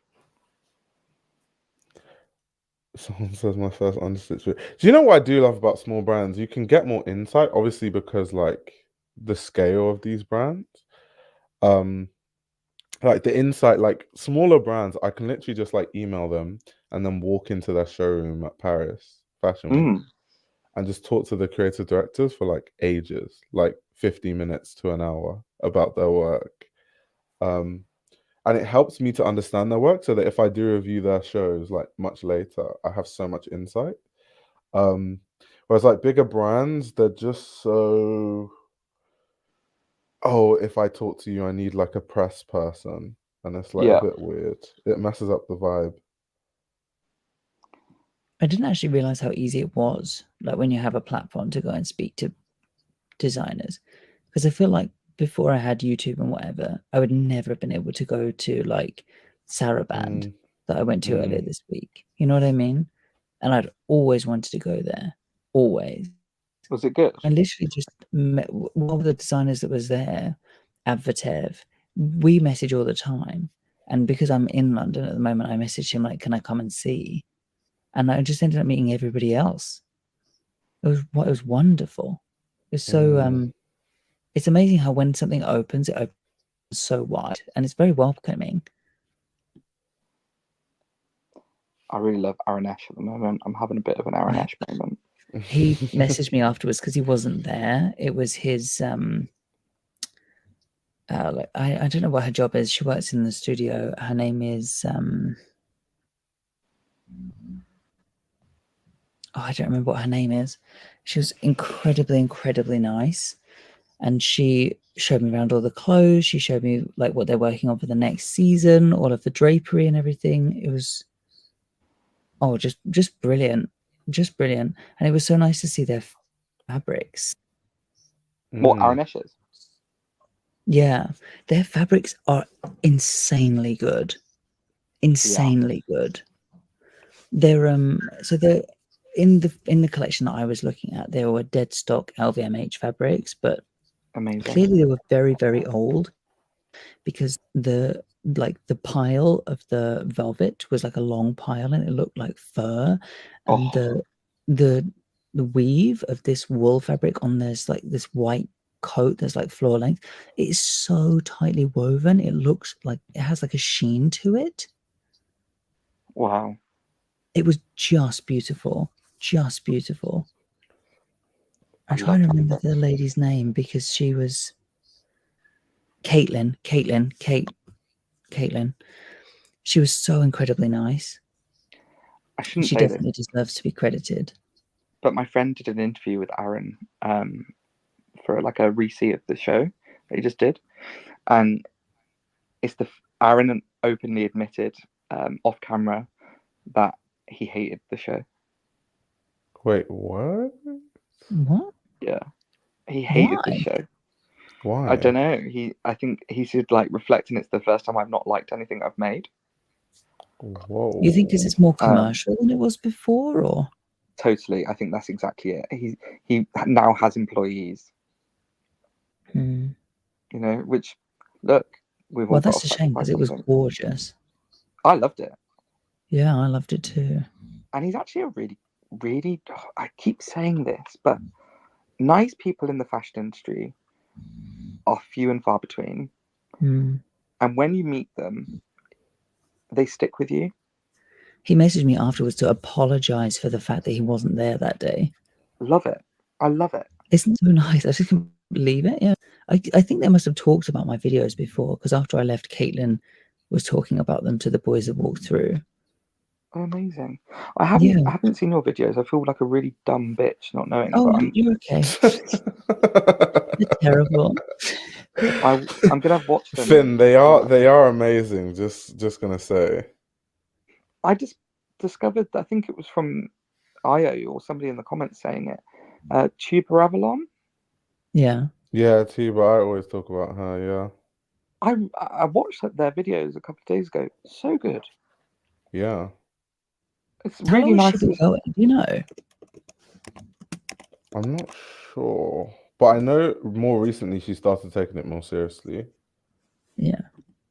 Some really nice insight, and I like that she speaks from like not having a load of money and buying clothes and being anti-archivist, because that's something that I'm 3 years ago. She was talking Yeah, about like sneaker culture and archivists and them being the same thing now. So good. She does YouTube videos how I imagine if you made a magazine article, like a opinion piece into a video. That's how I imagine it to translate. You've hit the nail on the head. It was an easy nail. Oh my god. Soaring Spear, yeah, I was on the Discord. I joined it when I found out about Tuba. I don't use Discord at all. Not at all. Could get on with the interface. Canuck Catwalk, that's such a lovely thing to say about Understitch. Thank you. Yeah, that is really nice. Finn, have you heard of a guy called Micah? He says has a YouTube, but I don't know anymore. Micah. By the way, we stan Ryan as well. Kind of catwalk. She's so great. Yeah, Ryan is really cool.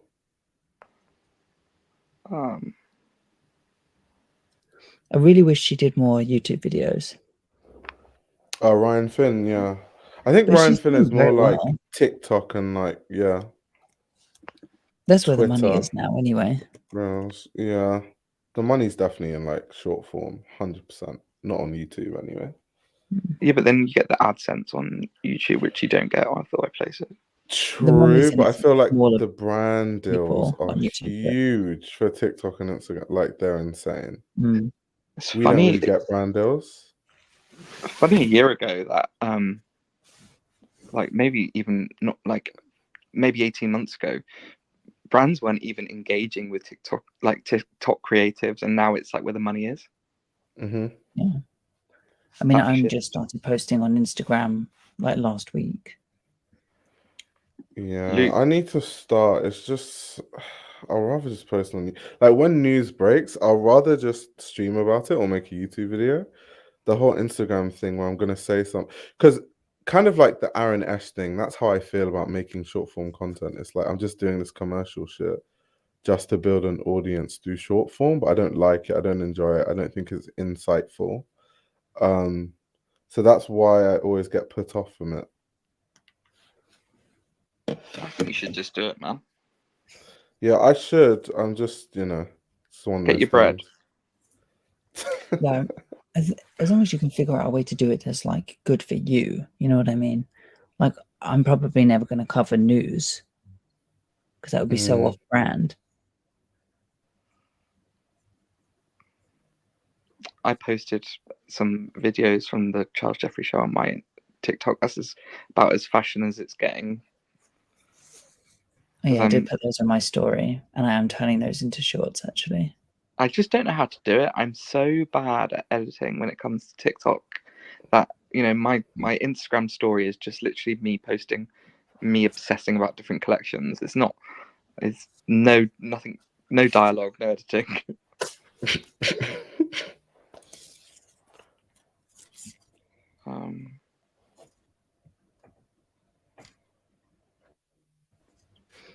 Also, Luke, you made a comment about oversized tailoring. You're bored of oversized tailoring, and it was in reference to Jordanluca. Ironically, it's the fabric that they've used to make it look oversized. Everything, this collection had a real relationship with the body, and if you look, not a lot of it was done up, as in the buttons weren't done up, and once you do those buttons up, they are perfectly tailored jackets, and that is down to one of these pattern cutters that we work with every season called Rebecca, and she was head of tailoring for Westwood, and really is against oversized blazers, like you said. You'll be surprised, but what we have done is we put a big shoulder pad, which makes it look oversized. So Did you have to cut the sleeves differently? Totally differently. So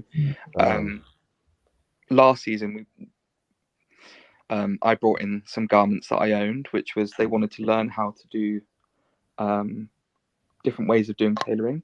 So the pattern cutters completely ripped up one of my Rick Owens jackets. I was so upset, to learn how they did the shoulders, because Rick Owens has been doing these padded shoulders, but when you wear them they can still feel very tailored, and had no idea how they did the sleeve. And you have to cut the sleeve completely different to allow for that shoulder pad.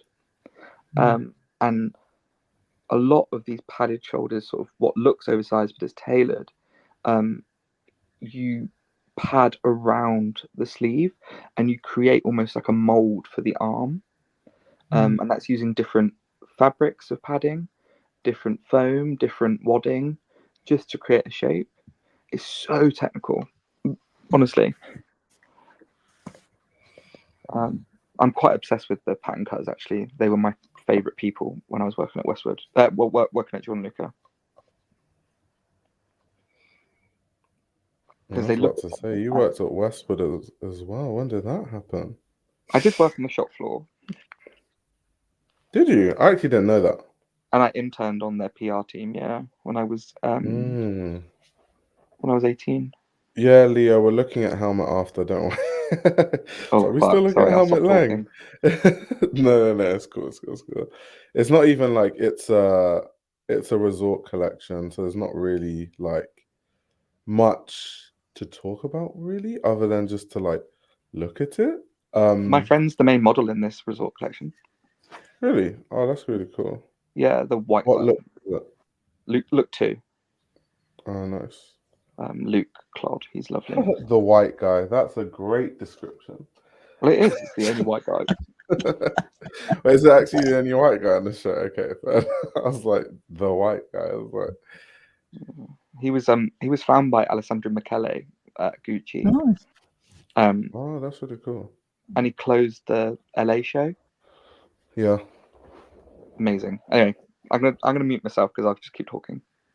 Oh no, it's like, it's good to get your opinions too, but I think this is the 4th collection by Peter Doe at Helmut Lang.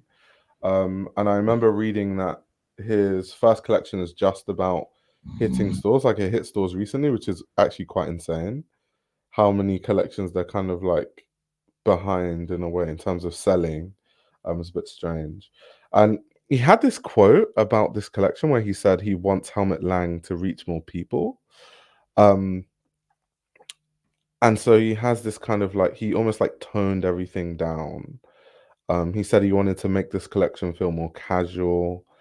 So that's why you have these looks that kind of look like elevated sweats and like, you know, these like really wearable pieces, the enzyme washes, all that sort of stuff. It's very Peter Doe, but like, it seems like Peter Doe toned down. Yeah. It kind of seems like if Peter Doe was to do Yeezy. Yeah, exactly. I quite like the quality of these clothes though, and the price point. Yeah, their walls are usually quite good, aren't they? I was really shocked about sort of the price point, actually. Isn't it supposed to be because Peter Doe said in interviews that like Helmut Lang was always supposed to be more accessible than a lot of like other luxury brands, so it wouldn't make sense to like outprice it and just like make it really expensive. Yeah, I didn't. I knew he said he wanted it to be cheaper than his own line. But yeah, I was really shocked. Like, and some of the stuff, like people shit on it. Like, I can see Luke doesn't like it. But actually, when you see the pieces on the website, there's some really interesting basics that I think it doesn't scare a customer. And that's quite nice as well, because it's not trying to reinvent the wheel. Sorry. The snore So has it is come just like with a a Peter vengeance. Doe diffusion line. That's what I see it as, with some Helmut references. Yeah, it seems very like even AZ is a bit harsh. Looks like if Peter Doe works for COS, but it's like I can see that though. It does seem like Diet Peter Doe. It's like a watered down version of Peter Doe. He's already done that with Banana Republic. From them. Well, yeah. Sorry, I cut you off there. What did you say? Me or Aya? Understitch. Oh, I said, yeah, to be fair though, COS does steal from them.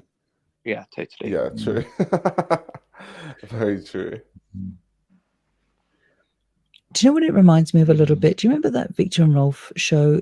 Is it called Paper Dolls or Russian Dolls, where they dressed the one model up? Yeah, Russian Dolls, where they dressed the one model up and they just layered it on and on and on. It reminds me a lot of people have done it. Even there was a time, I think during lockdown, Y Project were doing their shows where they were kind of dressing the looks, and they were showing different ways you could style it. I think the way Y Project did it was really interesting. Yeah. Peter did a lookbook which was 100 pictures of 27 pieces, which was 100 ways to wear 27 pieces. You could be like me and come to London with 8 garments and just wear that.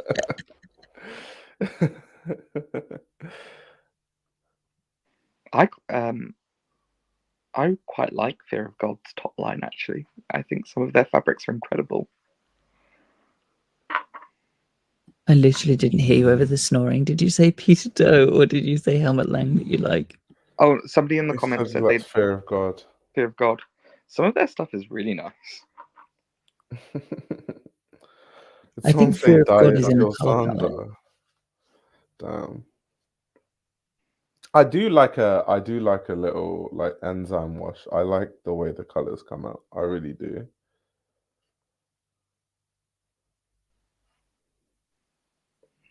It's just very, and this is what, like, there's this misconception, I think, that like, and that's why I don't like the word minimalism. I think this idea of minimalism that is just, okay, plain, bare bones clothes. And I know Helmut Lang gets referred to as that, but same thing as Jill Sander. I don't really get what people mean when they say minimalism, because they say Prada is too. And they're all so different. Yeah, exactly. Like Prada is like loud prints and like, so I don't really know what people mean when they say minimalism, but like there's so much fun stuff historically that Helmut Lang has done. Whether we're talking about collections inspired by like astronauts and stuff, there's an interesting way you can go where it's still commercial, because the Helmut Lang, all that astronaut stuff and all that, those are grails. Like people spend loads of money to buy. You can make stuff that's fun and interesting commercial and like desirable for people to wear. I suppose you can be minimal in color or minimal in silhouette. Like I would say Prada, if you're talking about Prada being minimal, it's definitely minimal in the silhouette because the prints and colors are so vibrant. Whereas this, the details of it are quite extreme or interesting, not extreme. I wouldn't say it's extreme or interesting in the silhouette though. So maybe that's where the minimalism, as well as the color palette, actually, both the silhouette and the color palette are very minimal for this. You're so Mhm. right about Prada as well. Like, Prada's cuts are not that. They're not that experimental at all. They repeat a lot. I mean, that's why people go back and buy again, right? Yeah. My godmother, she wears Prada, and she buys 2 outfits every season, and she has been buying it since 2004, and she buys the same cut outfit every season. Genuinely, Prada size 40 trousers, I know if I get them on eBay or if I get them in the store, I know they will fit me exactly. And that's so Insane. nice. You know what I mean? Because that's Yeah. not true of every brand. No, you're so right. They use the same blocks every season. I've only ever owned 2 pieces of Prada, not including bags. I had a Harrington jacket that had like short sleeves, and the way it was finished, I was blown away. I bought it in a matches sale at 70% off. I hated it. I hated the print, but I just wanted to own something Prada, and I was blown away about how well made that thing was. Oh Miu no, Miu like used to be the same too. yeah, I'm quite sad that obviously people say that Prada quality now is bad because I remember my ex-girlfriend, she was like a Prada stan, like stan. All she wore was Prada and Comme des Garçons. And like she actually through her, I started understanding both brands a lot more, like the customer, like just the clothes in general. Um, and her the finishing on some of the stuff that she had was like wild. It was insane. It was really, It's the really bias crazy. binding for me. They always do really great bias binding. Oh, That's so oddly specific, isn't it? yeah, but like I love that shit. Do you know what I mean? It's like with me and Com, because I'm not like I collect Comme des Garçons, and you know how these garments are going to be finished, or how the hem is going to be, or even if it's the most crazy design, you know that in Dover Street Market there is going to be a skirt that has volume, that's going to have a rolled hem, and the waist is going to, just stupid stuff. And Mm. you know why those either Asian clients or rich gallery owners go there every season and buy so much, You have to have a reason for people to come back. I love it. I'm actually blown away about the volume of what Comme des Garçons produces. Yeah, I don't know if that's always necessarily a good thing, but I do like them. I think something that when I mean volume, I think it's the distillation of an idea into different commercialities and Mm. different price points is what I'm so blown away by, rather than necessarily like the volume of how much is produced. Because sometimes it's like, maybe worldwide with 20 pieces, Mm. Mm. I think the Helmut Lang basics are really nice, but it does look like Gap. Yeah, That's the problem. But like, because that's what I was looking at, that's just the issue. It's like, I don't know, because me personally, I go to a luxury brand or just any brand for something that I can't get anywhere else. mm. So if it's something I can find everywhere, what's the reason to go to like I don't know, like a Prada? Like, because the people I know that are Prada customers, they go to Prada because they want the skirt with the fringes and the embroidery. You can't really find stuff in that cut anywhere else. So it's Mm. like, what's the point if it looks like every other brand? I think that's why I Those, gravitate more towards Miu Miu or old Miu Mm. Miu, not the current stuff, but the old Miu Miu. Like what do you those think as a sisters. person? Sorry? Oh, sorry, finish. Sorry, I didn't mean to. No, you're good. What do you think about the current move towards this new Miu Miu point of view? Because I think it's quite isolating for some customers. Yeah, it's What, been a like the challenge. ultra girly, ultra young, like ballet core, like Lotte Yeah, I find it really. Volkova. But Miu Miu's gone through a whole journey though. Like it Yeah. started doing like Western style almost, and like those big traveling community skirts and like prairie dresses. Like that's how they started. And then it went on to like 1960s / late 60s, early 70s inspiration. And they did those amazing coats. I still love them. And I have a little jacket from that, but I'd love to have a coat.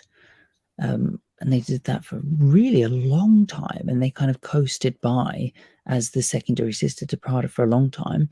And it's only in this third iteration of Miu Miu that it's ever got wider recognition. So commercially, I totally see the necessity to that, because I'm sure the new aesthetic sells a hell of a lot of bags. Yeah. The same bags they've always sold, but they're going to sell a lot of bags now. But as somebody that did prefer that middle 60s aesthetic, I'm not seriously going into Miu Miu to buy anymore. Not that I And could the prices have anyway, jumped. but still. Like I used to look at Miu Miu secondhand, like, or dead stock. I used to look at Miu Miu dead stock quite a lot, and 50% off. I was like, oh, I could save for that. Be it like a cardigan or something, And now, I mean, cardigan prices are fucking ridiculous.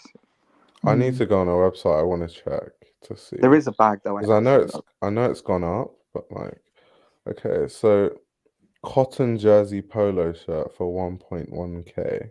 But they imagine never used to see any of this. Like all the t-shirts and the vests and all that. That's quite new for them. Cotton they were all about little tank blouses for before. 1k. That is, for Miu Miu, that's a bit steep. It's really easy to find secondhand. Yeah, I agree. Secondhand's great. A lot easier, but it does feel like a merch brand at times. And then you see what I realized is it's just got really clever styling now. Yeah, like these not prairie dresses, but these like Laura Ashley style dresses. That was like their very, very first collection. That's the kind of style that they had. But obviously it's reframed now. Totally. And actually, if you go up one, Io, and then again, and I think one more.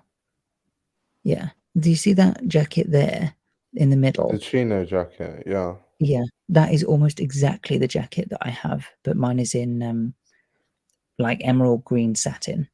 Oh, gorgeous. It's really nice. And I got it secondhand, so I was very happy.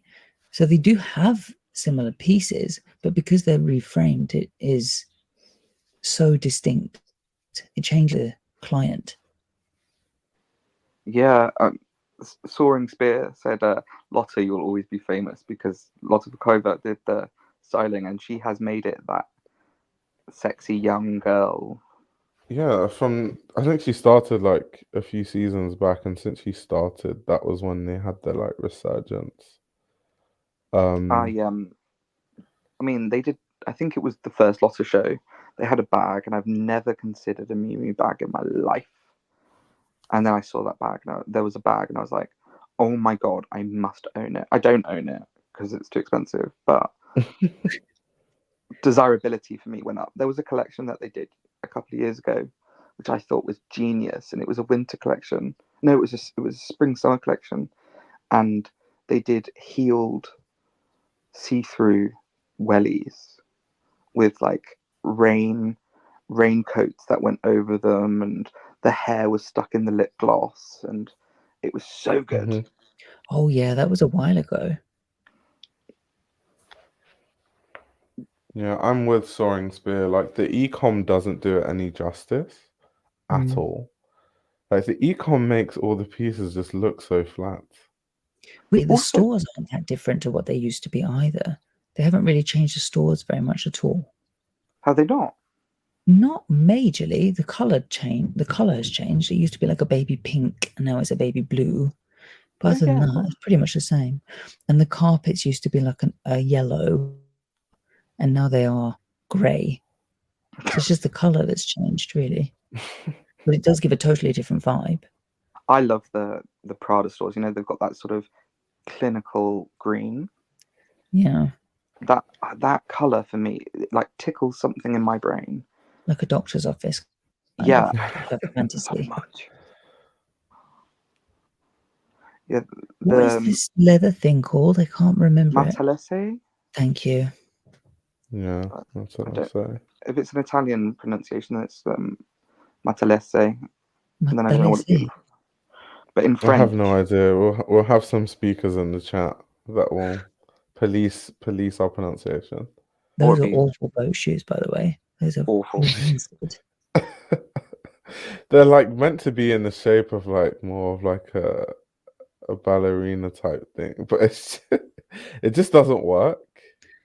Do you think? Yeah, the sole is awful for those shoes. Yeah, Too thin, isn't it? Nice. Do Is you it think they glue? started to gain a bit of popularity during COVID? I remember Lila Moss closed one of the shows. It was one of her debuts, and that collection had the sneaker AstroTurf shoe, kitten heel shoes, and they went wild on like fashion TikTok and not fashion TikTok, fashion Twitter and Instagram and stuff. Some nice private label shoes. Yeah.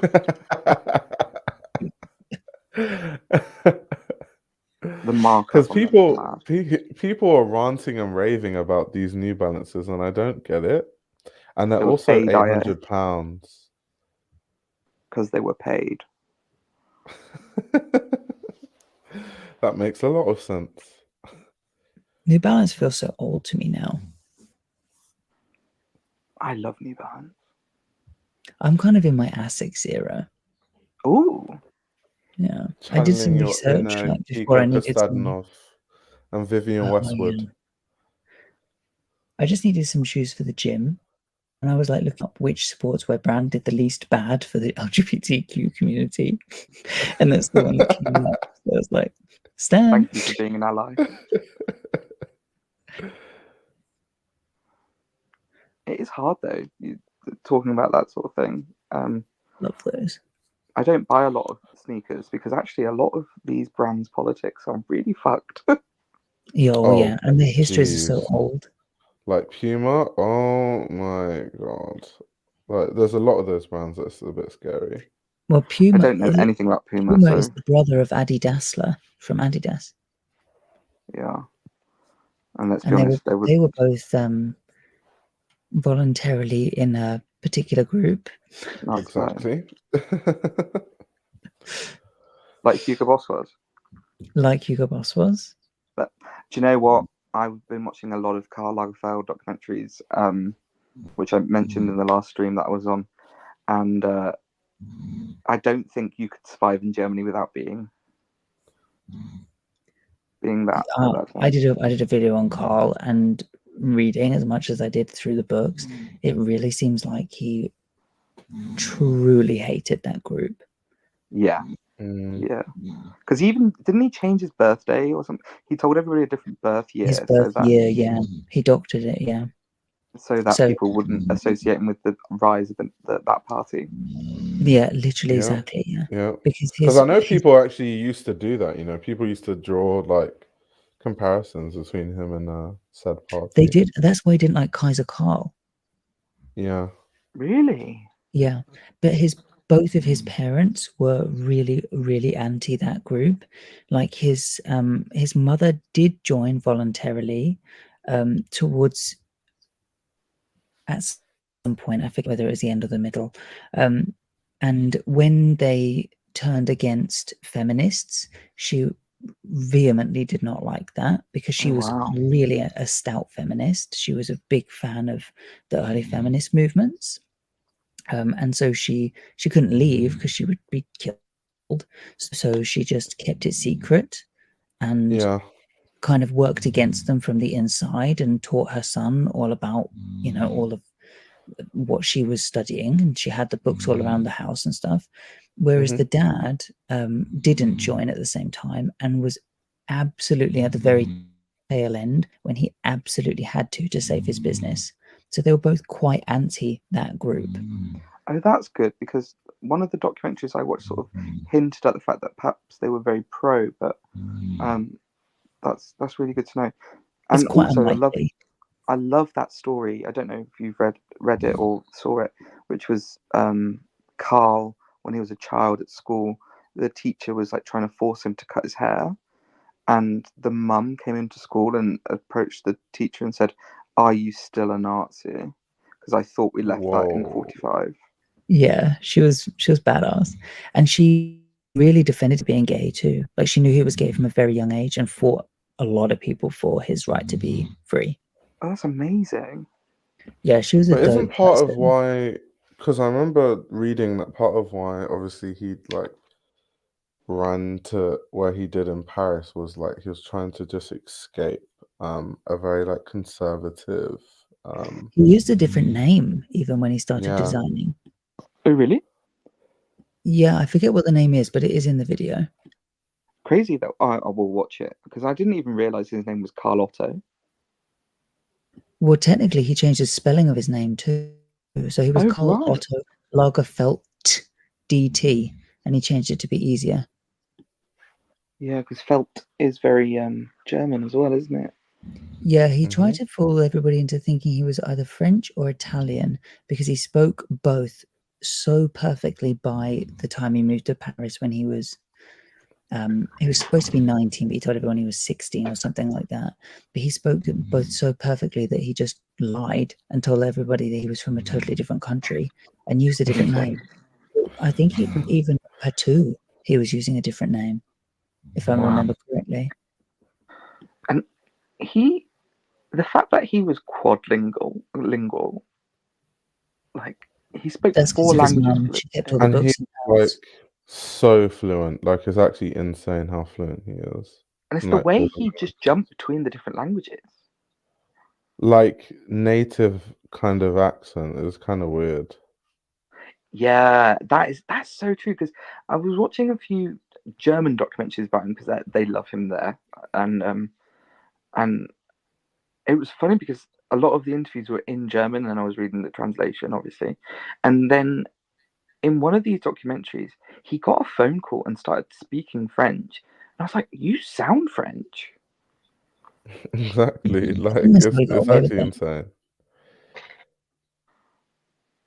I love that that sort of psychological research that was done about languages and how your personality changes in different languages. Because I think Carl was very that as well. Like if you read interviews he did in French and read interviews he did in German and English, they have still similar humor, but they're translated very differently, which I think is fascinating. Yeah, do you speak any other languages? Yeah, I speak my native Nigerian language, but that's it. What, Yoruba? Yeah, Yoruba. What's your perspective on that? What, the language? The personality changing between languages. I mean, it's kind of hard because even if I didn't speak my language, like when I talk to Nigerians, I speak completely differently.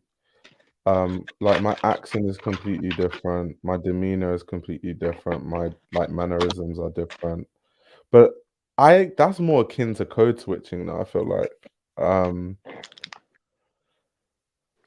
don't know. I think I speak French because I grew up there, and I would say I'm a lot more reserved in French.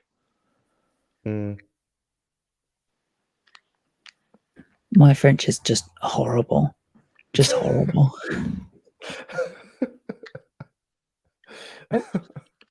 Do you also think that Io? Do you speak anything fluent other than English fluently under Stitch? I speak Korean pretty well, Oh, conversationally. that's And sick. yeah, completely vastly different because they have different culture about it that has to come through in the language. Yeah, of course. And then there's obviously the respect thing, isn't there? Yeah, it's in the language. So, like, if you speak to an older person, you would have different sentence endings and you would use honorific words that just don't exist if you're talking to somebody younger and stuff like that. Yeah, it's vastly different. Yeah, I guess that's didn't kind of speak any similar Korean to when my we were together. language. So, what'd you say? I didn't speak any Korean when we were together. Did you? Did I? No, I don't think you did. No, I think actually, I it's think you really did. obvious. I think you reference like some Korean words, like in Korea, like they would say this or they would say that, which is quite interesting. So how come you My speak Korean connection then? between the two is really obvious, I think. Do you live in Korea or? Not really. I live in England, but my partner is in Korea, so Okay. I'm there very often. Oh, amazing! Yeah, I've always wanted to go. it's nice. It's Yeah, great for a visit. yeah. Yeah, I mean, I wouldn't be I told LGBT. Under Stitch that I wanna go definitely. Yeah. Well, you know my house is open for you. I've got a little couch I can sleep on. Yeah. Under Stitch teaching me Korean. His name is quite close to "oh no" in Korean, which is "aigo," which I think is funny. God, the gawks that you would get if you went to Korea, IOs. That would be funny. 6'4". 3% of Korea is non-Korean. 2% of that is other Asian. So 1% is Western, and of that, it's minimal black. But there Yeah. are. I guess Seoul has a bit more exposure just purely because of the military bases, right? Yeah, the military bases is what does it. But actually, there's a place called Daegu in the south, and they have like 5 or 6 military bases, and that's Oh wow. the most mixed.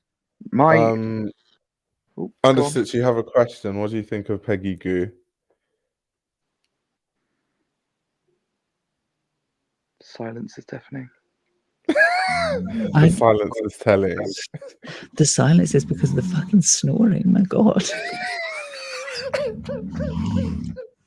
Oh my god. Is that a dog? I don't really have a lot of opinions about her. I listened to a few of her songs, but My friend dressed her for a festival, and she's a diva apparently. oh really? I really don't follow a lot of Korean music or TV, to be honest. Understandable. I don't really follow TV at all anyway. And music, I just whatever YouTube suggests to me is the music I listen to. Yeah. I'm not fussy. Korean's such a interesting culture coming from a British perspective as well, because it's so different. We're both rule based though, so in that respect, like stuff in common. One of my granddads, my Irish granddad, he fought in the Korean War, and he would not speak. No, he wouldn't speak about it. Damn. And until he died, like I think it was only, I didn't know him, but my dad speaks about it quite a lot. Like, he was really traumatized by that war. I literally found out last week that my grandfather was a captive in the Japanese torture camps. Oh, wow. And survived and came back. I wish people crazy things about probed him a lot, because it would explain a lot. Like, he obviously had a lot of trauma from it, and I would like to wish people had sort of spoke to him about it a bit more, because I think there was probably a lot that he didn't speak about that time. Yeah, I think there's a lot of like, I remember I was working for a brand and the creative director was like a Korean woman. And I remember talking about like one day we're just talking about favorite designers and I like mentioned Yoji and she had like a fit because she was like, I don't talk about Japanese people. And I was like, why?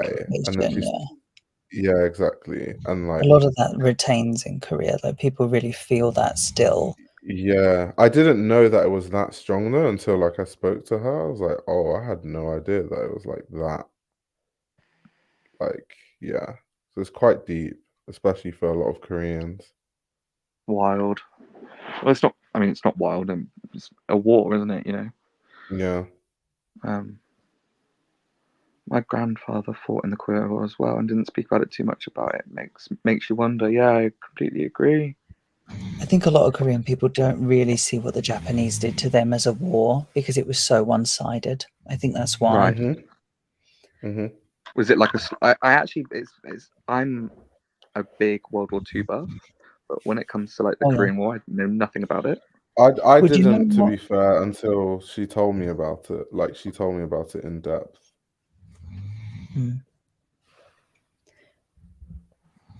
Yeah, there's a lot of elements to it. It reminds me a bit of island clearances that we did to Scotland. Right. Okay. Like, well, we got rid of their organized groups and we kind of displaced everybody. That's basically what the Japanese did at that time. You know, they destroyed the Korean Buddhist temples, and Sounds like something going on at the moment. they took women to become prostitutes. So all of that, yeah. Oh, it sounds a bit like Palestine. Say less. It sounds like Miu Miu is giving H&M. Jesus. It's really badly shot, isn't it? Really That's why I flat, said the isn't it? e-commerce makes it look horrible. What in the hell is that Like, swimsuit for £800? That colour's fantastic though. Okay, I could eat a lot of pistachios for £800. it's not even like a full swimsuit. It's like I don't even know why they call it a Just swimsuit. pants. It's a Just I thought speedo, maybe isn't it's a it? speedo. No, Yeah. I love those belt skirts though. They're mini skirts, but I'd wear mine as a belt. for £900. Well, I've done worse things. Put it that way. The pricing is just out of control. That's just though. awful. It's not even fitted. It's just a Yeah. drawstring. It's Like, literally an elastic band. I love it. Genuinely, if But that didn't say Miu £900. Miu, people would not buy that. You could definitely make it. I mean, a lot of Oh, it. Like, you think? yeah. No. I feel like that's the thing you make the first textile lesson you have. Yeah. You're always just think- testing out techniques. Yeah. Do a ruffle. Yeah. Today we're learning about gathers. Oh my god. You Yeah. said definitely couldn't wear that if you had a BPL. I basically do have a BBL, babe.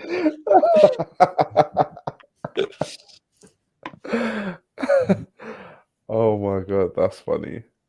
Somebody asked £1,150 satin swim shorts. Yes. One up it's, there on the left. satin Bermudas. £150.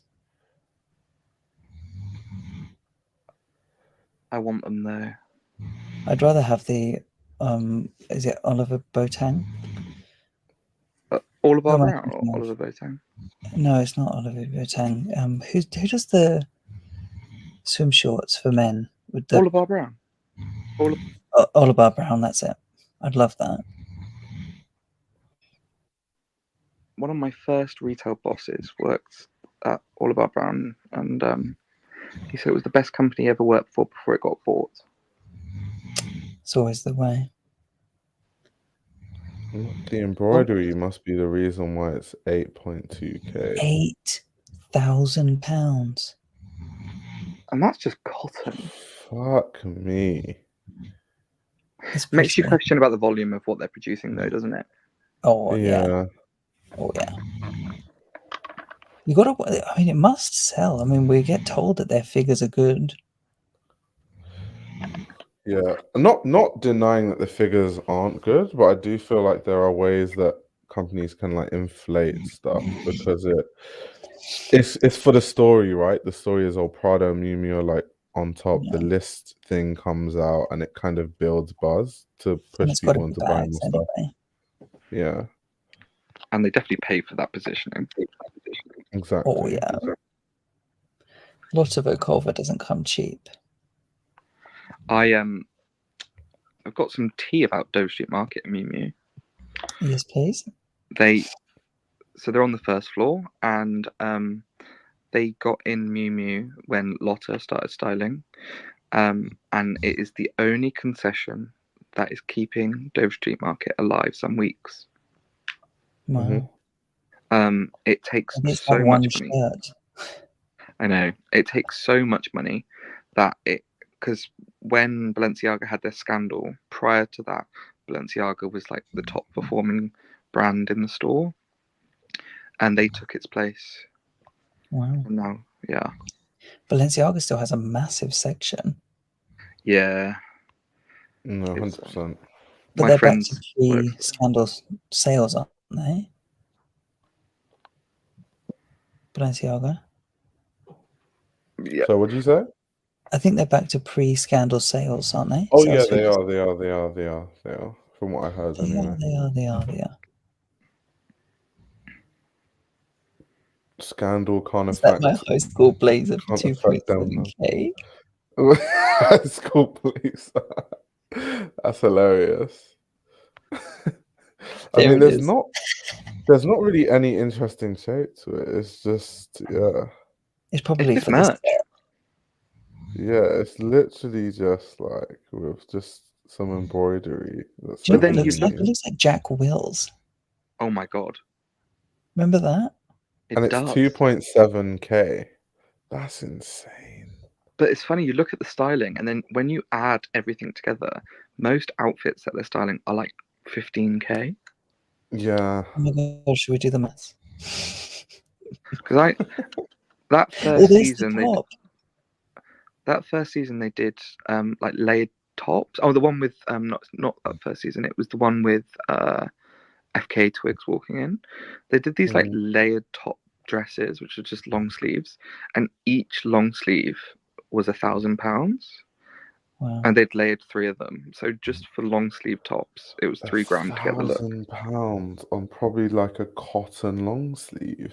Yeah. And when you think about it, and Rick does silk blend tops for 200, you think, wow. And that swimwear is going to be plastic too. That won't be cotton. 100%. So Unstitched, I don't. Twigs was at the Charles Jeffrey show. Obviously, I don't know your content, Unstitched. I'd love to know what your sort of main MO is about fashion and why you started talking about it. Well, I kind of started talking about it because nobody was talking about retail. Oh, cool. So, do you know the YouTube channel Great Art Explained? Yeah. So I was watching that, and I was just like, it would be so great if somebody did this, but for shops. And then after that, I made videos like to prepare to launch the channel. Like I thought of the name and everything, and then I found Thread Education, and I was like, well, Amazing. at least it's a bit different. It needs to be different enough. Yeah, because my background is in, like, my degree is in retail marketing. Okay. So I just had a completely different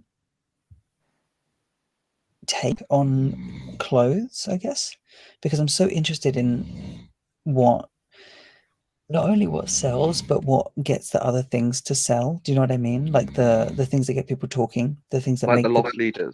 The lost leaders, right? I'm just so interested in how all of that comes together and makes like a cohesive like world building. Yeah. And then I do that within historical context as well. Insane. I love that stuff. Yeah, but I kind of maybe I shouldn't say that. I was going to say that basically I get the sense that because education seems to me as someone who is like making videos as they learn about fashion in a way. Whereas I think Understitch, when I watch your videos, they're more like you've always been interested in something and now you've just gone on a deep dive to try and find any like more deeper interesting nuggets to like share that.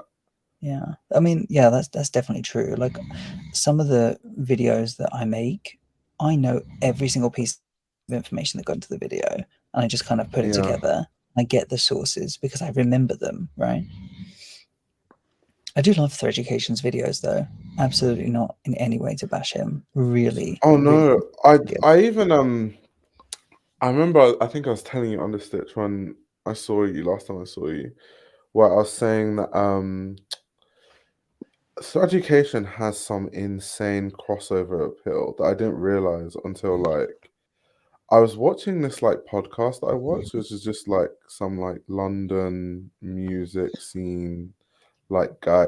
It's like basically Chucky Online for UK guys that know what that podcast is. But there was this guy, Taser Black, and he was talking about the education. He was saying he wanted to learn about like different brands, and it's interesting to see that like so many brands that he's heard of, like Dior and like Bottega, he didn't really know how they came to be and like all that stuff. And he found this channel called The Education. I was like, oh shit, I would never expect those kind of people to ever like watch that kind of content. Bro is literally doing a SWOT analysis and making it interesting. Yep, that's my channel. Yep.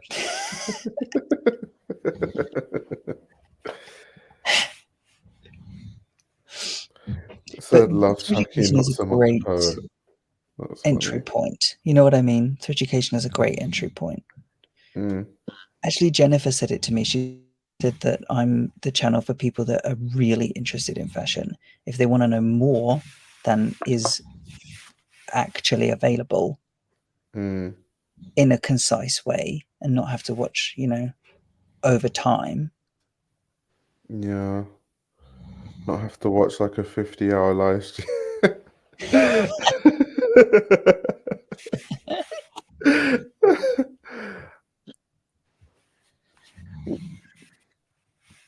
We get to hear somebody waffling on like me. What it is, you see, I've noticed a lot of people saying negative things about fashion Twitter accounts that seem like they're learning aloud in real time. It's a bit normy, but not a bad thing. Yeah, I don't think there's anything wrong with learning aloud. I think where the issue is like if you're quite openly learning aloud, you have to kind of realize that maybe your knowledge is limited, which will mean that you can't like, because I see fashion Twitter as like the space where people just like say shit that's not based in any, let me not say knowledge, but any like critical thought, if that makes sense. Totally. It's just very much like, oh, that's shit, and like that's where the conversation ends. And then if you like try to provide any context, it'd be like, you don't, just because I don't agree with you, bro. It's like, I'm not trying to agree or disagree. It's just like I'm trying to understand why you think it's shit, because maybe I might learn something. So that's like the bigger issue with fashion Twitter. It's not, if you're learning aloud, you're like, oh, I learned about this and I learned about this, but like sometimes you even have people trying that clearly are learning aloud, trying to argue with like, I'm not even talking about me now. I'm talking about like really You talk established about me. journalists. I mean, I get things wrong. Yeah. And I love getting things wrong. I mean, you can learn from that, right? Exactly. But I also think there's like what I noticed, because I'm not really on Twitter anymore, especially not on fashion Twitter, is when I was engaging with it, it felt very much people going, I like this aesthetic. And then being like, this is great because I like it, which is completely valid, but then you can't then have an argument about why somebody might think somebody's better just down from like a construction or a fabrication point of view if you're only looking at things through image. Yeah, I know. And it's like really, because even like I'm going to Milan tomorrow, right? Because I'm going to the Gucci show on Monday. And I'm gonna like try and see this is like name drop. No, but it's relevant, it's relevant. I'm going to tie it in. It's You promised. it wasn't just dropped in for the sake of it. So I'm going to try and see the clothes up close, because Sabato is always talking about how with his Gucci, it's like the devil's in the details, and like it's the stuff you don't see. It's like all about the fabrics and stuff. So like I'm When I really was with looking Madonna, forward. she agreed with you, yeah. Yeah.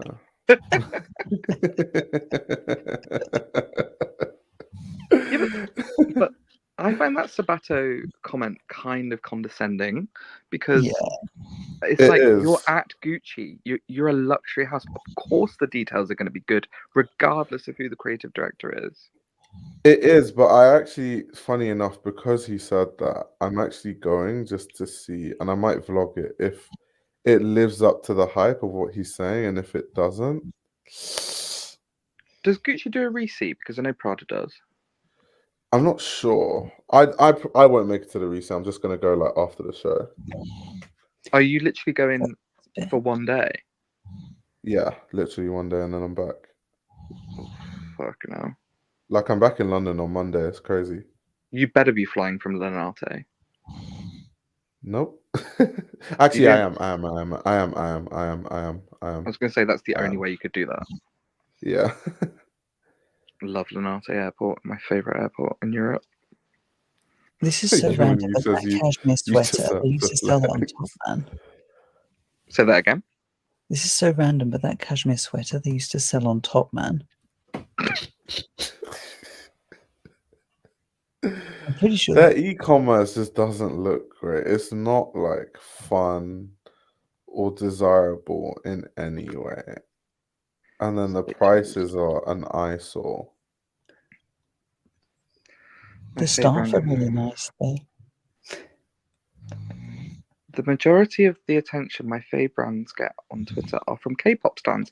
Do you know what? After working for a brand, aka Jordanluca, I'm going to name drop them again, is the K-pop stands really research of what their K-stars are wearing. Yeah. More than any sort of fan base I've ever seen. They would pick apart, they would find a shop in fuck knows where that bought that one star and go, oh, they're £1,000 and they made 100% of cotton, and be like, what the fuck? I interviewed a brand called Enjoy Mess a long time ago, and literally their business grew only because they got popular with K-pop stands. Well, it's one of the only reasons why Jordanluca are still in business. Same with Advertev. Really? I'm still trying to. Well, I'm sure that's probably a huge exaggeration on my part, but it's certainly factored. I'm still trying to understand what the craze like. The craze of K-pop is like insane. Like every show I go to, if there's a K-pop artist, people are just like queuing outside just for the K-pop, and like no one else. Like literally, Beyonce could be there. No one gives a shit. They only care about like it is curated. K-pop artist. I mean, they do purposely do it. Proper manufactured, isn't it? Yeah, oh yeah, completely. What they tell people to turn up. Yes, yeah. People don't just stand the people; they stand the companies owning the people. Yeah. Right. Like they have JYP fans that will go after all of the people in JYP. Wow. JYP is like the parent company to all of the. Wow. Fans.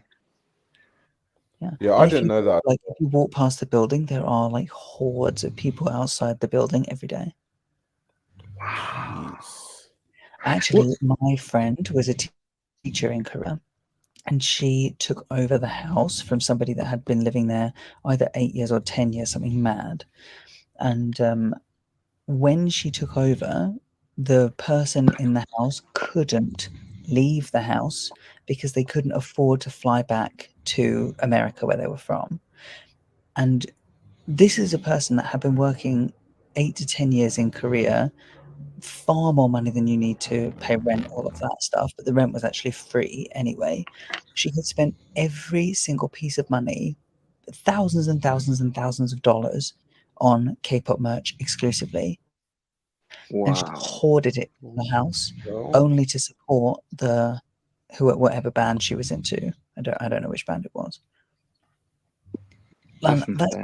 That's like, I don't know how much the teacher is on too. But that's what I don't understand. I don't understand that obsession and passion, Not saying it's a good or bad thing, to the point where someone will put themselves in that financial situation Yeah. Me with just to clothes. see their favorite K-pop artist. Like, what Apparently, she ate is it ramen every about day them? because she didn't want to spend food money.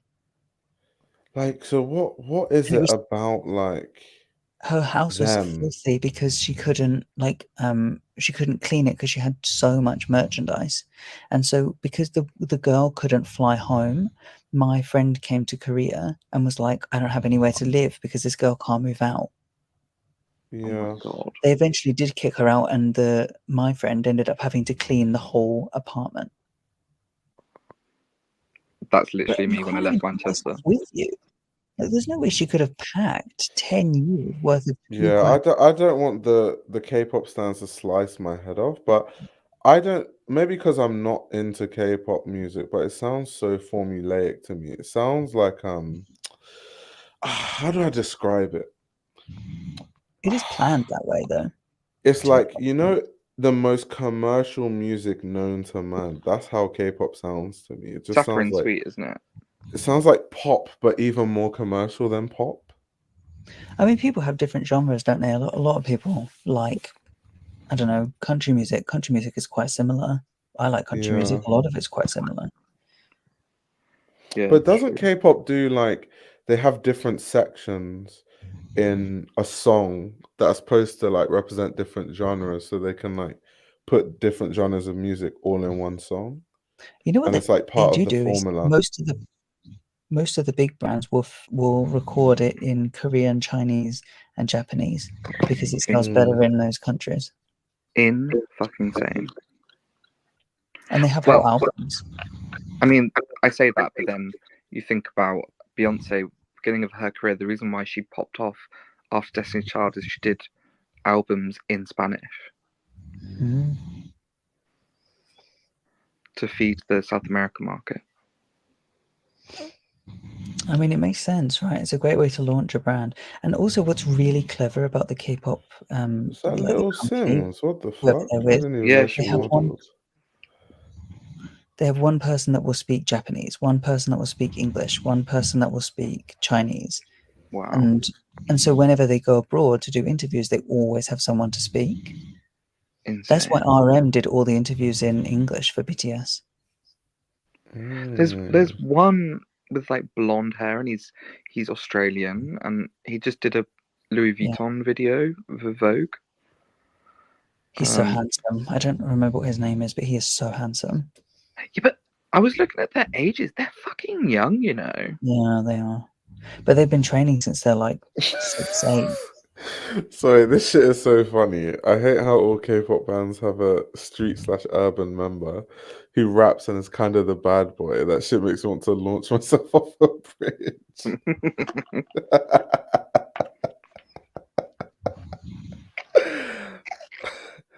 But that's like, it's part of the formula, right? Which kind of makes it. I don't know. It's like, It did come from hip hop, K-pop. yeah, Like, you when can trace people it. appropriate, Did it? like, Yeah, it does, it definitely does. But like when because the people guy that introduced appropriate black K-pop to the country culture, was American, and he went over to Korea and started a music career there with American hip hop sung in Korean, I yeah. assume. And then when the Korean people found out that he wasn't actually Korean, he ended his career or something. His career fell. Wow. Isn't Korea like was it, or actually understood, you might have told me this, that in Korea, like, you can't have a scandal because it's not like the West where you can kind of Yeah, like, certain types of scandals, right, DRUGS scandals, would not fly. yeah. But other things are fine. But that's, really bad. Because of the guy that was in Parasite just off himself, even though he was supposedly innocent. Wow. Mm. Well, because it's funny you say about the DRUGS scandals, because it's like in Chinese, there's not a word for it. I don't know if it's like that in Korean, but in Chinese, it's poison. It's just the translation is poison, and if you're found using like whatever in China as a celebrity, you're completely banished. Yeah, that's pretty much. Damn. It's just really Well- not done, you know. Yeah, It's a bit like if you wild. did any crimes against like women in our countries, you're more likely to have your career ended. Oh yeah, 100%. Rightfully so, but yeah, 100%. But that might not be career ending in other countries, you know what I mean? Totally. Or like being anti-LGBT in Korea. Yeah. Snoring is fucking killing me. It's so loud, man. I probably should sleep soon, actually, because I have a busy day tomorrow. On a And Sunday. Lord knows it's going to take me a while to get to sleep. On a Sunday. On a Sunday. Yeah, I'm gonna spend most of the day traveling, so it's just like, Are you flying tomorrow? Yeah. yeah. Well, technically today, but like, yeah, it's Sunday. Oh yeah, sorry, yeah, today. It's only a 2-hour flight.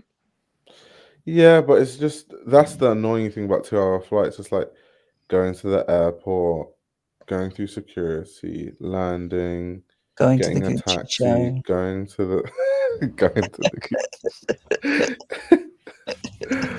I was like, Gucci, like they were like, okay, so basically we're gonna pay your hotel for one night. So on the day of the show, which is Monday, we have a taxi driver that we've organized. So you just like put your suitcase in the car and then go to the show, and then after the show, he can take you straight to the airport. I was like, damn, they're really like in and fucking out. So they've paid for the hotel on the Sunday night, I'm assuming. Yeah. Oh, amazing. But the beauty, I mean, this is coming from someone, because obviously Jordanluca shows in Milan, so I was there a lot. The beauty of Milan and Linate Airport specifically is it's 15 to 20 minutes outside the city. Yeah, true. And it's like the security is a piece of piss, like, because it's you don't have to get your liquids out of your bag, you go straight through. It's like, oh, it's so good. Like, it's such a smooth, small airport. Yeah. God, do you know You guys what? are so funny. Gucci booty call. I am cackling for that. Do they allow you to expense food? I don't know yet. I'd have to ask. Sometimes they do, sometimes they don't. It depends on their mood.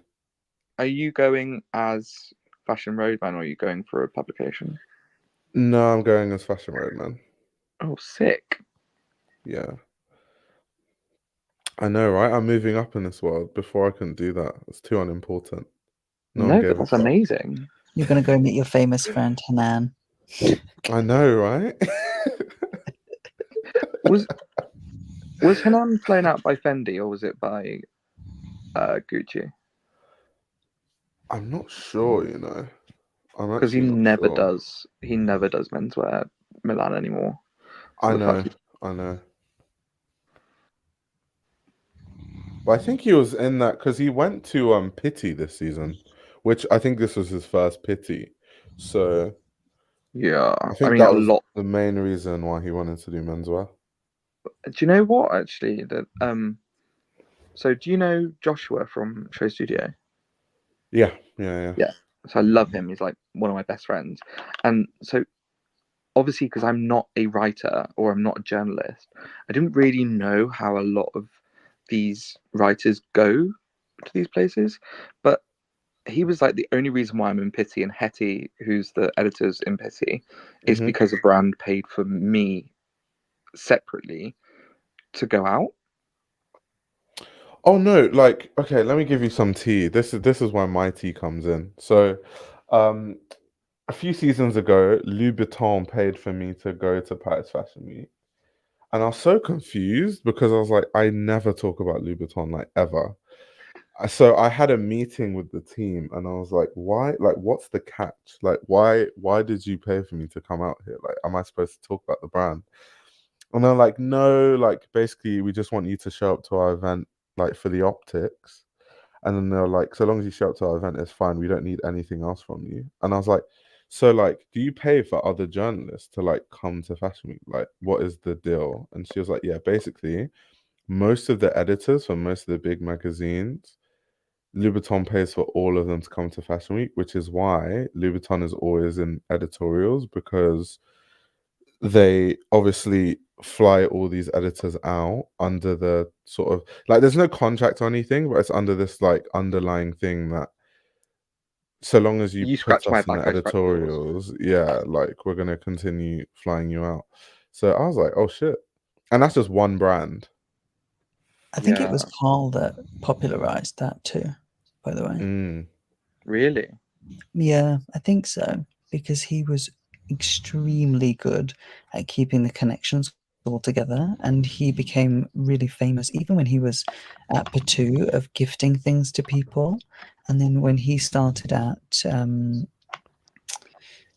I think it might have even been Patu, if not Chloe. He had it written in his contract that he could bring whoever he wanted, kind of thing. And as he worked up, it became, spending anything he wanted. And then by Fendi, he was having anybody flown over, basically. He was in private jet, didn't he? I think I read Naomi Campbell used to get a private jet. No, But I meant him personally. Sorry. Oh, of course, yeah. I would be I really didn't really surprised. he spoke about it a few times, and I was like, I kind of thought he flew commercial, and just flew a lot. But apparently, in his Chanel contract, when he got Fendi, he changed his contract so that he had to have a private jet. I mean, the guy called his absolutely palatial mansion in the countryside a chateau, so it doesn't surprise.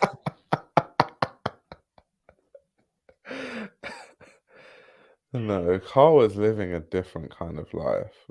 But he was still working class, guys. Oh, God, no. apparently. Obscenely wealthy man. I know, but he used to always birth. joke about it. It was like, I'm working class because I'm still working, and I was like, that's not how it works. He's like Rishi Sunak. He's got friends in every class, not working class, but every class. Oh, that's not working class, but That's it. Chateau de Carl. That's the one with the. Did you watch it with the Amanda Harlick? When she walked through it and told these stories. Oh my God, yeah, and they have like the sarcophagus and everything. There's massive statues.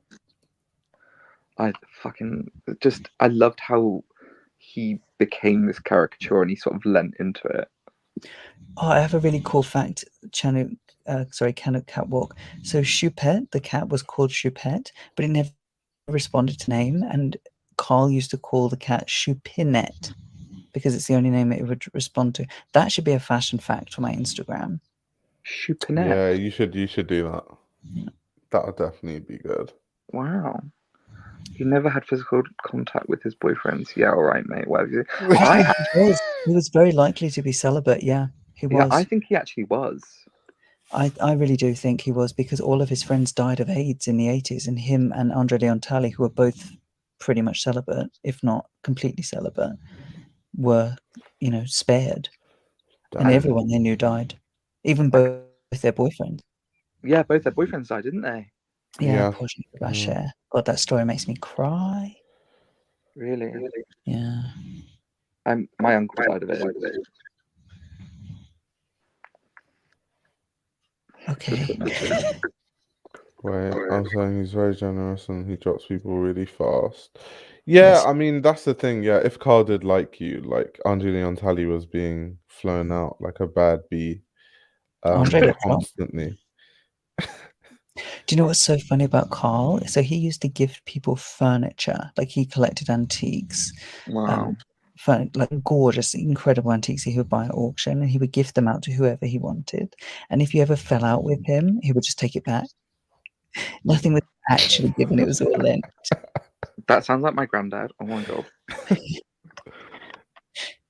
He would take back gifts. He would give you things, and then if you would upset him or something happened, he'd go, "Can I have that BlackBerry back?" I'm like, what lesson are you teaching me here? My brother did that once to me at Christmas. I've literally never forgot it. Yeah. What's the psychology behind being one the chat's resident gay people. I don't know. What is he talking about? The psychology of like Karl Lagerfeld not like being celibate? Hold on. What's the psychology behind that? Being one. Being one of the chat's resident gay people. Can you expand on the psychology? Is it the celibacy or is it Elaine? Because PrEP didn't exist and like I'm such a Being weird gay celibate. so Yeah. oh, being celibate. I mean, I don't know why he was celibate. I think he was just autistic. Could have been. He did work crazy hard. That's kind of what I was thinking. I think if you look now, it's kind of like he Probably gives not off fair to speculate on. Asperger's. He does give off Asperger's vibes, but also like, you know, I think it's funny, especially around sort of that period of the AIDS movement. Sorry, that sounds stupid. AIDS epidemic. Nobody died at Stonewall. Like people were really painted gay people out as being these sort of sex hungry, and that stereotype has stayed with us ever since. And you know, the gay community is as multifaceted as any other community, and I think it just so happens that because of how many people died due to AIDS and its sexually transmitted disease, or blood transmitted disease rather, that we sorry, Culture 88. I didn't mean that. I think, I don't know really. I'm just sorry. I'm just sort of having a bit of a mind thing. I just think the people that survived through that period were just either more cautious or celibate, and therefore they're the outlier because that whole generation died. I don't know if I'm making any sense. Sorry. Yeah. That just reminds me of like watching Pose. Like Pose, everyone was dropping like flies. I mean, I've got a really good friend, and it's quite well. That sounds a bit weird, but my friend's a drag queen called David Hoyle, and he had a TV show back in the early 2000s and stuff, and he's very, very open about the fact that he went to more funerals during the 80s than he did parties. Yeah. And Soaring Spear, yeah, that's true. He was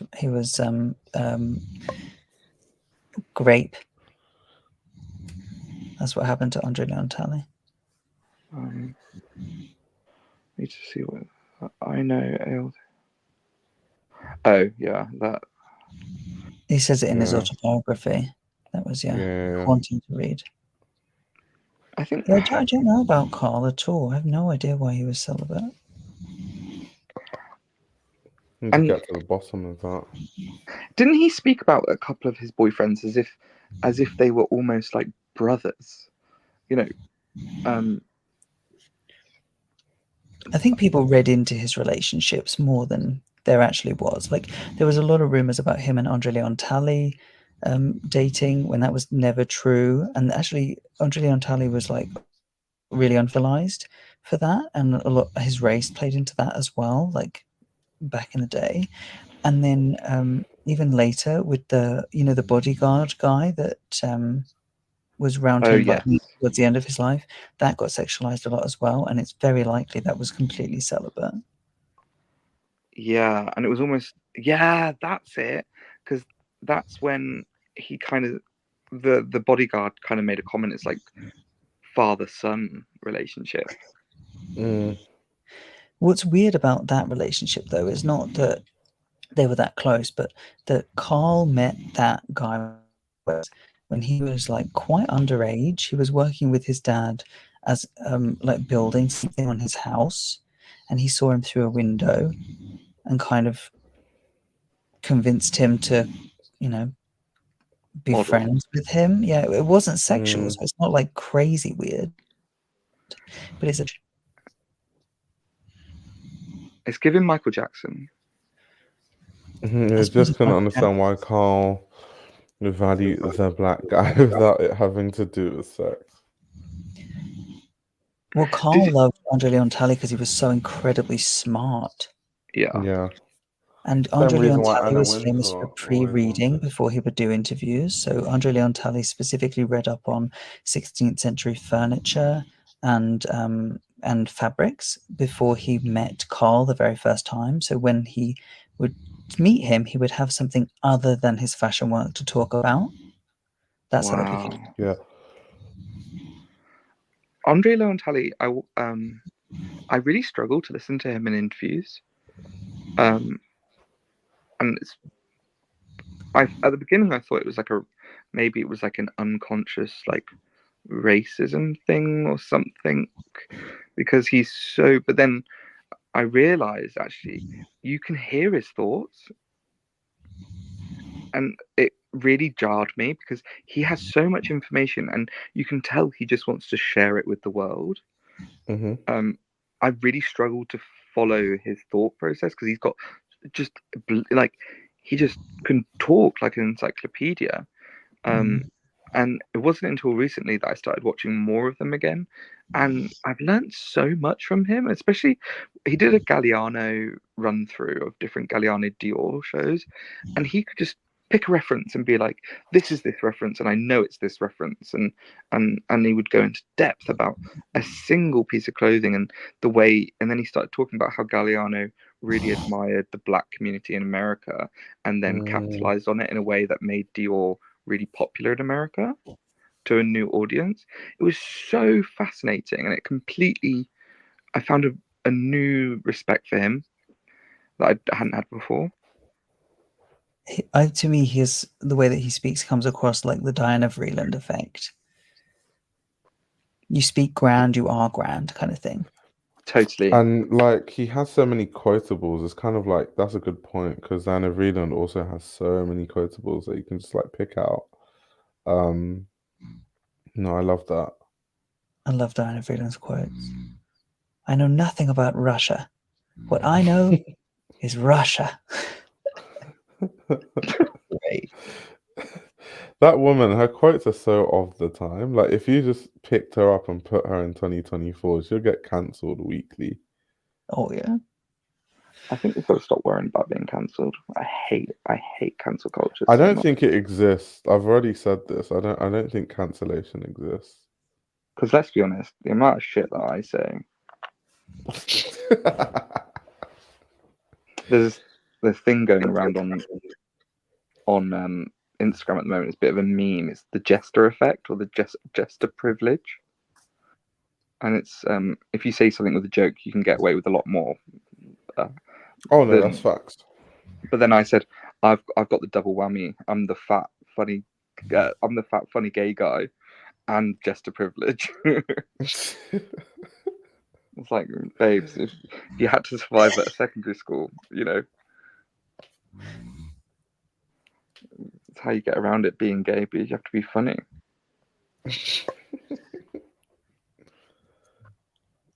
What you be saying, Finn? Too much. I say too much. I get told off at fashion events far too often. Told off by who? Just like PRs and stuff. Oh, okay. For the first time at the Charles Jeffrey thing, I actually censored myself because I saw too many fashion insiders around me. I was like, if I say this, I just won't be invited to anything ever again.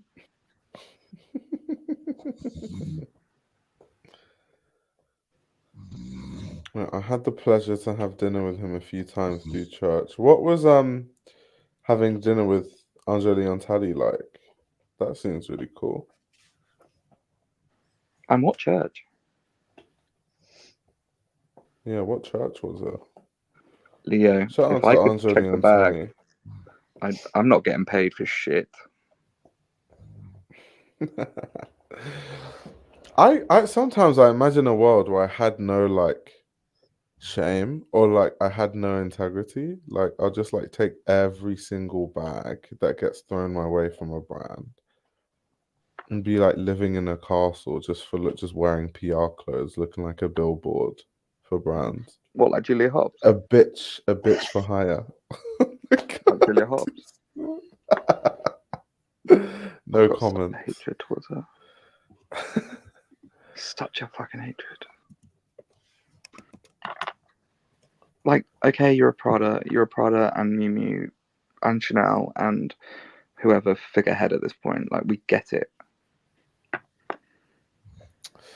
I'm not even say what I want to say. I just feel like there's a lot of people that you see British Vogue. There's a lot of people, whether they're there now or they've come out of it. There's just a lot of people that give me the vibe of just like a bitch for hire. I like Olivia Singer. What was that, Finn? Sorry. You know they're the two people in fashion I hate. So If I ask the shit, he'll dress up as Micah to upload videos for him. Demno wouldn't count his days if I was at Valencia show with no shame. Yeah, I remember when High and Home kind of blasted Alexander Ross for complaining about the amount of PR. I didn't even know that happened. That's crazy. Did you? I Oh didn't my know. god, I've got so much PR. Like Dior just sent me too many bags. Like it's so terrible. Like I would take those Miu Miu boat shoes if they sent them to me.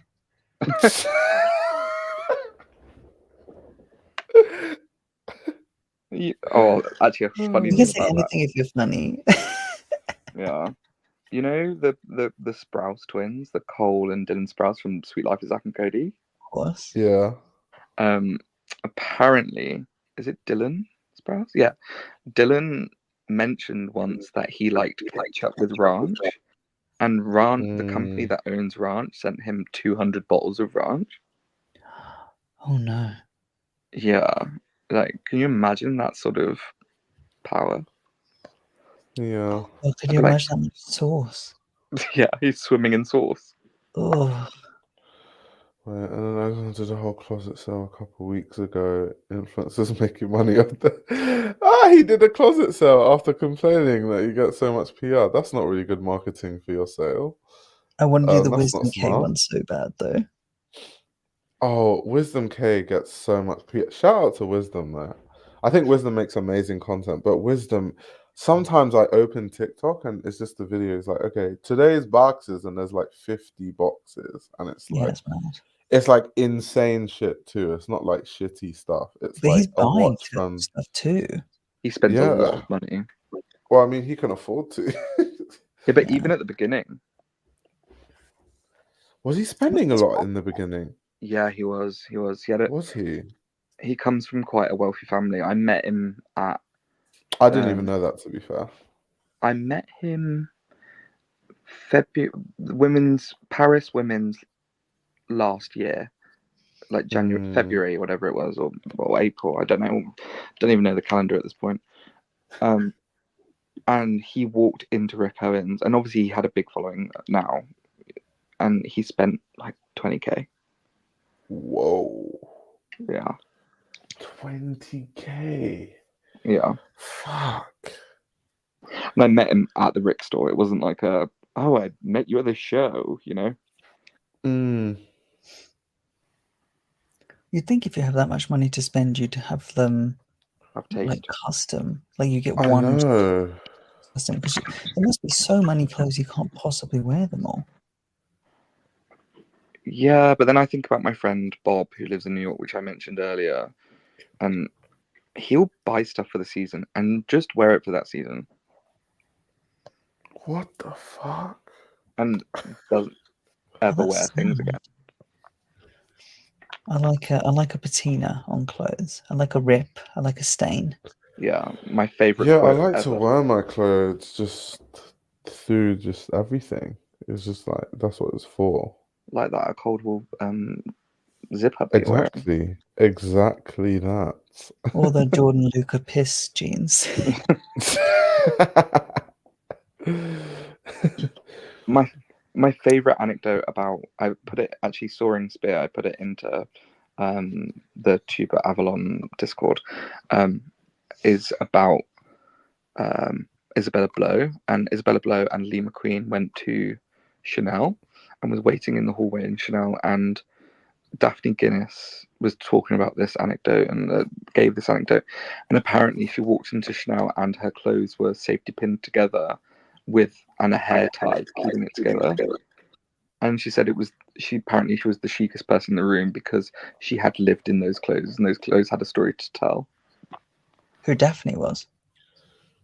No, Isabella Blow was the most stylish because of how worn her clothes were. They actually had life. She really loved everything, didn't she, Isabel Blow? She gave so much for it.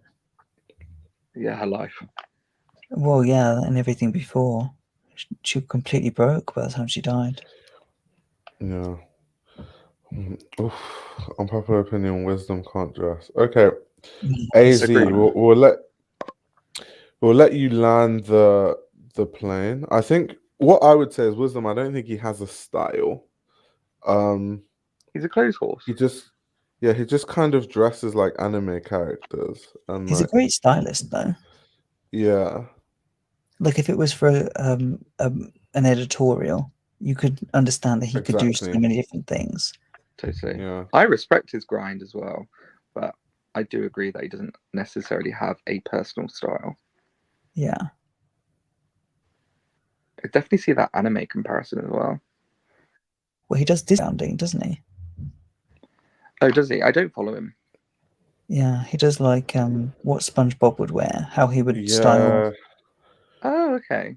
Impossible. But his first like famous thing I think that he did is like how I would dress to the Gucci show, how I would dress to the YSL show, like all that shit. Oh, that makes sense. That would make...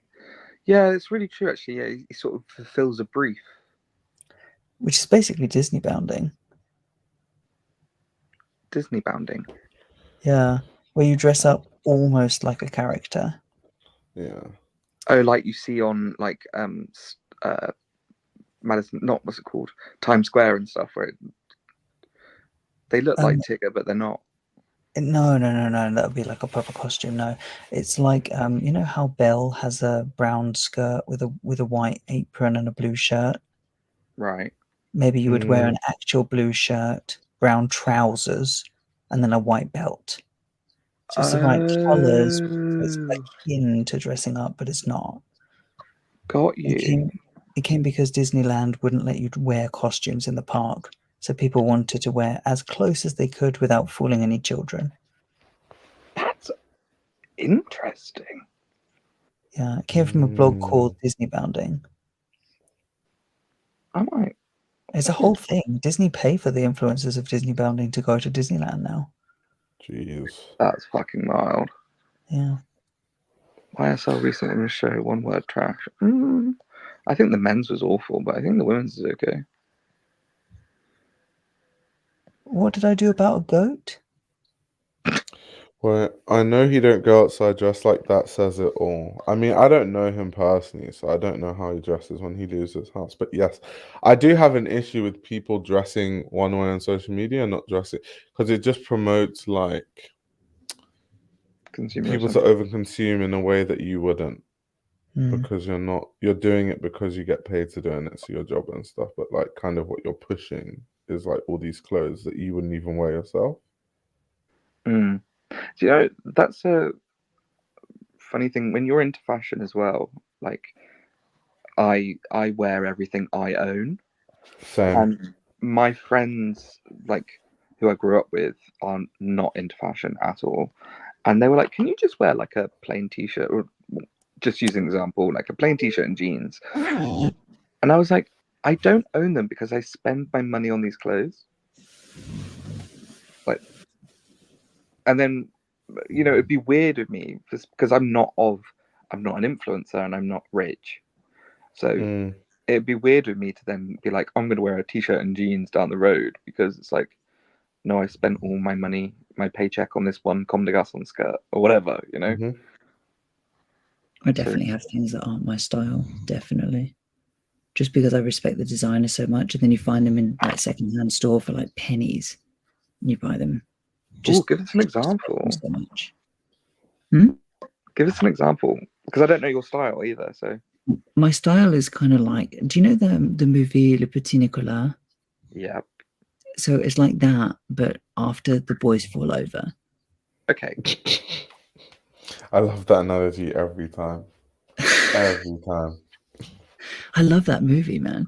Yeah, like it's tailoring but falling apart. Love. So like I own things from like Christopher Shannon. I own a lot from Christopher Shannon. And Love. that's like tracksuit bottom. I love his work so much. It's like tracksuit bottoms and hoodies and sweatshirts. And I very rarely wear it. And if I do, I try to mix it in with my personal style. But I just respect his work so much that I have to have it. Or Martine Rose, like the earlier stuff that was more streetwear. I have quite a bit of her earlier stuff. Well, that's an exaggeration. I have some of her earlier stuff. And it's not really my personal style because it's t-shirts. But I just respect her so much. I guess that's a bit like me and Kottweiler. I fell a bit down a hole of Kottweiler. And I have a few pieces. I never wear them because they're not me at all. But I kind of had to own them because I sort of was so drawn to it. I so understand what you mean. The quality and the way that they do the fabrics is incredible. What, Kottweiler? Yeah, I was blown away. It felt like couture tracksuits. It was like... Yeah. And someone told me recently, I think it was a buyer, how many people copy Kottweiler even now. And I was like, damn. They're insane. I mean, Adidas too. And also, I think, like, Kottweiler as well, they always denied it. Constantly fucking denied it. But they were so gay. Like, the references were so gay, and they were totally playing into that scally kink that the gay community has. And they always they vehemently denied it in interviews, but you would watch collections and you're like, this is so homoerotic in the most in a fantastic way that I want to see straight people in it. Who is the and the funny thing is, a lot of straight people gravitated towards it because they would just see it as like really well tailored like tracksuits, so they would like wear it. It's kind of like the like Saul Nash effect, but I prefer Kottweiler to Saul Nash. But it's like Saul Nash comes from like a dancing perspective type thing. What the fuck is Saul Nash doing right now? That collection, I have no idea. I didn't even see it. Exactly. No, it was just a lookbook, to be fair. But it was like tracksuits with Baswegian loafers. And I was like, Baswegian loafers? Is that the right brand? Like, Weegians? I don't know. I don't know it. Just classic penny loafers, basically. Okay. And it was just so... It wasn't styled well. And I, at the beginning of Soul Nash's stuff, I quite enjoyed it. Because, yeah, you're right. It did have that Kottweiler sort of through line, in a way. But from a dance perspective. And then this collection really threw me under a bus. I was like, what the fuck is going on here? Everyone is reading us. Oh, GH Bass. Yeah, sorry. You're right, Finn. It's I know it as GH Bass, but yeah, it is actually like Baswegian. Yeah. You're right. You right. Have you heard of a designer named Amechi Ihanacho that used to be a bit known in London? No, I haven't actually. Culture, put me on. Why is I that love the to learn name more. Why is that the name of my ex-boyfriend's sister? To be fair, it's quite a common Nigerian name. Okay, well, like Igbo name. Yeah. Amechi. Wait, who did Daniel Simmons lookbook? Saul Nash. Shout out to Daniel Simmons, by the way. I feel like Daniel Simmons is another one of those people who like really grew recently, like seriously grew on YouTube. Is it a fashion brand? What, Daniel Simmons? No, he's a fashion YouTuber. Oh. Content's not for me, but like he's doing really well on YouTube. Ooh. And like Instagram and everything. have a gander. Oh my god, he got 700,000 followers. Yeah, it was like huge. Oh, I've seen his stuff. Yeah, it's a bit too normcore for me. Yeah, he dresses like you know, do you remember when there was that like hashtag menswear thing going on online where like people would wear like common projects with like wide trousers and like tailoring, and it looks actually really good. Like I understand why loads of people want to dress like him because he's actually stylish in that way. So like I get it, like I get where it's coming from, but yeah, it reminds me of that, just like the hashtag menswear thing.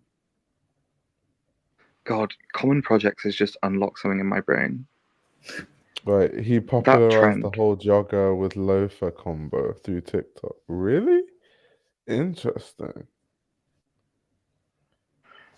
And oh Tim yeah, Dennison. Aaron, I remember that. VJ Borelli. It's so funny. He's fucking hilarious. And he doesn't He's give also a about shit. 5 foot tall, which I love. He just doesn't give a shit, and he has the most British sense of humor ever. Just rips into people. Yeah, I love it. I feel like people, I feel like if you're not British, you'll just think he's mean or like rude. I mean, he is to anybody but British people. I just think he's hilarious. If he roasted me, I'll be laughing. Oh my god, yeah, wrecked. What's it called? Get wrecked? Get wrecked, yeah, get wrecked. I used to love those videos. I remember calling him out in the comments. We became friends because I used to call him out on his like double standards. Yeah. He when he was doing one with Sanjeev, he would like be like, "Why the fuck are you wearing one of those gay pouches? You know, gay handbags." Oh yeah. And then I was like, Sanjeev, in a picture, like maybe a year later, he had one in his hand, and I was like, "Isn't that a gay clutch that you're talking about?"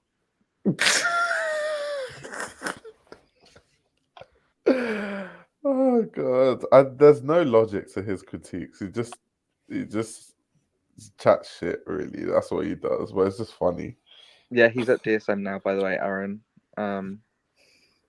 What's he doing at DSM? Because I thought he was there before. Like he used to work there before. No, he's never worked there. So basically, he's a VIP shopper. I thought he works for like Namachenko or like something. Yeah, he like is. that. He consults for them. Ah, there we go. So he was at Farfetch for a very long time,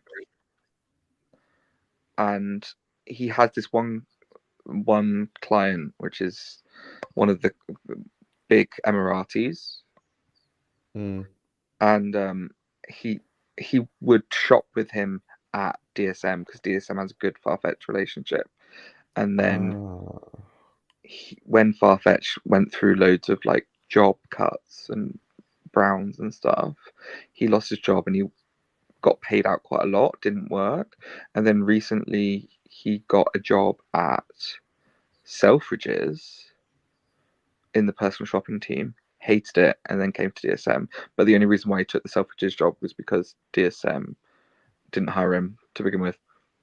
There you go, some tea.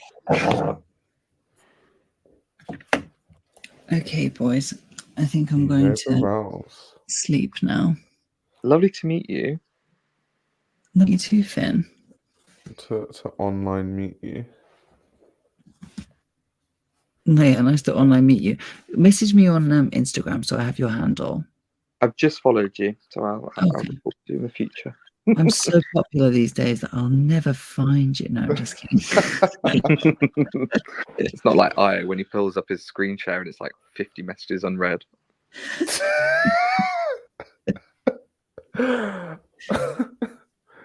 I try my best. You always reply to me, to be fair. Exactly.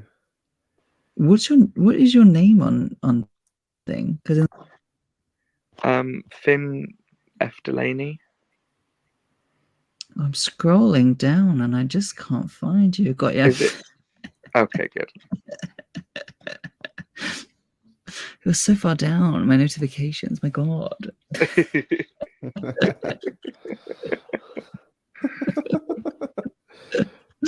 All right, have fun, boys.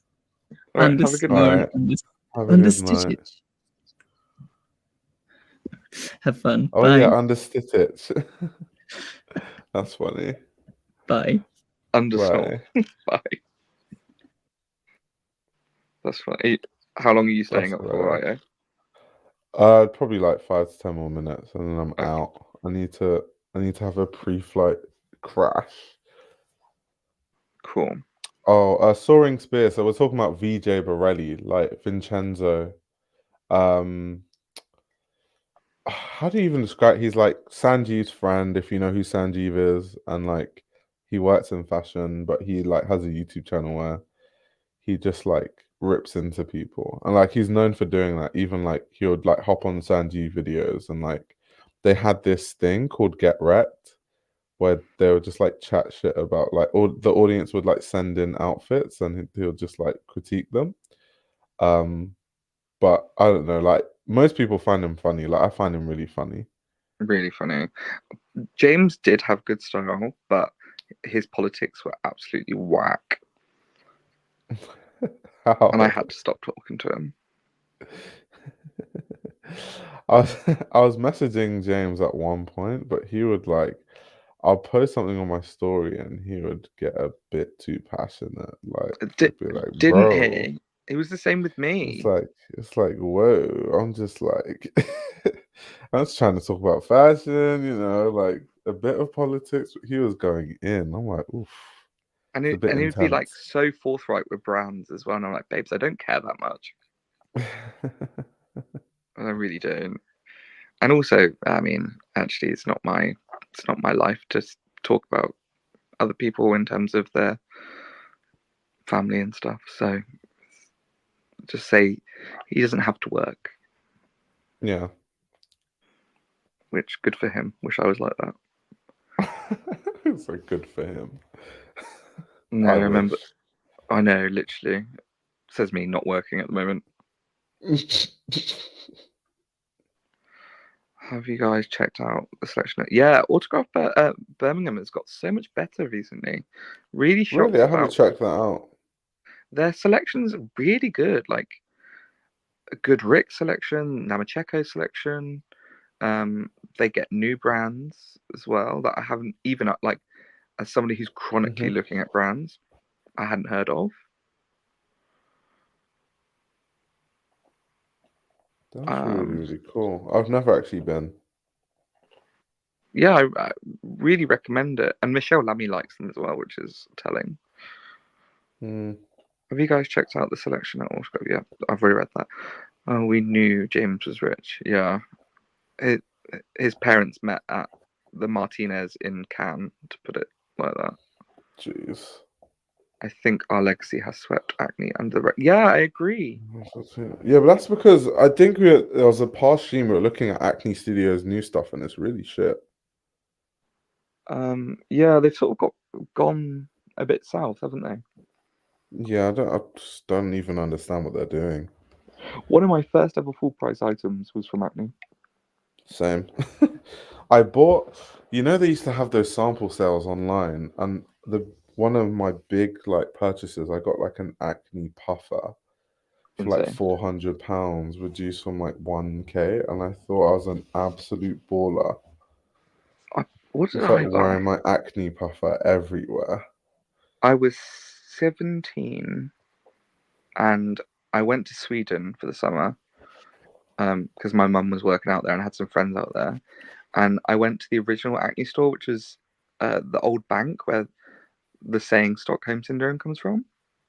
And I was obsessed with this mustard yellow donkey jacket in a British wool, and I'd worked out that because I worked a job over the summer, like full time, and I'd saved enough for this coat, and I'd worked out that it was £100 cheaper in Sweden than it was in the UK. And it was the first time I bought anything full price, and it didn't even fit me, and I kept it for years. I've still got it. Have you still not worn it? Oh no, I used to wear it all the time. I just couldn't Oh, button it up. okay. But then my dad put it to dry cleaning and it shrunk, so now I can't actually fit it. That's such a life hack. Like when I want to buy Under La Mista retail, I have to go to Belgium because it's way cheaper because of the exchange rate, and I get like tax free. So it ends up actually being like something insane, like 30% off Oh, or like 40% off. I went to Paris literally just to buy Balenciaga shoes. Yeah, it always works out better that way. Like literally, if you go there, you save so much money, and it's so close. So it's like, why not? Yeah, and you can, if you go really early in the morning, the trains are like £39. Yeah, you could just go really early in the morning. You could literally go shop and come back same day. I've got friends that do that. That's a bit And hectic for me. I stay the night and then leave the next morning. I recommend, if you ever do it and you're short on money but you want to go to Paris, there is an amazing hostel. And people will be shocked that I'm a hostel goer, but there is this Why? because I'm a snob. But it's an old nunnery in the middle of the Marais, and I forget what it's called. Oh yeah, it's called Marais. Just put in Marais Hostel. It's like it's next to the photograph museum, and it's €30 a night or something. Free Wi-Fi. They give you free towels to use, and the rooms are no more than 4 people, and it is incredible. Like free breakfast, like for €30 in Paris. You can't miss it. How do they afford that? How is that cost effective for them? I always ask those kind of questions. Old Nunnery It's Convent like sounds pretty cool. It is lovely. Have other benefits. hostels in Paris probs have other benefits. Same Finn, that's probably why high fashion Finn goes to the hostels in Paris for the other benefits. I know there's a Crazy. place called Sin City in Paris for that. Thank you very much. Yeah, a very good sauna and gym if anybody wants to go. Oh, like Finn knows all the spots. That's insane. Look, babes, I'm gay. That's insane. I feel like I learn something new every day about the gay community. It's like I'm discovering shit on the Sin fly. City's known though in like the fashion gay community because a lot of like the interns and people that work at different fashion brands go there. Do you know what's so interesting about like the queer community and like fashion is like, but I think because I'm just me, I don't even, or maybe no one asked me to go there because they know I'm like straight, or like no one, so you just don't even figure out that these things even happen. These places are there until like someone tells me. So it's quite hilarious. Like people go, "Oh yeah, like Sin City." I'm like, mate, I don't like. I go to I go to like some place and some club during Fashion Week, and then it's just, I get to chatting, and then I might do a ting, and that's about it for me. Sin City. Love, yeah. I mean, the gays know how to find things. Got all your like, what would you say are like the spots for the gays in London right now that are actually cool, not the shitty ones that are like outdated? Do you mean like to party or to have sex? Both.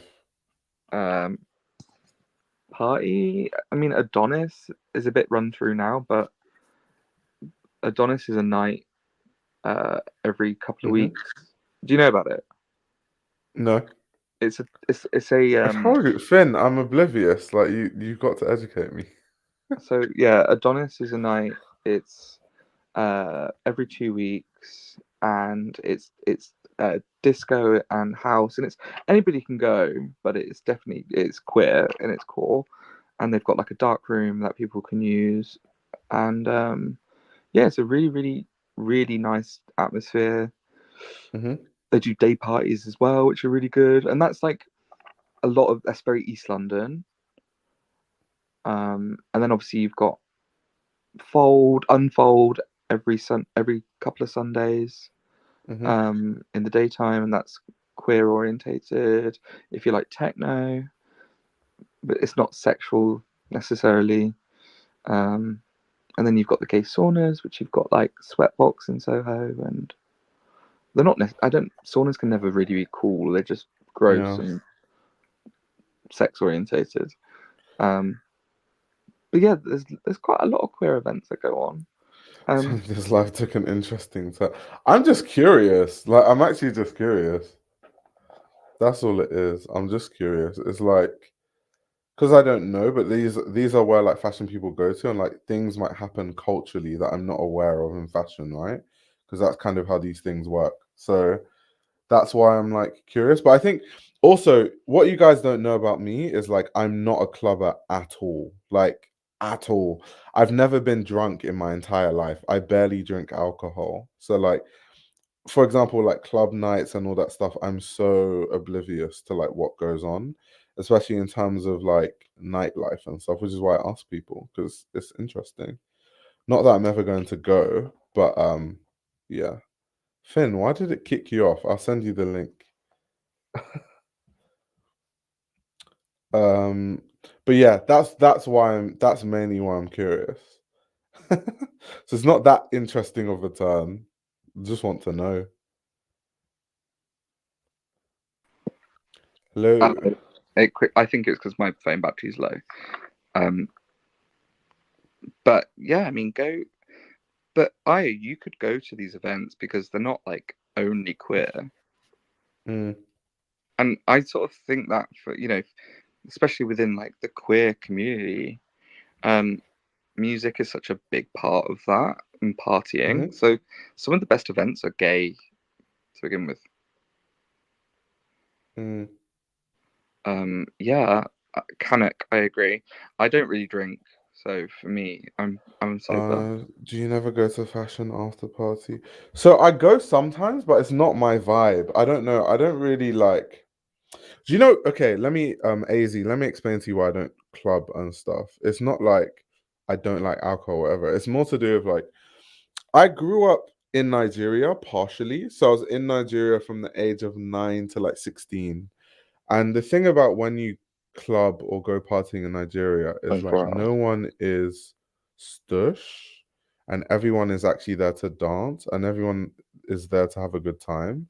And when I like moved back to the UK and I went clubbing, the vibes were so off and it just Yeah. put me off it. And it just felt like because in Nigeria, for example, it's like culturally frowned upon to just be stupidly drunk. Like people would think there's something wrong with you. So like you don't see people just like stupid drunk vomiting and all that. You would never see that in Nigeria.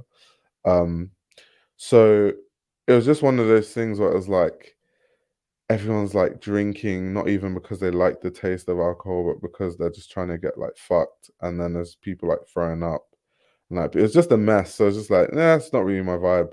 So that's why I just stopped going out entirely. And that was from a young age, like probably like 17, 18. And it's Lagos always party been scene like is that. insane though. No, Lagos party scene is fun, but the whole like Western thing, I just can't vibe with it. Yeah, Maybe you it's need just to go to not, queer it's not events. me. Maybe, because I've heard people tell me that queer events are kind of like that. It's more about like the fun and It's like having a definitely good more time.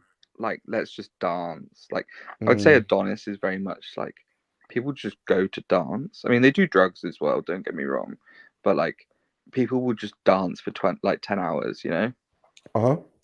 Which I really like. Um, there's nice. What I like about the different parties is different communities as well. So like, not as in like within the LGBT, like, but people that go to those events every week, every time. They become Right. friends, and you see the same faces, which is really nice. Yeah, that's really cool. Because it's like, and also AZ about the fashion events.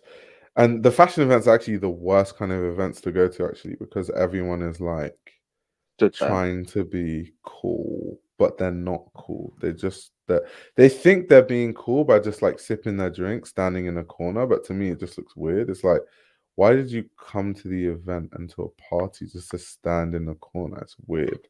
So I'd rather just like chill at home. Like after the show, just head home and like chill out, lie down on my bed and like go through TikTok and shit. Or like Also, prepare for the next day. Paris, after parties, they don't skimp on the alcohol. True. True. I got so drunk. I went to the Alexander McQueen party last year, and I got so fucking drunk because A, the alcohol's free, and B, I was like, this is a lot stronger than I realized, and I was off my nut, like dancing. I don't even remember it. Hanan, I've got a video of me talking to Hanan, and I'm genuinely illegible.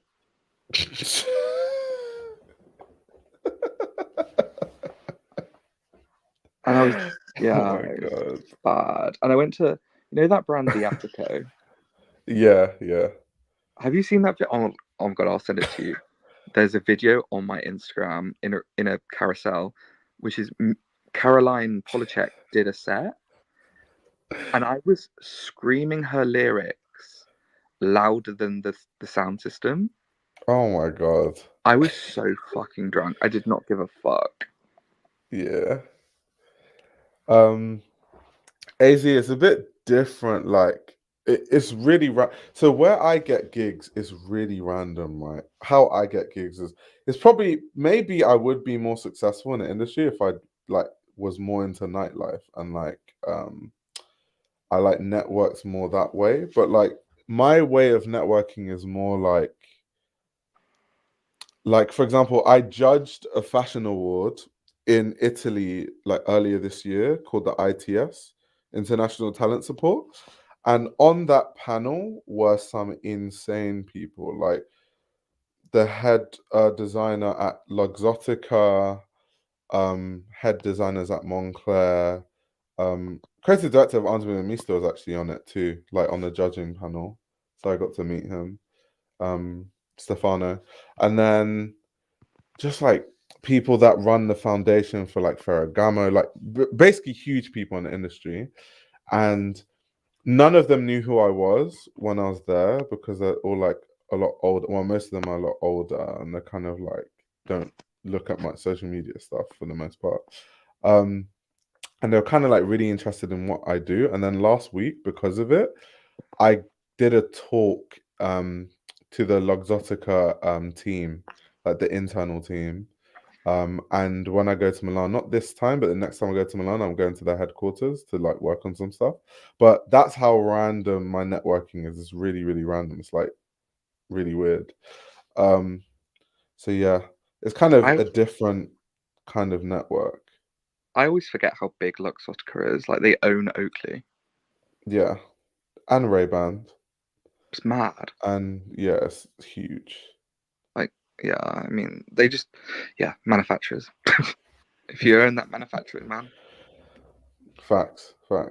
Do you feel like not being present for all the social parts of fashion makes your job in fashion more difficult? Yeah, definitely, because I think that most of the networking happens then, but I can't do it because I know myself. And like I can't, because I'm always sober, also, you come across as bad vibes when everyone else is drunk and you're not on that same kind of energy. It seems like I'm being antisocial, but I'm not. It's just like it's just not me. I definitely got opportunities because of how many parties I went to in Paris. Yeah, exactly. And yeah. Oh, by the way, because you've got that Luxottica plug, can you try and get me some of those Meta Ray-Bans? Yeah, definitely. You know what's funny? I actually I got them for free at some point, and like I got 2 for free, and they're gonna let me keep it if I just made a post about it. But then I sent it back. I was like, nah, actually, I'm not feeling You're a it. bitch. I used them I was like, I'm not last feeling Fashion it. Week, and I loved them. They're actually like now that like time has progressed, I can see a lot of use cases that I could use them for, but at the time it just didn't make sense. we used them in fittings in for Jordanluca, and we got a load of our social content from it because literally you could see the seamstress like sewing it people in and stuff. Yeah. So good. And I just want one because I feel like it's actually a way where I would like to do like shopping videos or talking about product, and yeah, I really like them. And yeah. Also, before I go, because I've just realised it's fucking 4 o'clock. No, literally. What's Luke's Instagram? Because I feel like I need to know what he is about. Luke, which Luke? Hater Luke. Hater Luke, yeah. I don't actually know if I have Luke on Instagram. I talked to Luke on Discord. Okay. Yeah. No, that's fine. So if you want me to, like, DM me on Instagram and I'll send you Luke's Discord if you want to have a chat. Luke is Yeah. always up for a fashion chat. I'm into that. But Yeah, I I'll DM do agree with a lot of like Luke's takes, just not as harsh as like Luke presents them. But a lot of them are they make sense. They're completely valid opinions, and they're completely right in this. You know, however opinion can be right.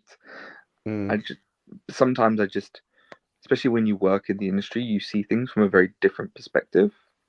Mm-hmm.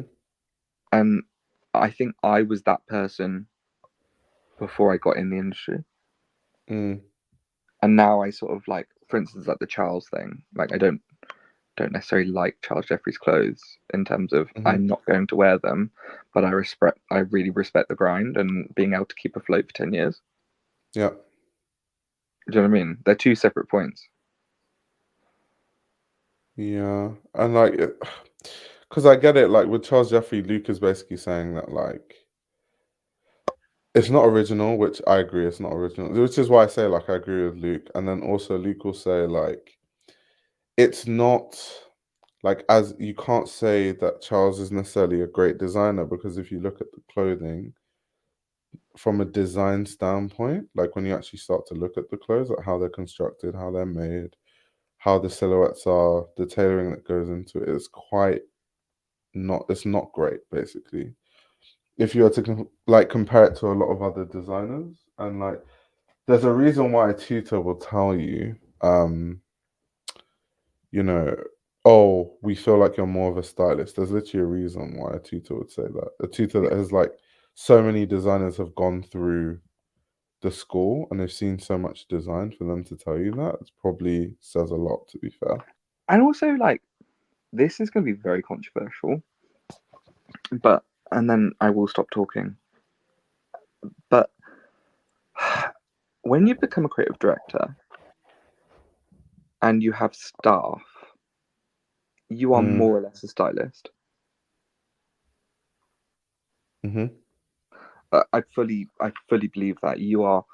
I mean, you can be there doing the cutting and whatever. I think it depends. Obviously, some are more hands-on than others, to be fair. Like, not every designer is like really hands-off, but I get what you mean. For the most part, that is the case. Culture 88, Luke also thinks only skinny people look good on the runways, so sometimes his opinion isn't great. Hey, did Luke actually say that? As a fat person, I actually probably have quite controversial thoughts about that as well. Oh, controversial. No, just like, I don't mind not seeing a fat person on the runway. Like, Sam Smith is a prime example of how to dress somebody really badly for the Vivienne Westwood show. Yeah, but that was the Sam Smith, though. That was a very specific. I don't think it was the fact that Sam Smith is like bigger. It's more how the look was itself. So bad. But people don't design for bigger people, and therefore I don't want to see them on the runway because the clothes are just not going to fit. Yeah, and it's going to be an afterthought type of thing. Yeah. Exactly. Unless, of course, some designers like designing for, people of different sizes is part of their MO. So it makes a lot of sense in that sense. Yeah, I mean, like Sinead, or I'm Dowry. trying to think yeah, Odawa, I think. Odawa, that's it. Yeah. yeah. I guess she. I mean, Sam Smith, yeah, Sam Smith style. Have I said on this podcast about my beef with Sam Smith? No, this, you haven't, I don't think. Oh, it's their stylist used to follow me, and I then got a DM from Sam Smith saying I was on his mood board. Mm-hmm. And then Sam started following me, and then I saw them purchase clothes that I owned, Mm-hmm. and then wore them really, really fucking badly. And I got so offended knowing that I was on the fucking mood board, because I was like, bring me in, bring me. I can show you the Instagram. Oh my god, you have to show me that shit before you go. That's funny. That's Let me funny find as it. fuck.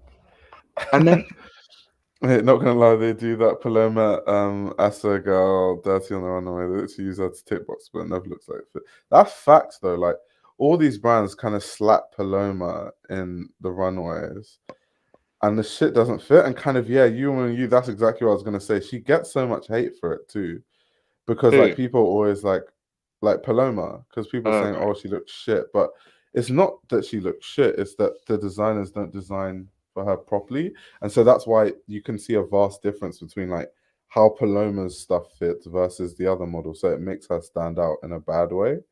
But like her personal style is amazing, because obviously when it comes to her personal style, she buys stuff that obviously is for her body and like fits well on her body. So no, they do Paloma really bad on the runway, like, but every season too, like every fucking season.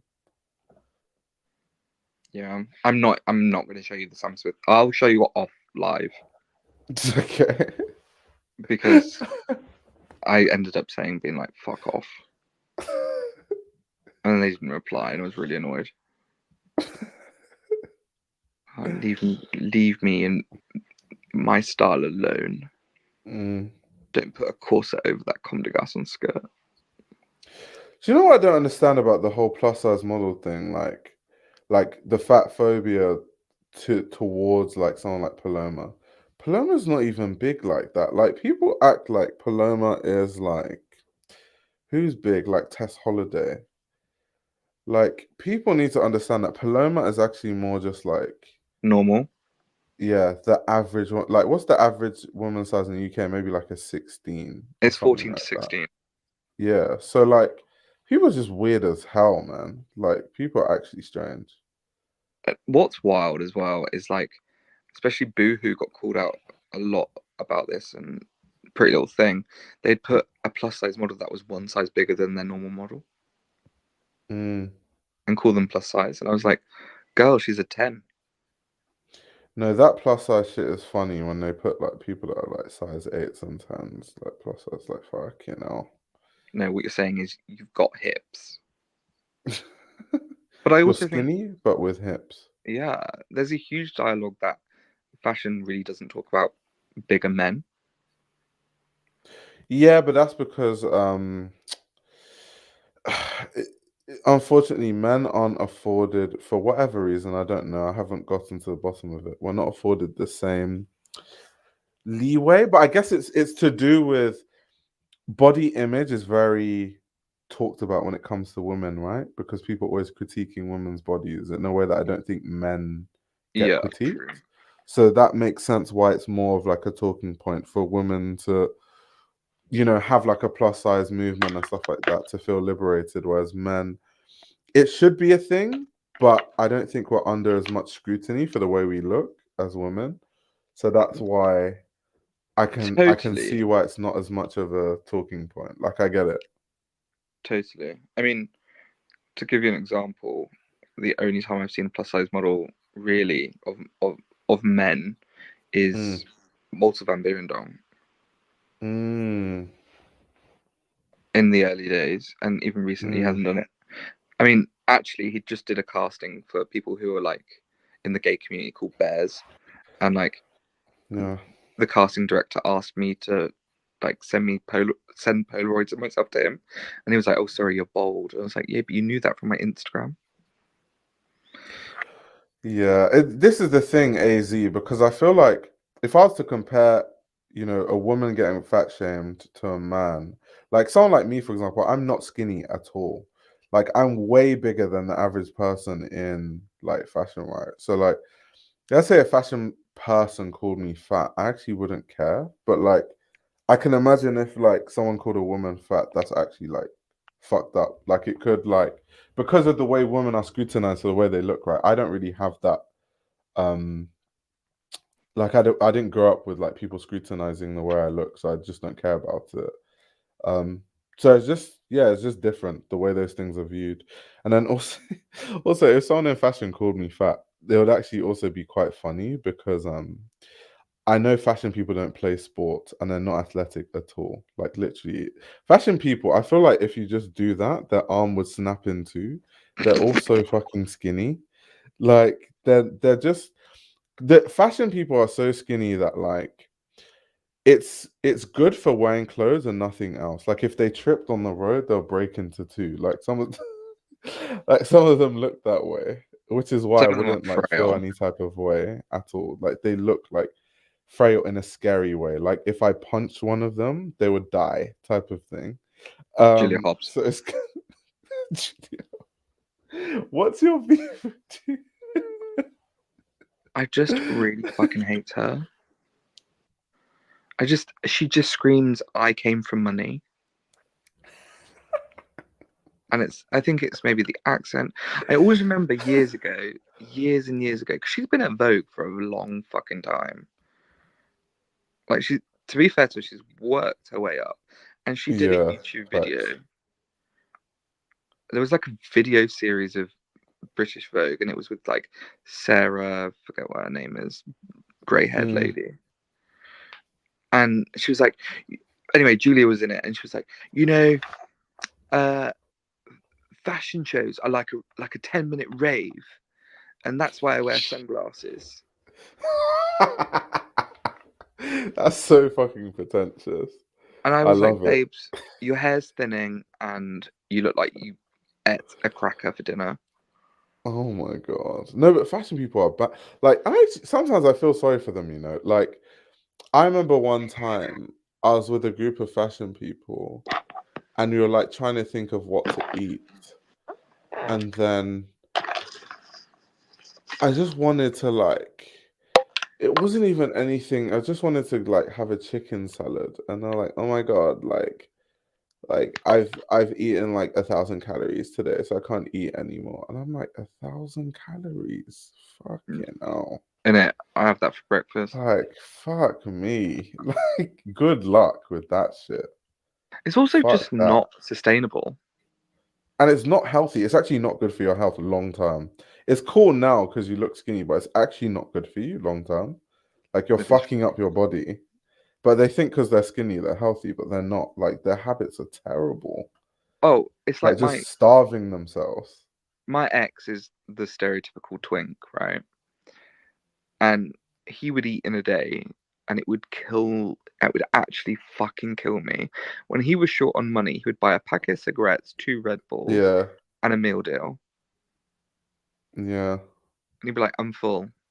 I'd be like, bitch, I'm not. I'm like, we're getting fucking Wingstop. A twink DJ ex-boyfriend is so good. As you said, the protein count was too high on the salad. No, they actually do the absolute most. But when it's time to drink alcohol, they're drinking like horses. I'm like, what's going on here? I thought you were on a diet. See how many calories are in alcohol? You've basically doubled your 1,000 calories. Literally. Oh, that's why they put the alcohol. Right. Yeah. That's a different spin on 1 meal a day. Twink DJ ex-boyfriend is not real. Trust me, he's very real. Like, I can't imagine living like that. Because I play sports too. Like, obviously, I broke my hand playing basketball, so I can't play anymore. But when I go back to playing when it heals, it's like, if I was skinny and I continued to play basketball, I would get bullied on the court. Like literally. Can't Just relate. no energy, no like crazy. I'm just gonna be on that Ozempic life. Nah, give me the Monjaro. Give me it now. Oh my god. Oh no, I'm gonna do it.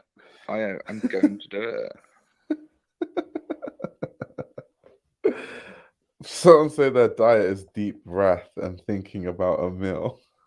My best friend, her famous. So she's a fad dieter, right? Yeah. And she's also one of those people that can drop weight like nobody's business. Like her body fluctuates quite a lot. Yeah. And her famous saying is two big breaths of fresh air in a glass of water. And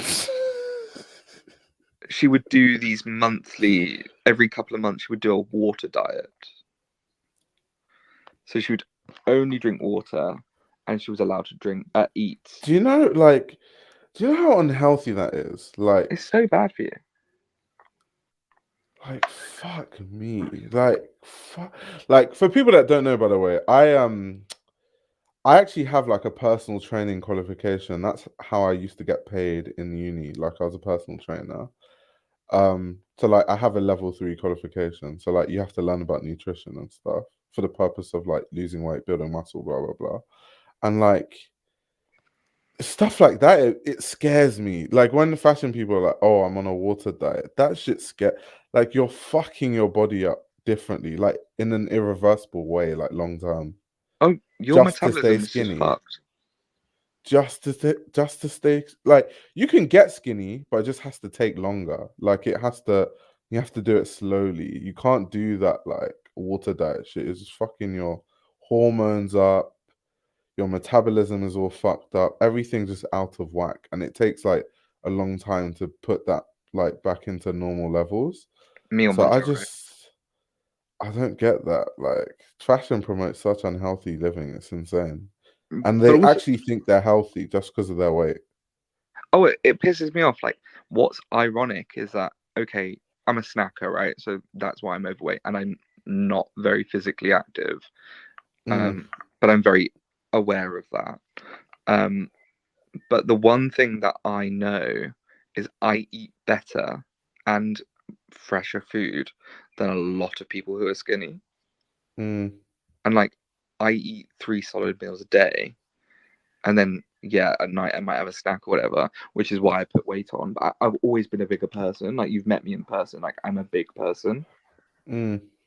And I sometimes look at, like, especially when I lived with my ex, like you'd see what people eat, and I'm like, babes, I eat better than you. But you know the also because I just remember this from personal training. People that have naturally fast metabolisms, some of them are the most fucked because they build such bad habits, and everyone's metabolism slows down, by the way. And when theirs slows down, they're fucked because they've built bad habits way too long into their life that it's like really hard to change. And like I had to train some people where they were at that point where it's like almost impossible to change their habits. Like we had to go to like hell and back to change them. So it's just like, I don't know, man. It's rough for people like that. And then obviously, like the water diet just scares me. Like you're not getting any iron, you're not getting any like magnesium, you're not getting any chromium. That shit is scary. Yeah, Like your you need electrolytes are minerals. fucked. Like you're so fucked. Imagine, and also like, you know that whole the reason why you shouldn't drink too much water is because it actually fucks your electrolytes and your body, the way things are absorbed. Mm-hmm. And I'm like, could you imagine just drinking water? Your body would just be so out of whack. I actually can't believe someone actually went on a water only diet. That's the worst thing I've ever heard of in my life, like health wise. I'm a snack fin. Pull up on me. Thank you. Let Insinuating me that chill. I'm not a munter. This But are is true you? though. That's why a lot of fashion people age like shit plus drugs. Yeah, and then like, yeah. Let me not even get into it. Yeah, but I don't really know. Well, actually, there is one. Bim Tanks. He's They aging. age badly. They age badly. I mean, it's either they have no hair left, Babes, like they just have don't read me like complete that. hair loss. He said, "Don't read me like-" I'm not talking about you. I'm talking I'm about bald. like models and shit. Are you actually bald as in not by choice? Oh no! I can grow hair, but then I Okay, there we go. started thinning at 22, and then I was like, I'd already shaved Okay. by then. Because I'm bald by choice. Well, not now, because my hair started going back. I need to cut it off. But like, yeah. Actually, But I mean, like people that can't grow hair. yeah, that's true. Actually, you've just reminded me. I need to tell you this. Please veet your hair. Why? It has changed my life. It has changed my Veet. motherfucking. Does that work? I feel like if I veeted my hair, it would come off blotchy and there'll be like patches that are. That's why I use a clipper. So, do you bick your hair? Or do you just use a clipper? Sorry? Do you like bick it, like, or do you No, use like? I just use a clipper and just shave the whole shit off.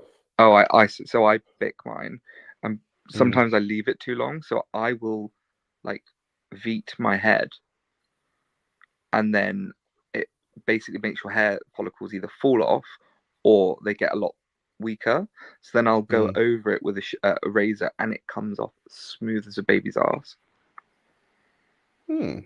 I might try that, but You need to get the I swear you're sensitive not. one. Though. I swear you're not supposed to put Veet on your head, though. Like, I mean, you're not. I just feel like You're also not supposed to put cock in your ass, but I do it. cock in the arse, Veet on the head, potato, Same tomato, shit. tomato. Chemical burns, definitely. He says never considered going Turkey. Nah, man. Like, it is what I it like is. being Like, bald. the thing is, I think people just fight nature too hard. Like, even like if you look at my hairline slightly goes in. It's not that bad, but it does, like, from the side you can't really see it, but it slightly goes in. It's calm. I'd choose to shave my hair. I could grow it out if I wanted to, but the whole turkey thing is like, nah. Like when everything goes into here, that's my head telling me it's time to just go bald completely, and it's fine. I'm not gonna fight it. I'm Yeah, not gonna I go didn't and fight get the mine. hair transplants and like all that shit. Nah, man. Just be at one with nature. By the way, everybody calling me out for chemical burns, I completely get it, right? But also, I use the sensitive one. I don't use it for longer than it's allowed. Actually, that's a lie. I do, but I know what my skin can withstand, so you just go with the flow. And I don't do it every day. I do it like once a week. V in the genital sounds like danger. So real. Yeah, I can't use Veet for pubes, man. I use a clipper, but like a clipper for that area, not something that's gonna cut all my shit up. Oh yeah, had that experience. Yes. So I'm more just like trim. Veet would be good because I'm sure you could make it smooth, but I'm just like, I don't know. I'm paranoid. I'm like, if I put Veet near my genitals, I'll be like infertile when I want to have kids. Let's just say a lot of the gays use it on their arsehole. Oh my god, so nared funny. my bum and had to go to the hospital. Are you kidding? Jeez, that's insane. Manscaped Nah, YouTuber. I don't use Manscaped, but they should send me a lawnmower 3.0. That would be dope. I'll definitely use that. That's so funny. I can't believe you nared your bum and had to go to the hospital. What the fuck? That's actually crazy. Wild and Lethal Treasure, because obviously that's a Walter van Beirendonk. Is it the same on Instagram? Yeah, that's what I said when I first saw the name. It just reminds me of Wild and Lethal Trash. Very Walter van Beirendonk. Coded. Right, I'm going because Oh, it's so late. Ronnie's trolling. All right, enjoy your sleep. Thank I'm you. gonna hop off very soon because yeah, duty calls. Booty calls. Right, have a great night and safe All right, flight to you Milan. too. Thank you. Bye.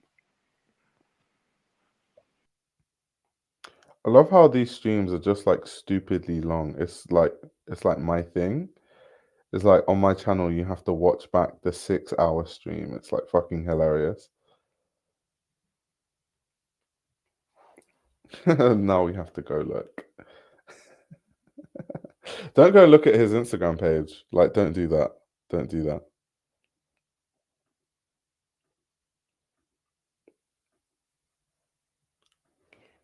Oh, you guys love Finn. That's really sweet. That's really sweet. Oh, you almost missed the stream. Yeah, it's like, I mean, I used to think that no one watches the stream, and then one time I commented it in a stream. I was like, I wonder who watches the streams back because they always get like really good views on replay, and I don't understand because they're so long. Like when the stream initially happens, it'll get like 1.4K views, and then on the replay, it's like insane. Like I had a 3-hour stream on Vision EVR, and it's on 10K views right now. It's really, really weird. That like more people watch it back than people that watch the stream live. It's like really interesting.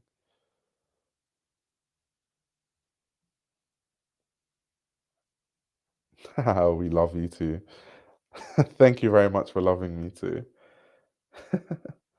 I watch back the whole stream sometimes while I paint. Oh, that's cool. Are you like an artist? Um, like painting artist, or are you like painting your house, like redecorating? Like I said, I watch the replays during work for ambiance. That's cool. I have to check the replay for the long recap. I missed things because of the dance battle. Ah, only because you can't skip parts of the live. I rewatch the streams. Oh, okay, that's interesting. That's interesting. I'm trying to like with the streams now, like add timestamps to like improve the viewer experience of the people that watch it back because I've started to realize a lot of people actually watch them back. So like I'm trying to add timestamps so people can like go to the points that they want to watch. So like even today there'll be timestamps of like the Jacquemus show, Charles Jeffrey, Jordanluca, all that sort of stuff, so you can kind of find the different sections. So that has kind of helped. I think someone commented that the other day, like someone noticed because I started doing that with I think the past like two, three, 4 streams. So yeah. Long live streams are good for background noise, and if you work all day, it's perfect. I listen to long ones all the time. You can skip around too. Yeah, AZ. I watch your lives when I'm working because AZ, you stream at silly o'clock. Like sometimes I'm working through the night, and then I just like whip up YouTube, and AZ is literally streaming at like 4 a.m., 5 a.m., 6 a.m. I've always wondered like what your like sleeping pattern is like because your sleeping pattern is fucked. It's like mine. It's just like completely fucked. I'm here live and I watch it again while making stuff. Oh, that's really cool.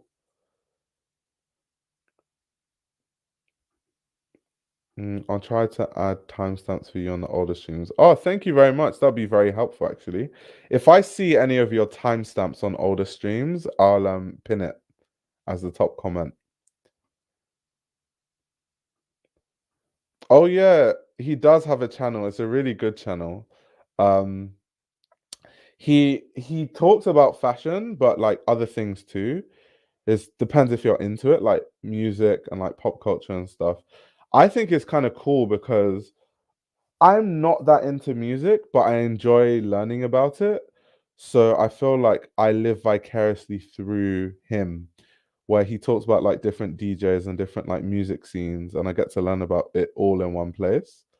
Um, so yeah, that's what it's like really cool. But he covers loads of different things, and it's just jokes when he's like Because to be fair, something that I started to get into because of him is all the like Brendan Schaub content and all that stuff. I just didn't even. I obviously watched Joe Rogan, but the whole Brendan Schaub thing is just like didn't know about any of it until I started watching his streams. So yeah, it's cool. It's like a nice chill vibe. I'm looking through the live names now. It seems very, very unhinged. I love it already. That's funny. Do you play any online games? It depends what you mean by online games. The only game I really play, to be honest, because just I'm always working, I don't have time, is Football Manager. I'm a big Football Manager guy. Like every new Football Manager that comes out, I buy it. That's like my favorite game to play. But it's not really online. It's like a PC game, but it's not really online. I have to tap into it. I just call him AZ because everyone calls him AZ. Like Agostino Zinga is like his full name, but everyone just calls him AZ. It's like everyone calls me Ayo, but my full name is Odo Ayo. It's like the same shit.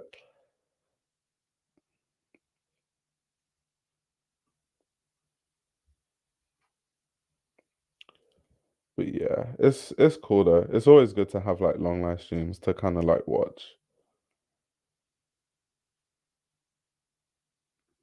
Wait, the virtual club? What's that? What's that?